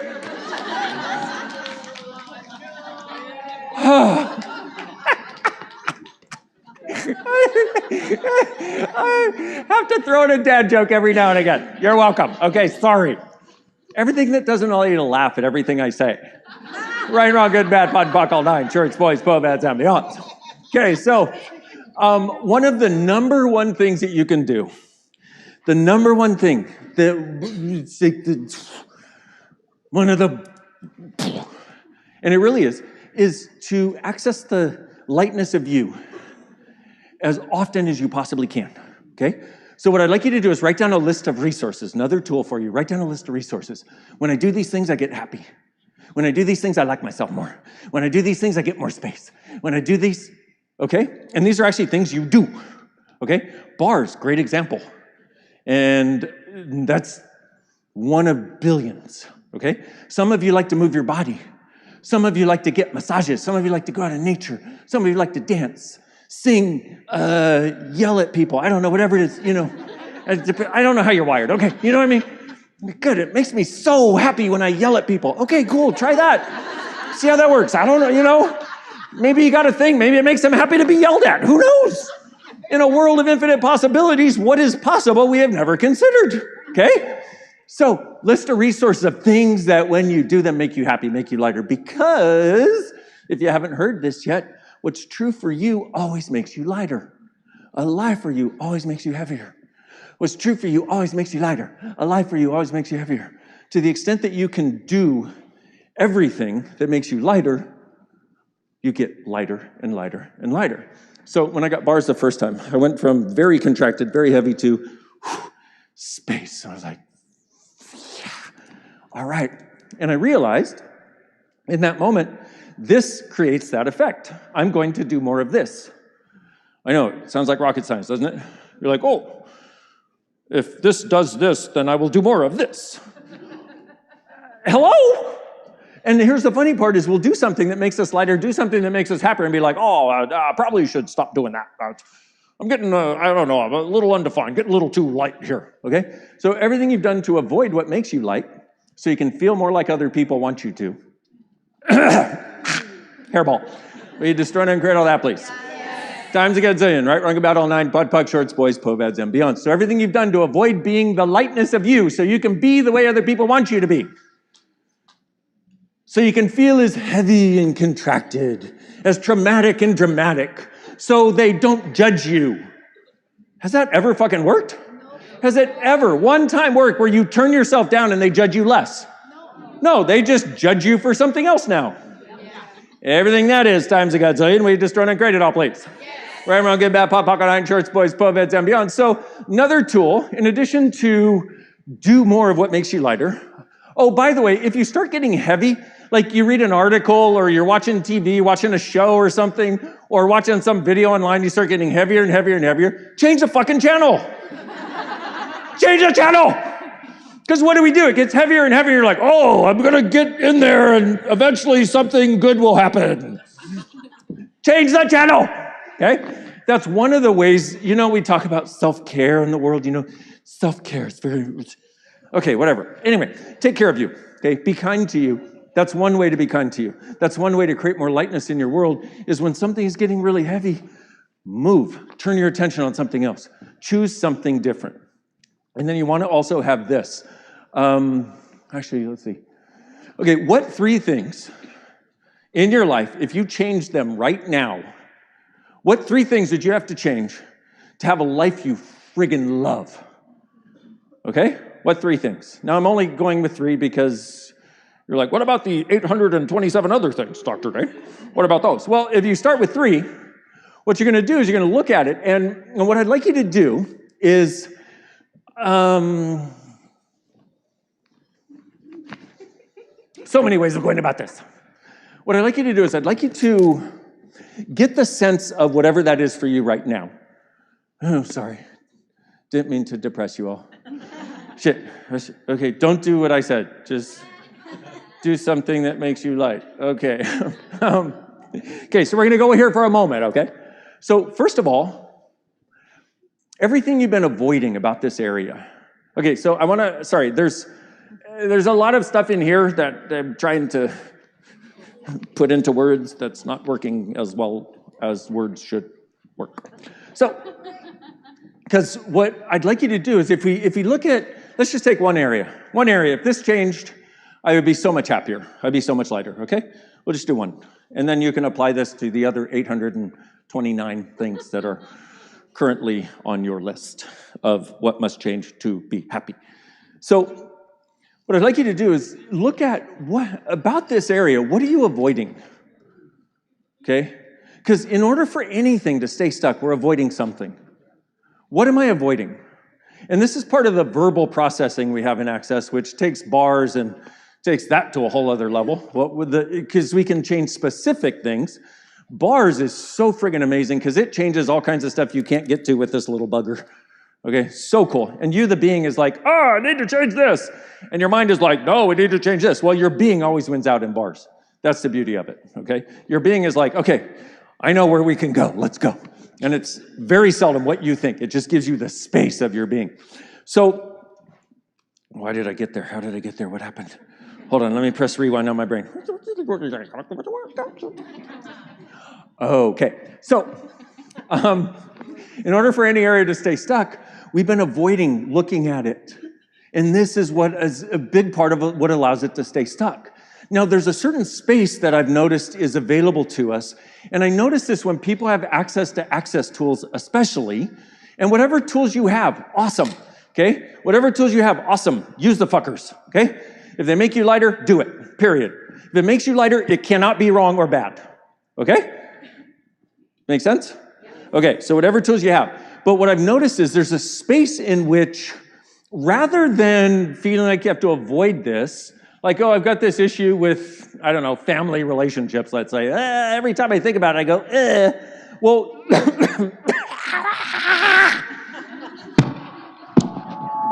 don't say family. Sorry. Everything that brought up, right, wrong, good, bad, pot, pocket, all night, church boys. I had a family hairball. Right, wrong, good, bad, pocket, pot, all night, church boys. Every on. That's worse than a normal hairball, okay? Because a family hairball is like generational, okay? You see what I'm saying? Right, yeah, you're welcome. Now, see, anything that brings up a lot of charge for you, we have a way of changing that. And so there's a space when you have access to these tools where rather than it comes up, the thing, whatever it is, the one thing that if you changed it, you would be so much happier. It comes up, what we tend to do is it comes up like, PTSD, Oh, by the way, you know what? I heard about this thing that is really good at getting rid of PTSD. What was that? Terry, what was that thing you were talking about earlier? Oh, bars. I remember bars. Oh my God, how does it get any better than bars? Okay, you're welcome. But there's a way in which, instead of avoiding it, you can actually be present with it. Okay, so let's do this for a moment. That one area, just get a sense of the avoidance, which I'm sorry to do to you, because if you don't notice what happens, even if I need more mouths, sorry. You need more ears. I just cannot talk fast enough to get all the information out. It's like all the words. Do you ever have this where you're like talking and they all kind of like jumble up back here and you're like, fuck, shit. I'm going to try to say them all at the same time. You're welcome. Go change. Bye-bye. See you later. Thank you for coming. Okay. So if you can be present with it and not have to avoid it, there's a different space available because now you can see what's actually true and you can undo what's not true. And remember, what's true makes you lighter, a lie makes you heavier. So let's do this. So if you get that area, and just go and get that sense of avoiding it. And you'll notice when I do this with the room and around the world, people get less present. Like when I just talk about you avoiding it, what do? You're like, ugh. Well, that's the energy. What if you didn't have to be that with anything ever again? Okay? Dude. Now, it may take us a while, okay? That's fine. I don't care how long it takes us. But what if you didn't have to be that energy with anything ever again? Because when you're avoiding something, how can you change it? You can't.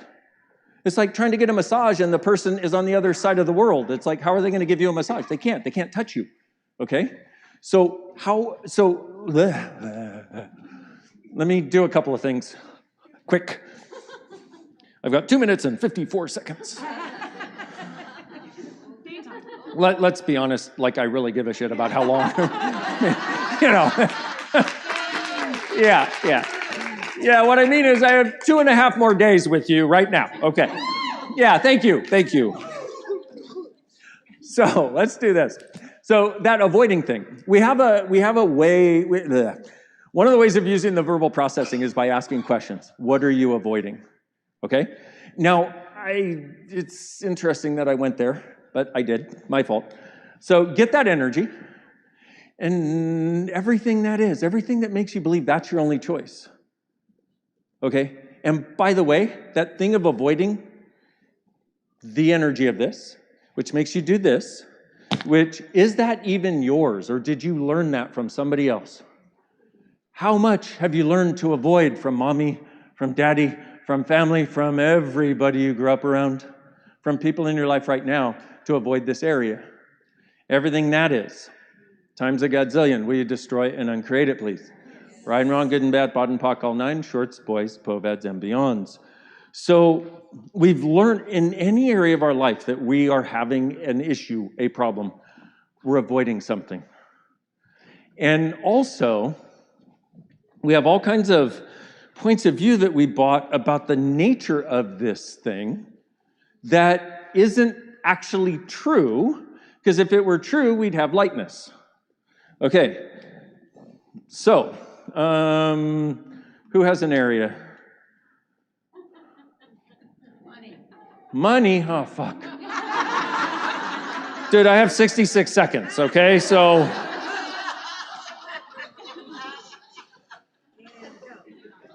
and go. Okay, so look at that for a moment. Money, whatever your current thing is with money. Now, how many of you would like more money? Yeah, all of us. Fuck yeah, why shouldn't you?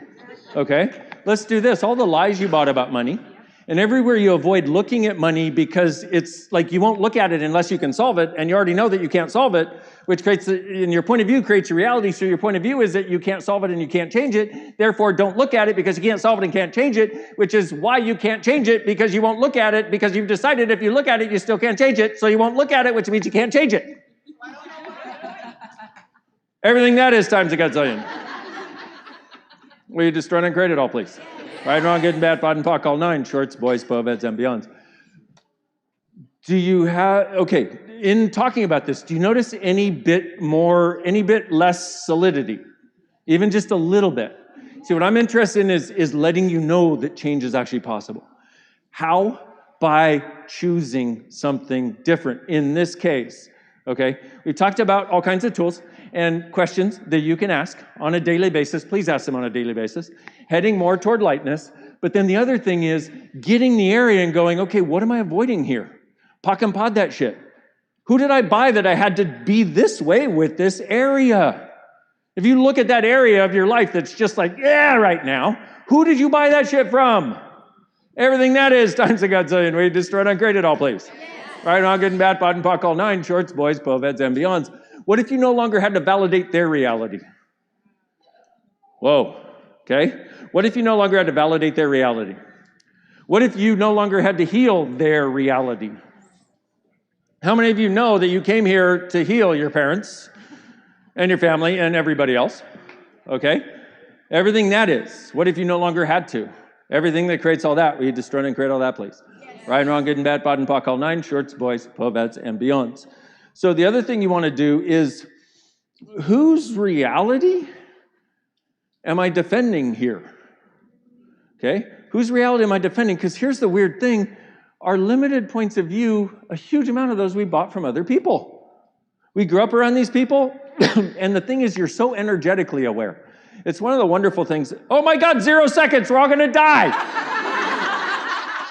Oh shit, sorry everyone, it's been nice knowing you, bye-bye.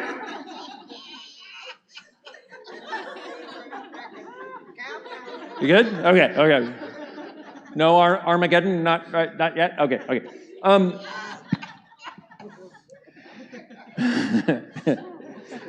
So we've done this of buying this, trying to heal people, and then defending their reality as though if I can make their reality, because it would have been one thing if you had the awareness that you have awareness, okay?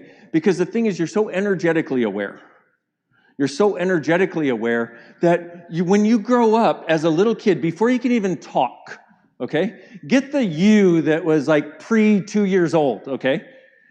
That was just, I mean, you're like, I don't remember me. Yeah, I get that, okay? But that was before you were cognitive, okay? Everything was energetic for you. Now, everything that brought up, and everywhere you have, and the reason for bringing this up is so that you can recognize that a lot of the energetic structures of the things that limit us are not ours. And that's not about, oh, well, it's not about anything except being able to change it, because if it's not yours, you can't change it. If you think it's yours, you still can make a different choice, but if you undo where you bought this point of view as yours, it gets a lot easier, okay? So let's do this. So everything you bought about, let's say money, probably a good one, okay? From your mother before the age of 2, all the good, bad, right and wrong, what's possible, what's not possible. Holy cow, Batman, that's a good one. Will you destroy and uncreate it, please? And return it to sender, right and wrong, good and bad, pot and pock, all 9, shorts, boys, poveds, and beyonds. Everything you bought about money before the age of 2 from your father, okay? And his mistresses. Everything that is times a godzillion, we destroy and uncreate it, please. Right, wrong, good and bad, pot and pock, all 9, shorts, boys, poveds, and beyonds. That had a little more energy than I thought it would. Okay. You know, because here I am, and all I have to go on is the energy, you know, the energetics of what presents itself. But here's the interesting part is that is us. We're energetic beings. We're energetic creatures, which is why I say, to the extent that you are willing to choose what makes you lighter, that's what you create as your life. Okay? So we talked about what are you avoiding. So if we get that area, and you go, what am I avoiding? And who did I learn to avoid this way? Like, from whom did I learn to avoid this way? So everything you are doing to avoid the very same things that your parents avoided, rather than recognizing you have a totally different choice. You can actually be so present with it that you don't have to worry about it creating PTSD in your world and you having to separate from it so you can survive. Everything that is times a godzillion, we destroy and uncreate it all, please. Right and wrong, good and bad, pot and pock, all 9, shorts, boys, poveds, and beyonds. We have this tool. Who does this belong to in Access? Okay? And it's based on the idea 98% of your thoughts, feelings, and emotions don't belong to you. We have an app. Guess what it's called? Who does this belong to? And if you ask that question, the app disappears. No, just kidding. We also have a Being You app, Being You Changing the World app, which has, and both of those are free. They're just a bunch of resources. And part of the reason we have so much free content and access is because we'd like to create a happy world. And the idea of this is we actually have tools that work in the trenches of life to start changing this shit, okay? There's not one of us that has to live an unhappy life.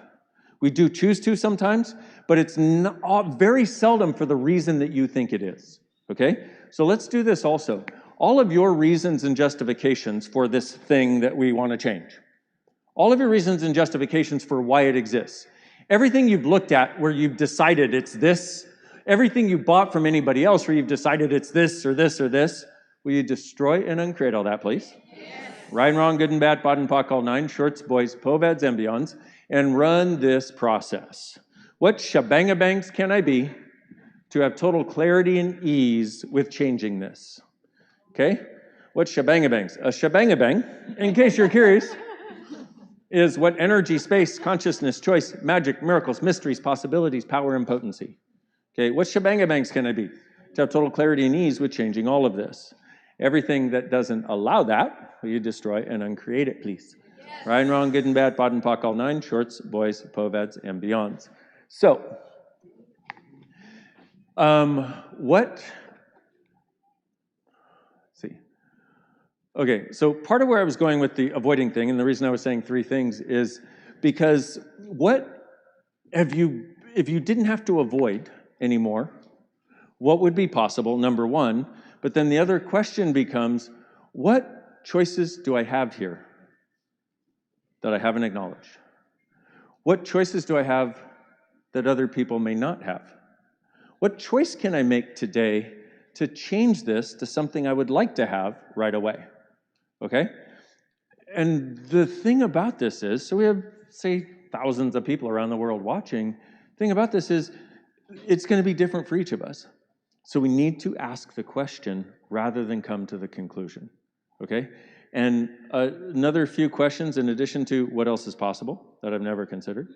Well, what's it going to take to change this with ease? If I were truly creating my life today, what would I choose right away? How does it get any better than this whenever something good happens or whenever something bad happens? What's right about this I'm not getting? And what's right about me I'm not getting? And how much fun can I have? Okay? Everything that doesn't allow that, you're like, do you notice your brain is like,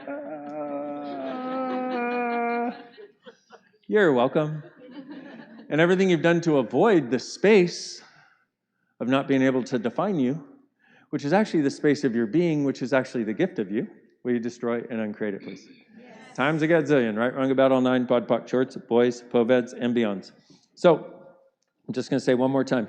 What choice can you make today to create the life and living you desire right away? Okay? Whatever that choice is, please do it. You know, and here's the very last thing, probably.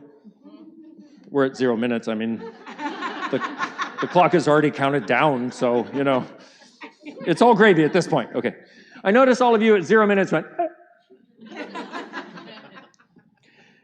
with this idea of choice and what choice can I make today to create what I desire right away is the awareness that you know. Okay? We've had a lot of people talking about that today.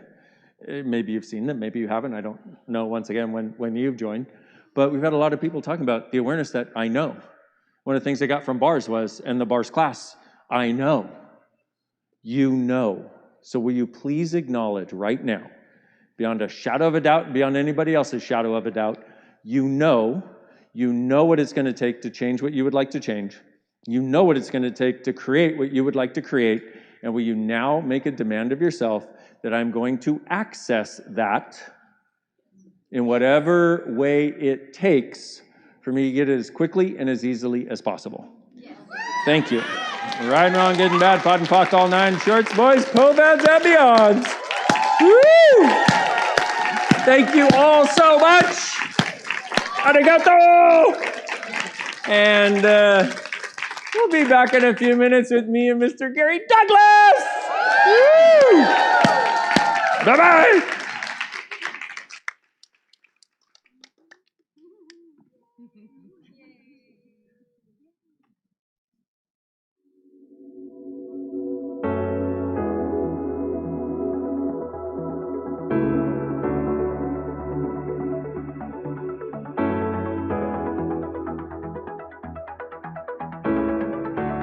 Imagine if you had something you could do that would get rid of all of your fixed points of view about who you are and who you're not and who you can and who you can't be.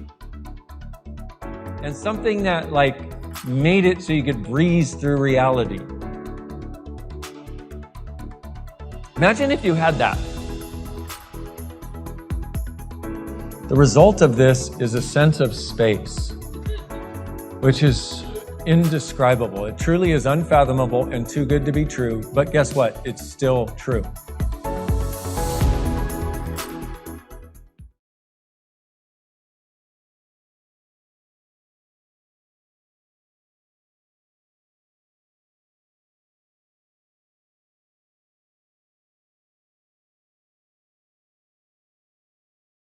Hi, happy Global Birthday. It's so exciting. We at Miracles are now offering access bars through Saudi German Hospital, Dubai in the UAE. How does it get any better than that? Hello everyone, my name is Iman Benzamouche. I was born and brought up in Algeria, and that's also where I studied. And I'm a medical doctor, and I'm also an Access Bars facilitator and an Access certified facilitator with Access Consciousness. I'm currently in Oman. This is Oman Gulf, which is really, really beautiful. The beauty of Access Bars, of Access Consciousness, is that everywhere I go, I travel the globe, and everywhere I go, I get to meet people, and I get to find Access Bars practitioners, which is really beautiful. And when I don't find any, I facilitate classes for the place to get more Access Bars practitioners and facilitators. Happy Access Bars Day from Oman!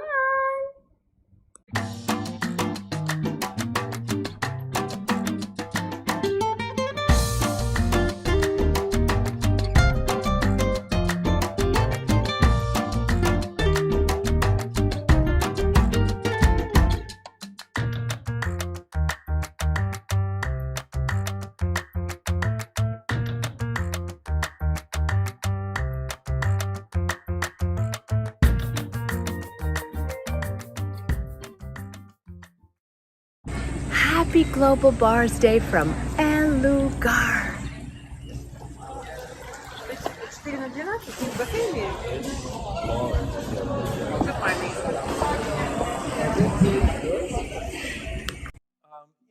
For me, expressing gratitude to Gary is an acknowledgement of a being who has chosen to go where he knew to go, even when everybody said, that's stupid, it's impossible, you can't, and you're wrong.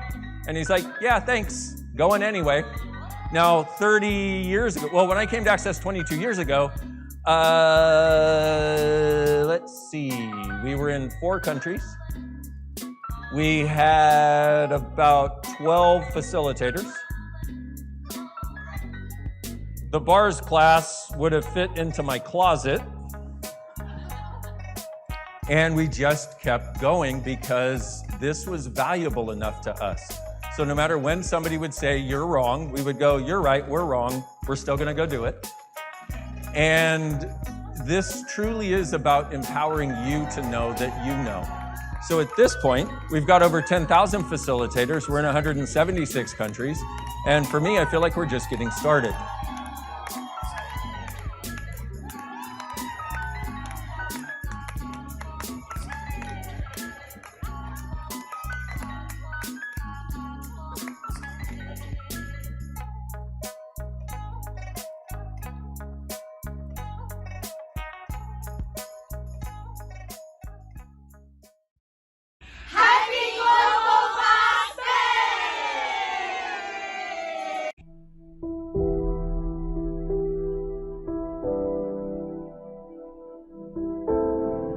So the future of access consciousness, in my estimation, is we're in 176 countries right now. Did we advertise in those countries? No. Did people find us somewhere? Yes. Do we know how? No. Not a clue. But they come up, they come from everywhere, and they find us. And it's this miracle of people realizing that they need to be empowered. They need to know that they know. And they need to be willing to listen to what they're aware of, not buy the falderall of the rest of the world. And also recognizing that that actually exists. Yeah. And access is actually a place where they can find somebody that empowers them to know that they know, and to give them tools to follow that knowing. And also, there's so many people that are waking up to the awareness that what we see around us as reality is not all there is and not all there has to be. And with so many changes going on in the world, people are recognizing that the status quo doesn't work. And so they're seeking something else. It doesn't work? Oh, update? Yeah. The status quo doesn't work. Oh my God. Yeah, I know. What You're am welcome. I going to do now? I know. How am I going to stay in the same spot now and make it okay? Thank God I've got a bed I can go to. So this is about the exploration of what else is possible. And what else is possible beyond old realities and old ways of doing things. And what else is possible that actually works for you and works for us as a planet and works for us as a world full of people. And, you know, consciousness and oneness are synonymous. And we have a definition of consciousness in access consciousness, which is where everyone and everything exists and no one and nothing is judged. Yeah. And there are a lot of people who truly desire that, and they see so much of the fight and the separation and the angst that is going on in the world. And the anger. And the anger, and the upset, and the resentment, and they would like something different. And what really is thrilling to me is, like, the last class I facilitated had 53 countries represented. There were people from 53 different countries in that class. And no matter what the conversation was, you'd tell that it was being received by all of those people. And there was no separation based on color, religion, creed, sexual orientation, or anything else. It was about the oneness. It was about us together moving forward to create something greater. Possibilities. And it's like that's the thing we're asking for, is people to be able to live from possibility instead of from limitation, and instead of them feeling that they can't. How can we? Being the question of how can we do this, not how we can't do this. How can we do this? How can we change this? What is really possible? And the world needs to change, and we all kind of know it. So let's have the change go in a way in which it's about the consciousness that includes everyone and judges nothing. Different possibilities there. And I think we're creating it, and this is where I see Access going. And what we are seeing and what we would like to see more of is a movement from impossible to I'm possible. And I'm willing to embrace possibilities rather than be stuck with what doesn't work. I gotta say, thank you. Really. Because everything else I'd ever done was about the person who created it being the valuable product, and everybody else was less than them. And when I came along, and I have seen this with you and with me, with hundreds, thousands of people, but when I came along, you looked to see what I uniquely could do and be. Yeah. That was something that I didn't even know had any value. And you perceived it energetically and did everything you could to get me to actually awaken it. And without you doing that and being that, I would not be where I am, and I would not be who I am. And I'm glad you are who you are and where you are. And I thank Grateful you for you that. Every day of my life. That is mutual, my great friend. Thank you. So mutual, every friggin' day.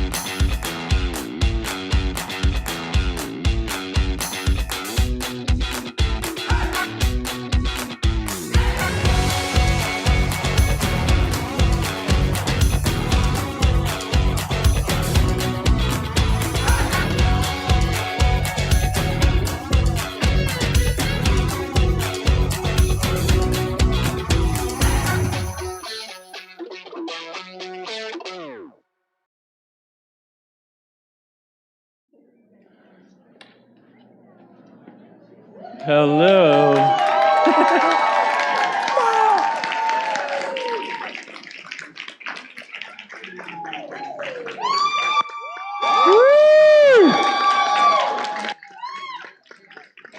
Hello, world.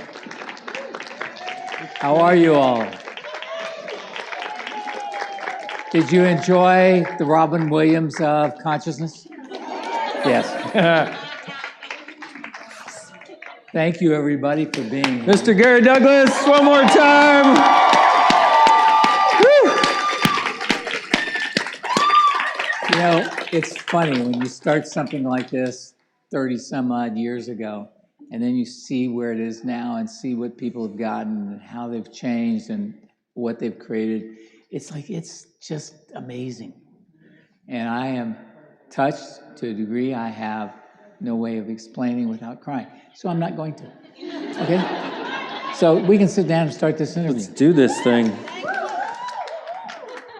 And one of the interesting parts is, for years, people would want to express their gratitude clapping for Gary, and he's like, "Stop it! I hate you! Stop it! Stop it!" Because for him it's about you. Yeah. For both of us it's about you.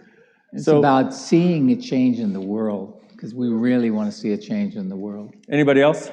Yeah? Yes, please. How about if today's the day you let it start? Hell yeah! And what choice can you make that will create the world you desire also? Yeah. And be willing to see the world you would like to see and start becoming that, so it creates some different reality for you and for everybody else. And so our talk today is theoretically on empowering you to know that you know. But you don't, so it's okay. But since you don't know, don't worry about it. We're good. Bye-bye. Okay, see you later. So Gary, that's, our quote-unquote tagline of Access. Yeah. How did you come up with that, and what was your awareness in making it such a vital part of what we try to convey with people? Well, the one thing, I was involved in a cult where they said... Wait, not this one, right? Not this cult, yeah. Okay. By the way, if you think Access is a cult, you're wrong. It doesn't really qualify. Darn it. You have to read a book called The True Believer, and that was the cult Bible for years. And in that it says, we don't tell you how to live your life. We don't tell you we have the better way. We don't tell you that we know what's right, and we don't tell you that you're wrong and we're right. Our point of view is, what do you know? And my point of view has always been, if you know enough to ask the right question, I'll fucking give you the answer if I've got it. And I always will do that. And it's like I'm more interested in you being aware of what you know. I mean, I watch little kids who know things, and I go, okay, so what do you know about this? And they go, blah, blah, blah. And I go, you're right. And they go, what? Nobody tells them they're right. They're friggin' 6. They can't be right. If you're 6 years old, you're just dumb, right? Yeah, were any of you ever acknowledged for knowing when you were a kid? Or were you told you don't know? Ooh, lucky. You can't know that. One person. Yes. And that's just not correct from my point of view. So I decided that I was going to do this. I said, I don't want to have this thing become a cult. Number one, I'm not a very good guru. Darn it. Between Dain and I, we managed to do guru. I'm the sticky one, he's the saucy one, guru. Guru.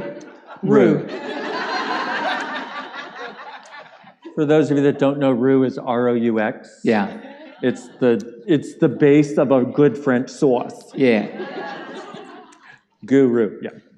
So, it's like we're always looking for how we can empower you and get you to recognize what you know. And I try in every way I can to let you see, what you know that you know. Because once you have that, no one can ever take it away from you. And I don't desire for anybody to have it taken away from them. And the one thing I say about Access is great because it just explains what you've always known.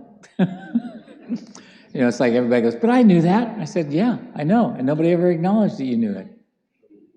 We're going to acknowledge it. You know. Not, you don't know. And not, I've got the right answer. And that's probably the greatest gift of Access for me personally, is I don't have to have the right answer.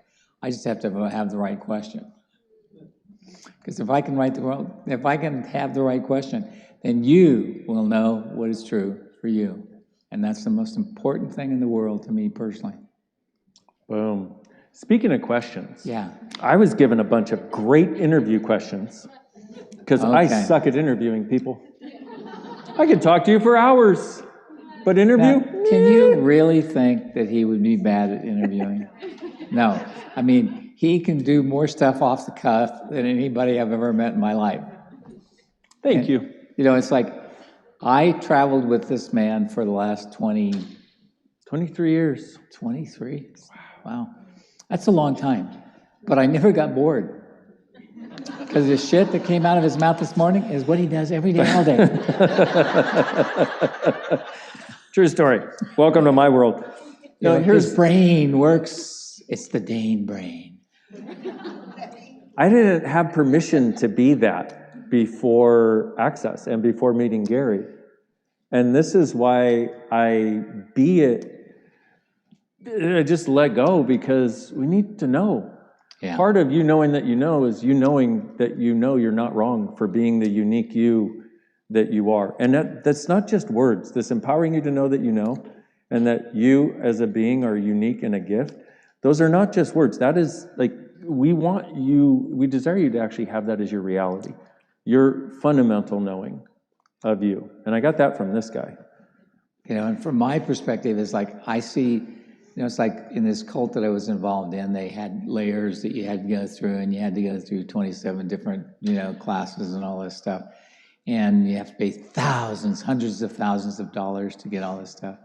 And somebody would come in and ask me a question, and I'd tell them. And they say, "You can't tell him that. He's not at the right level yet." I said, "He's smart enough to know that he knows. I'm telling him. You can't. You'll get kicked out." Okay, good. I'll get kicked out. I don't care. I wanted people to know what they knew. And if they ask a question, by God, I'm giving it. So if you're in a bars class or a foundation class, to supposedly beginning classes that are not really, you know. Nothing is a beginning class in Access in reality, except the bars. And the thing about the bars is they're a great way for you to learn to receive. That's the greatest gift the bars are.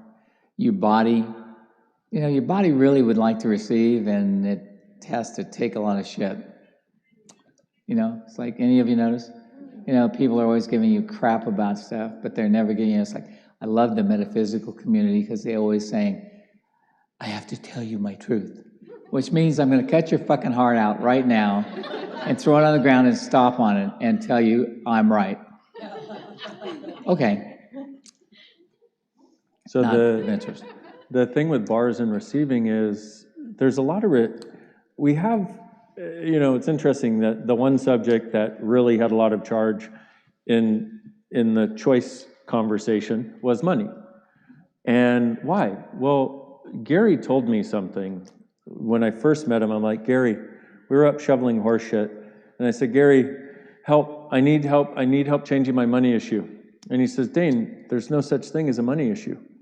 And I'm like, anyway, Gary, I need help with my money issue. And Gary goes, there's no such thing as a money issue. Third time, okay? Gary, I need help with my money issue. He goes, there's no such thing as a money issue. Finally, after 3 times, I went, wait, what do you mean? And he went, it's not an issue of money, it's an issue of what you're willing to receive. Yeah, what are you really willing to receive? You know, it's like if you could have, you know, it's like, are you willing to breathe air? Any of you hold your breath for long periods of time? Or do you just breathe all the time? What an attitude. Why do you deserve air? You don't. But if you realize that money is like air, you just breathe in and breathe out. And you use money as a gift and as a straw that you can use to stir the pot of your own reality. A greater possibility can occur.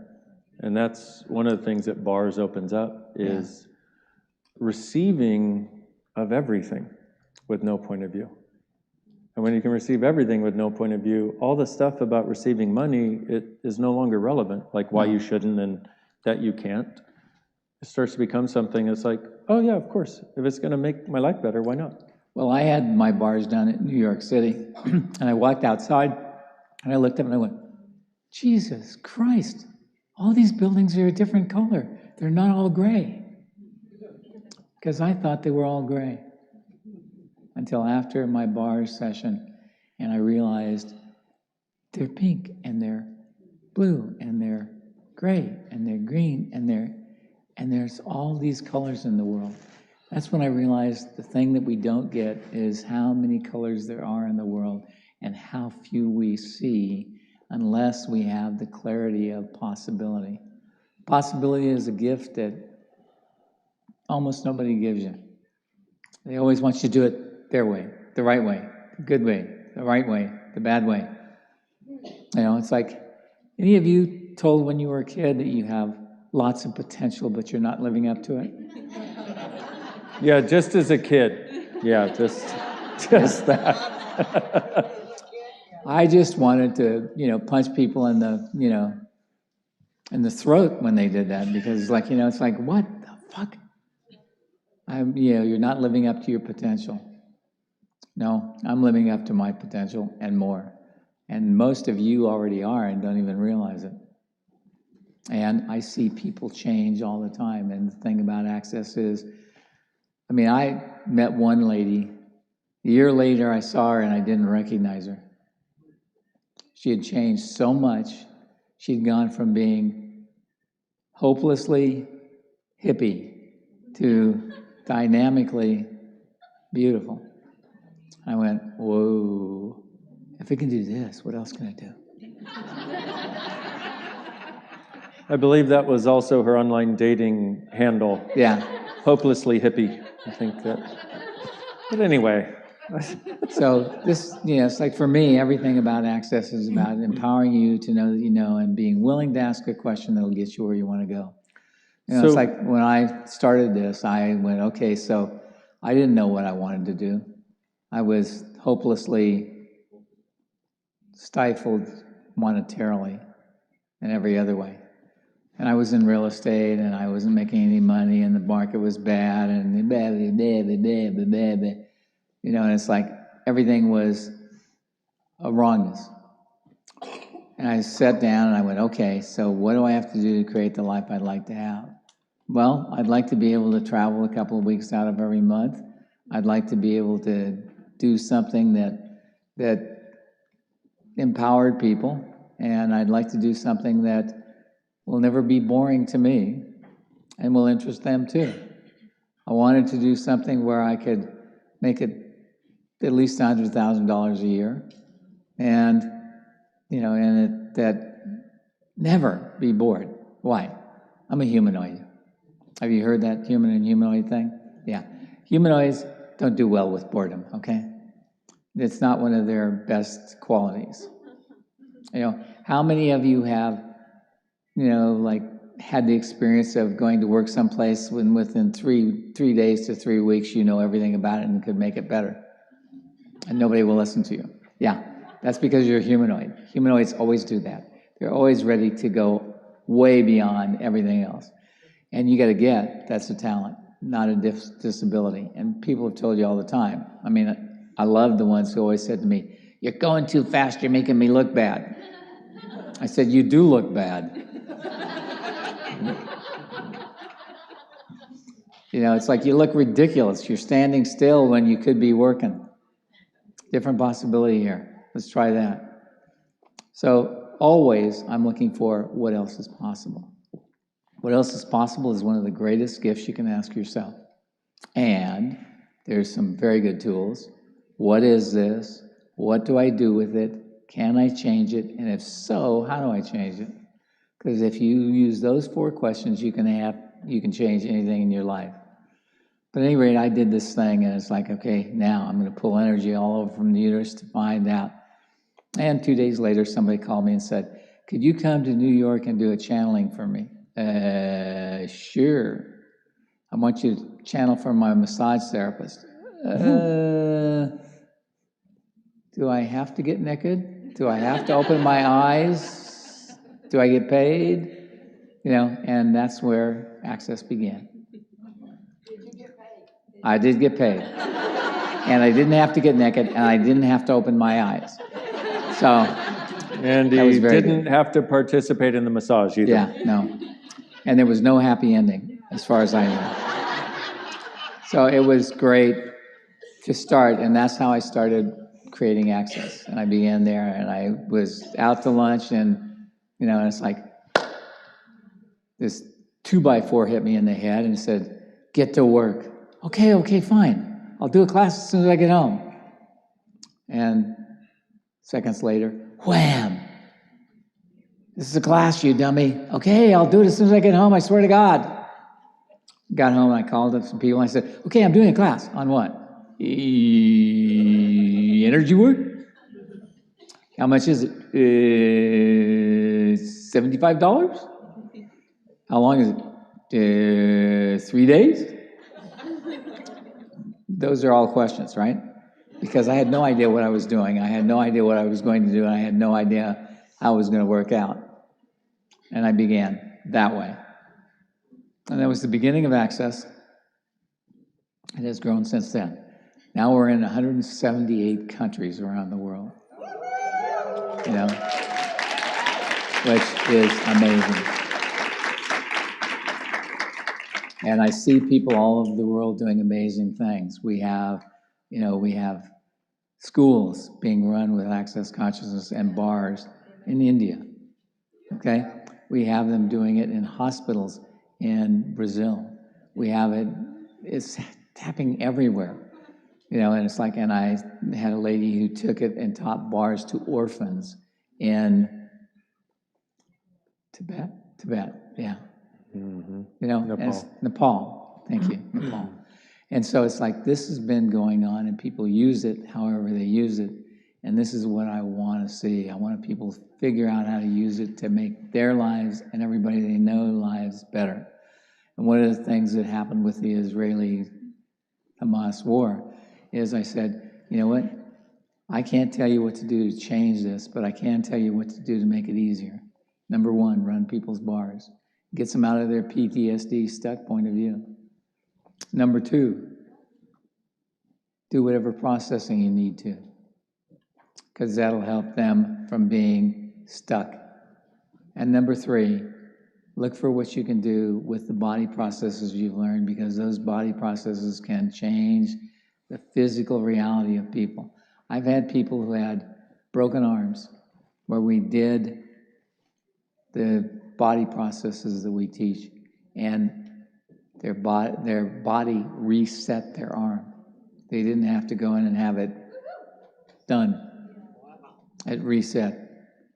And several of them have had their shoulders go back into place automatically. I'm going, whoa, it's amazing. But that's the way I like to look at things. What else is possible? What else can you do here? What else is possible? What else can we do here? What can we be? What can we do? What can we have? What can we generate? What's possible in the world that we've never seen? And one of the things I look at is, you know, y'all familiar with Yellowstone National Park? Yeah. Well, Yellowstone is a super volcano. Did you know that? What a super volcano. Yeah. And it, you know, it's like, and it goes off every 650,000 years, plus or minus, you know, more or less. And so we're at about 650,000 years right now. So it could go off at any time. If it did, what would be non-existent anymore? Planes. There'd be too many particles in the air for a plane to fly. What would be going on with cars?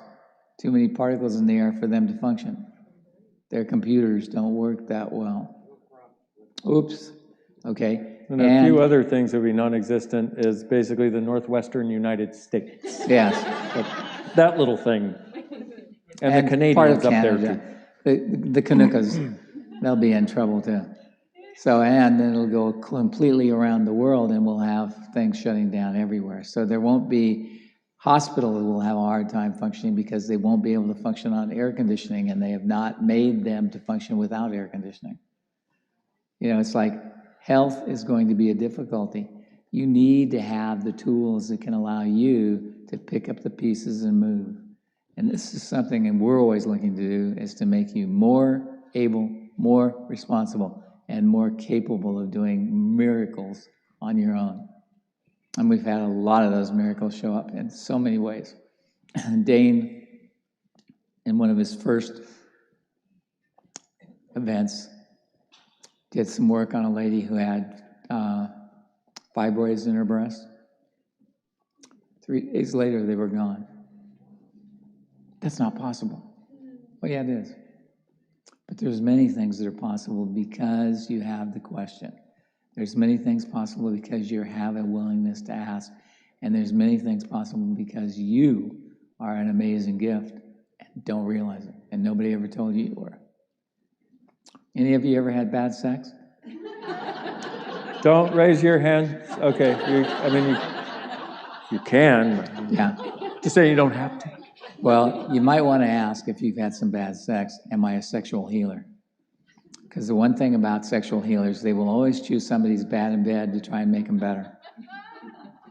And it's not just that they're bad in bed. You're not trying to heal sexual performance as much as all of the judgments they have about sex. Yeah. I just gave it a whole new meaning. Yeah. No, it's not sexual performance that you're trying to heal. You're trying to heal all the judgments, all the stuff they've locked into their body, everything that makes it not an ease and a joyful experience for them. Just pointing that out for you. You're welcome. So if you've had those experiences, you might want to ask if you're a sexual healer, and then you may not want to choose those people again. And start asking, body, who do you want to have sex with? Not, who do I want to, ooh, that one looks good. Just because they look good doesn't mean they is good.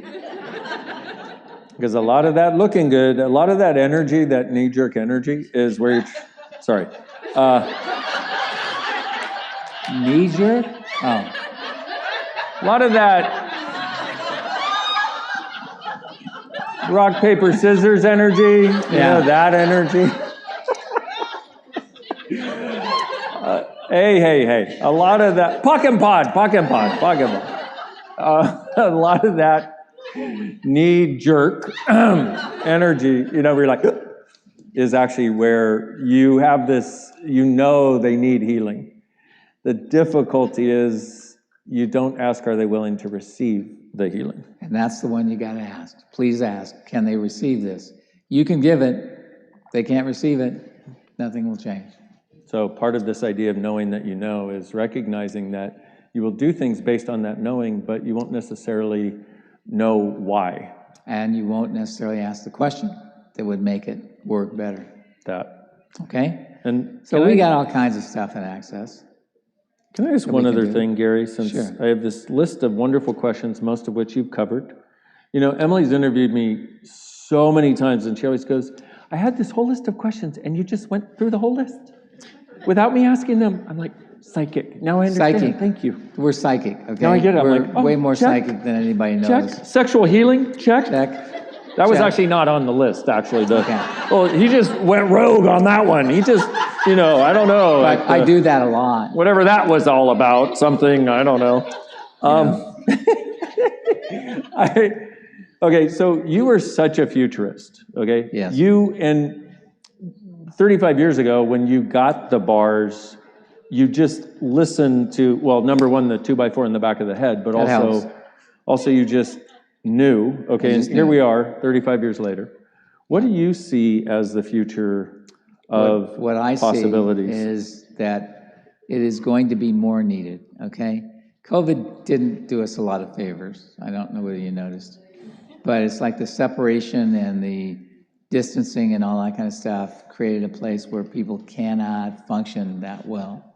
The places where they've put us into this place of you need to stay home and not see other people has made us incompetent in interaction with others. These are things that bars will help. These are things that other access processes will help. And I see that in the future, access is going to grow dynamically. I think it's going to grow, you know, it's like 178 countries and it's still growing. I mean, we're in countries that we got kicked out of, like China. We were kicked out of China because somebody called it a multi-level marketing thing, and they don't like multi-level marketing in China. And they said it was, you know, it was a healing modality. And I said, don't ever tell people it's a healing modality. Just use it if it works. And the one thing I know is everything will get better if we all access all of our own capacities. And each one of you has an ability to heal something that nobody else has the ability to do. See, please know that you're way better than you think you are. And you're not nearly as fucked up as you want to be.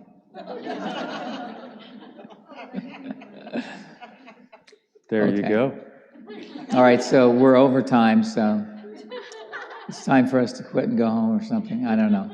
Well, this is cool because when I was going, we got down to 0, and I thought we were going to have Armageddon.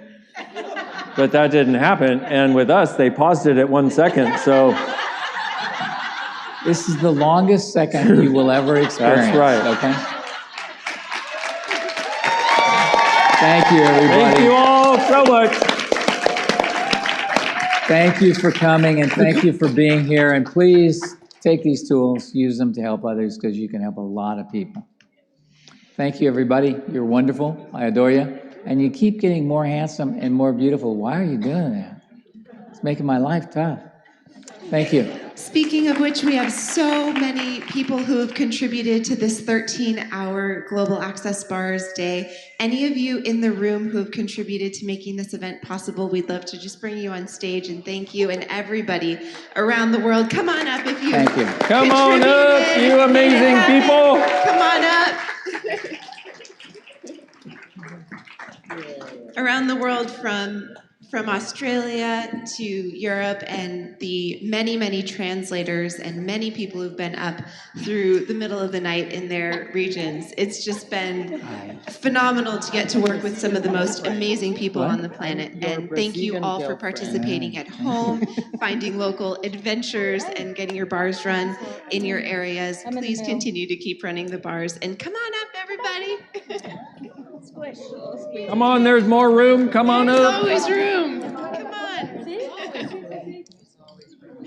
There's always room for one more in Access. I want to stand right in front of you. You can stand in front of me. I'm taller than you. Whether you think I am or not.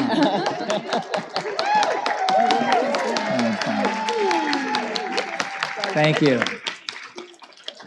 Thank you, everybody around the world. You're all wonderful. Adios. Hasta luego. Hasta la bye-bye. Hope to see you somewhere soon.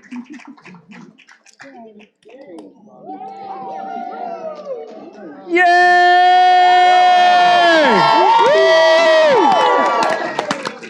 We were going to have fireworks, but we're inside, so you just have to imagine the fireworks. And thank you, everybody who has contributed to this. You guys absolutely rock. Thank you for being in the room. Thank you around the world. Let's go have a happy world. Thank you. I'm to you. I need my selfie with the creator of this. No, I don't. Oh, Sorry. okay. Thank you. Thank you, goodness. How are you? Good, how are you? Good. Looking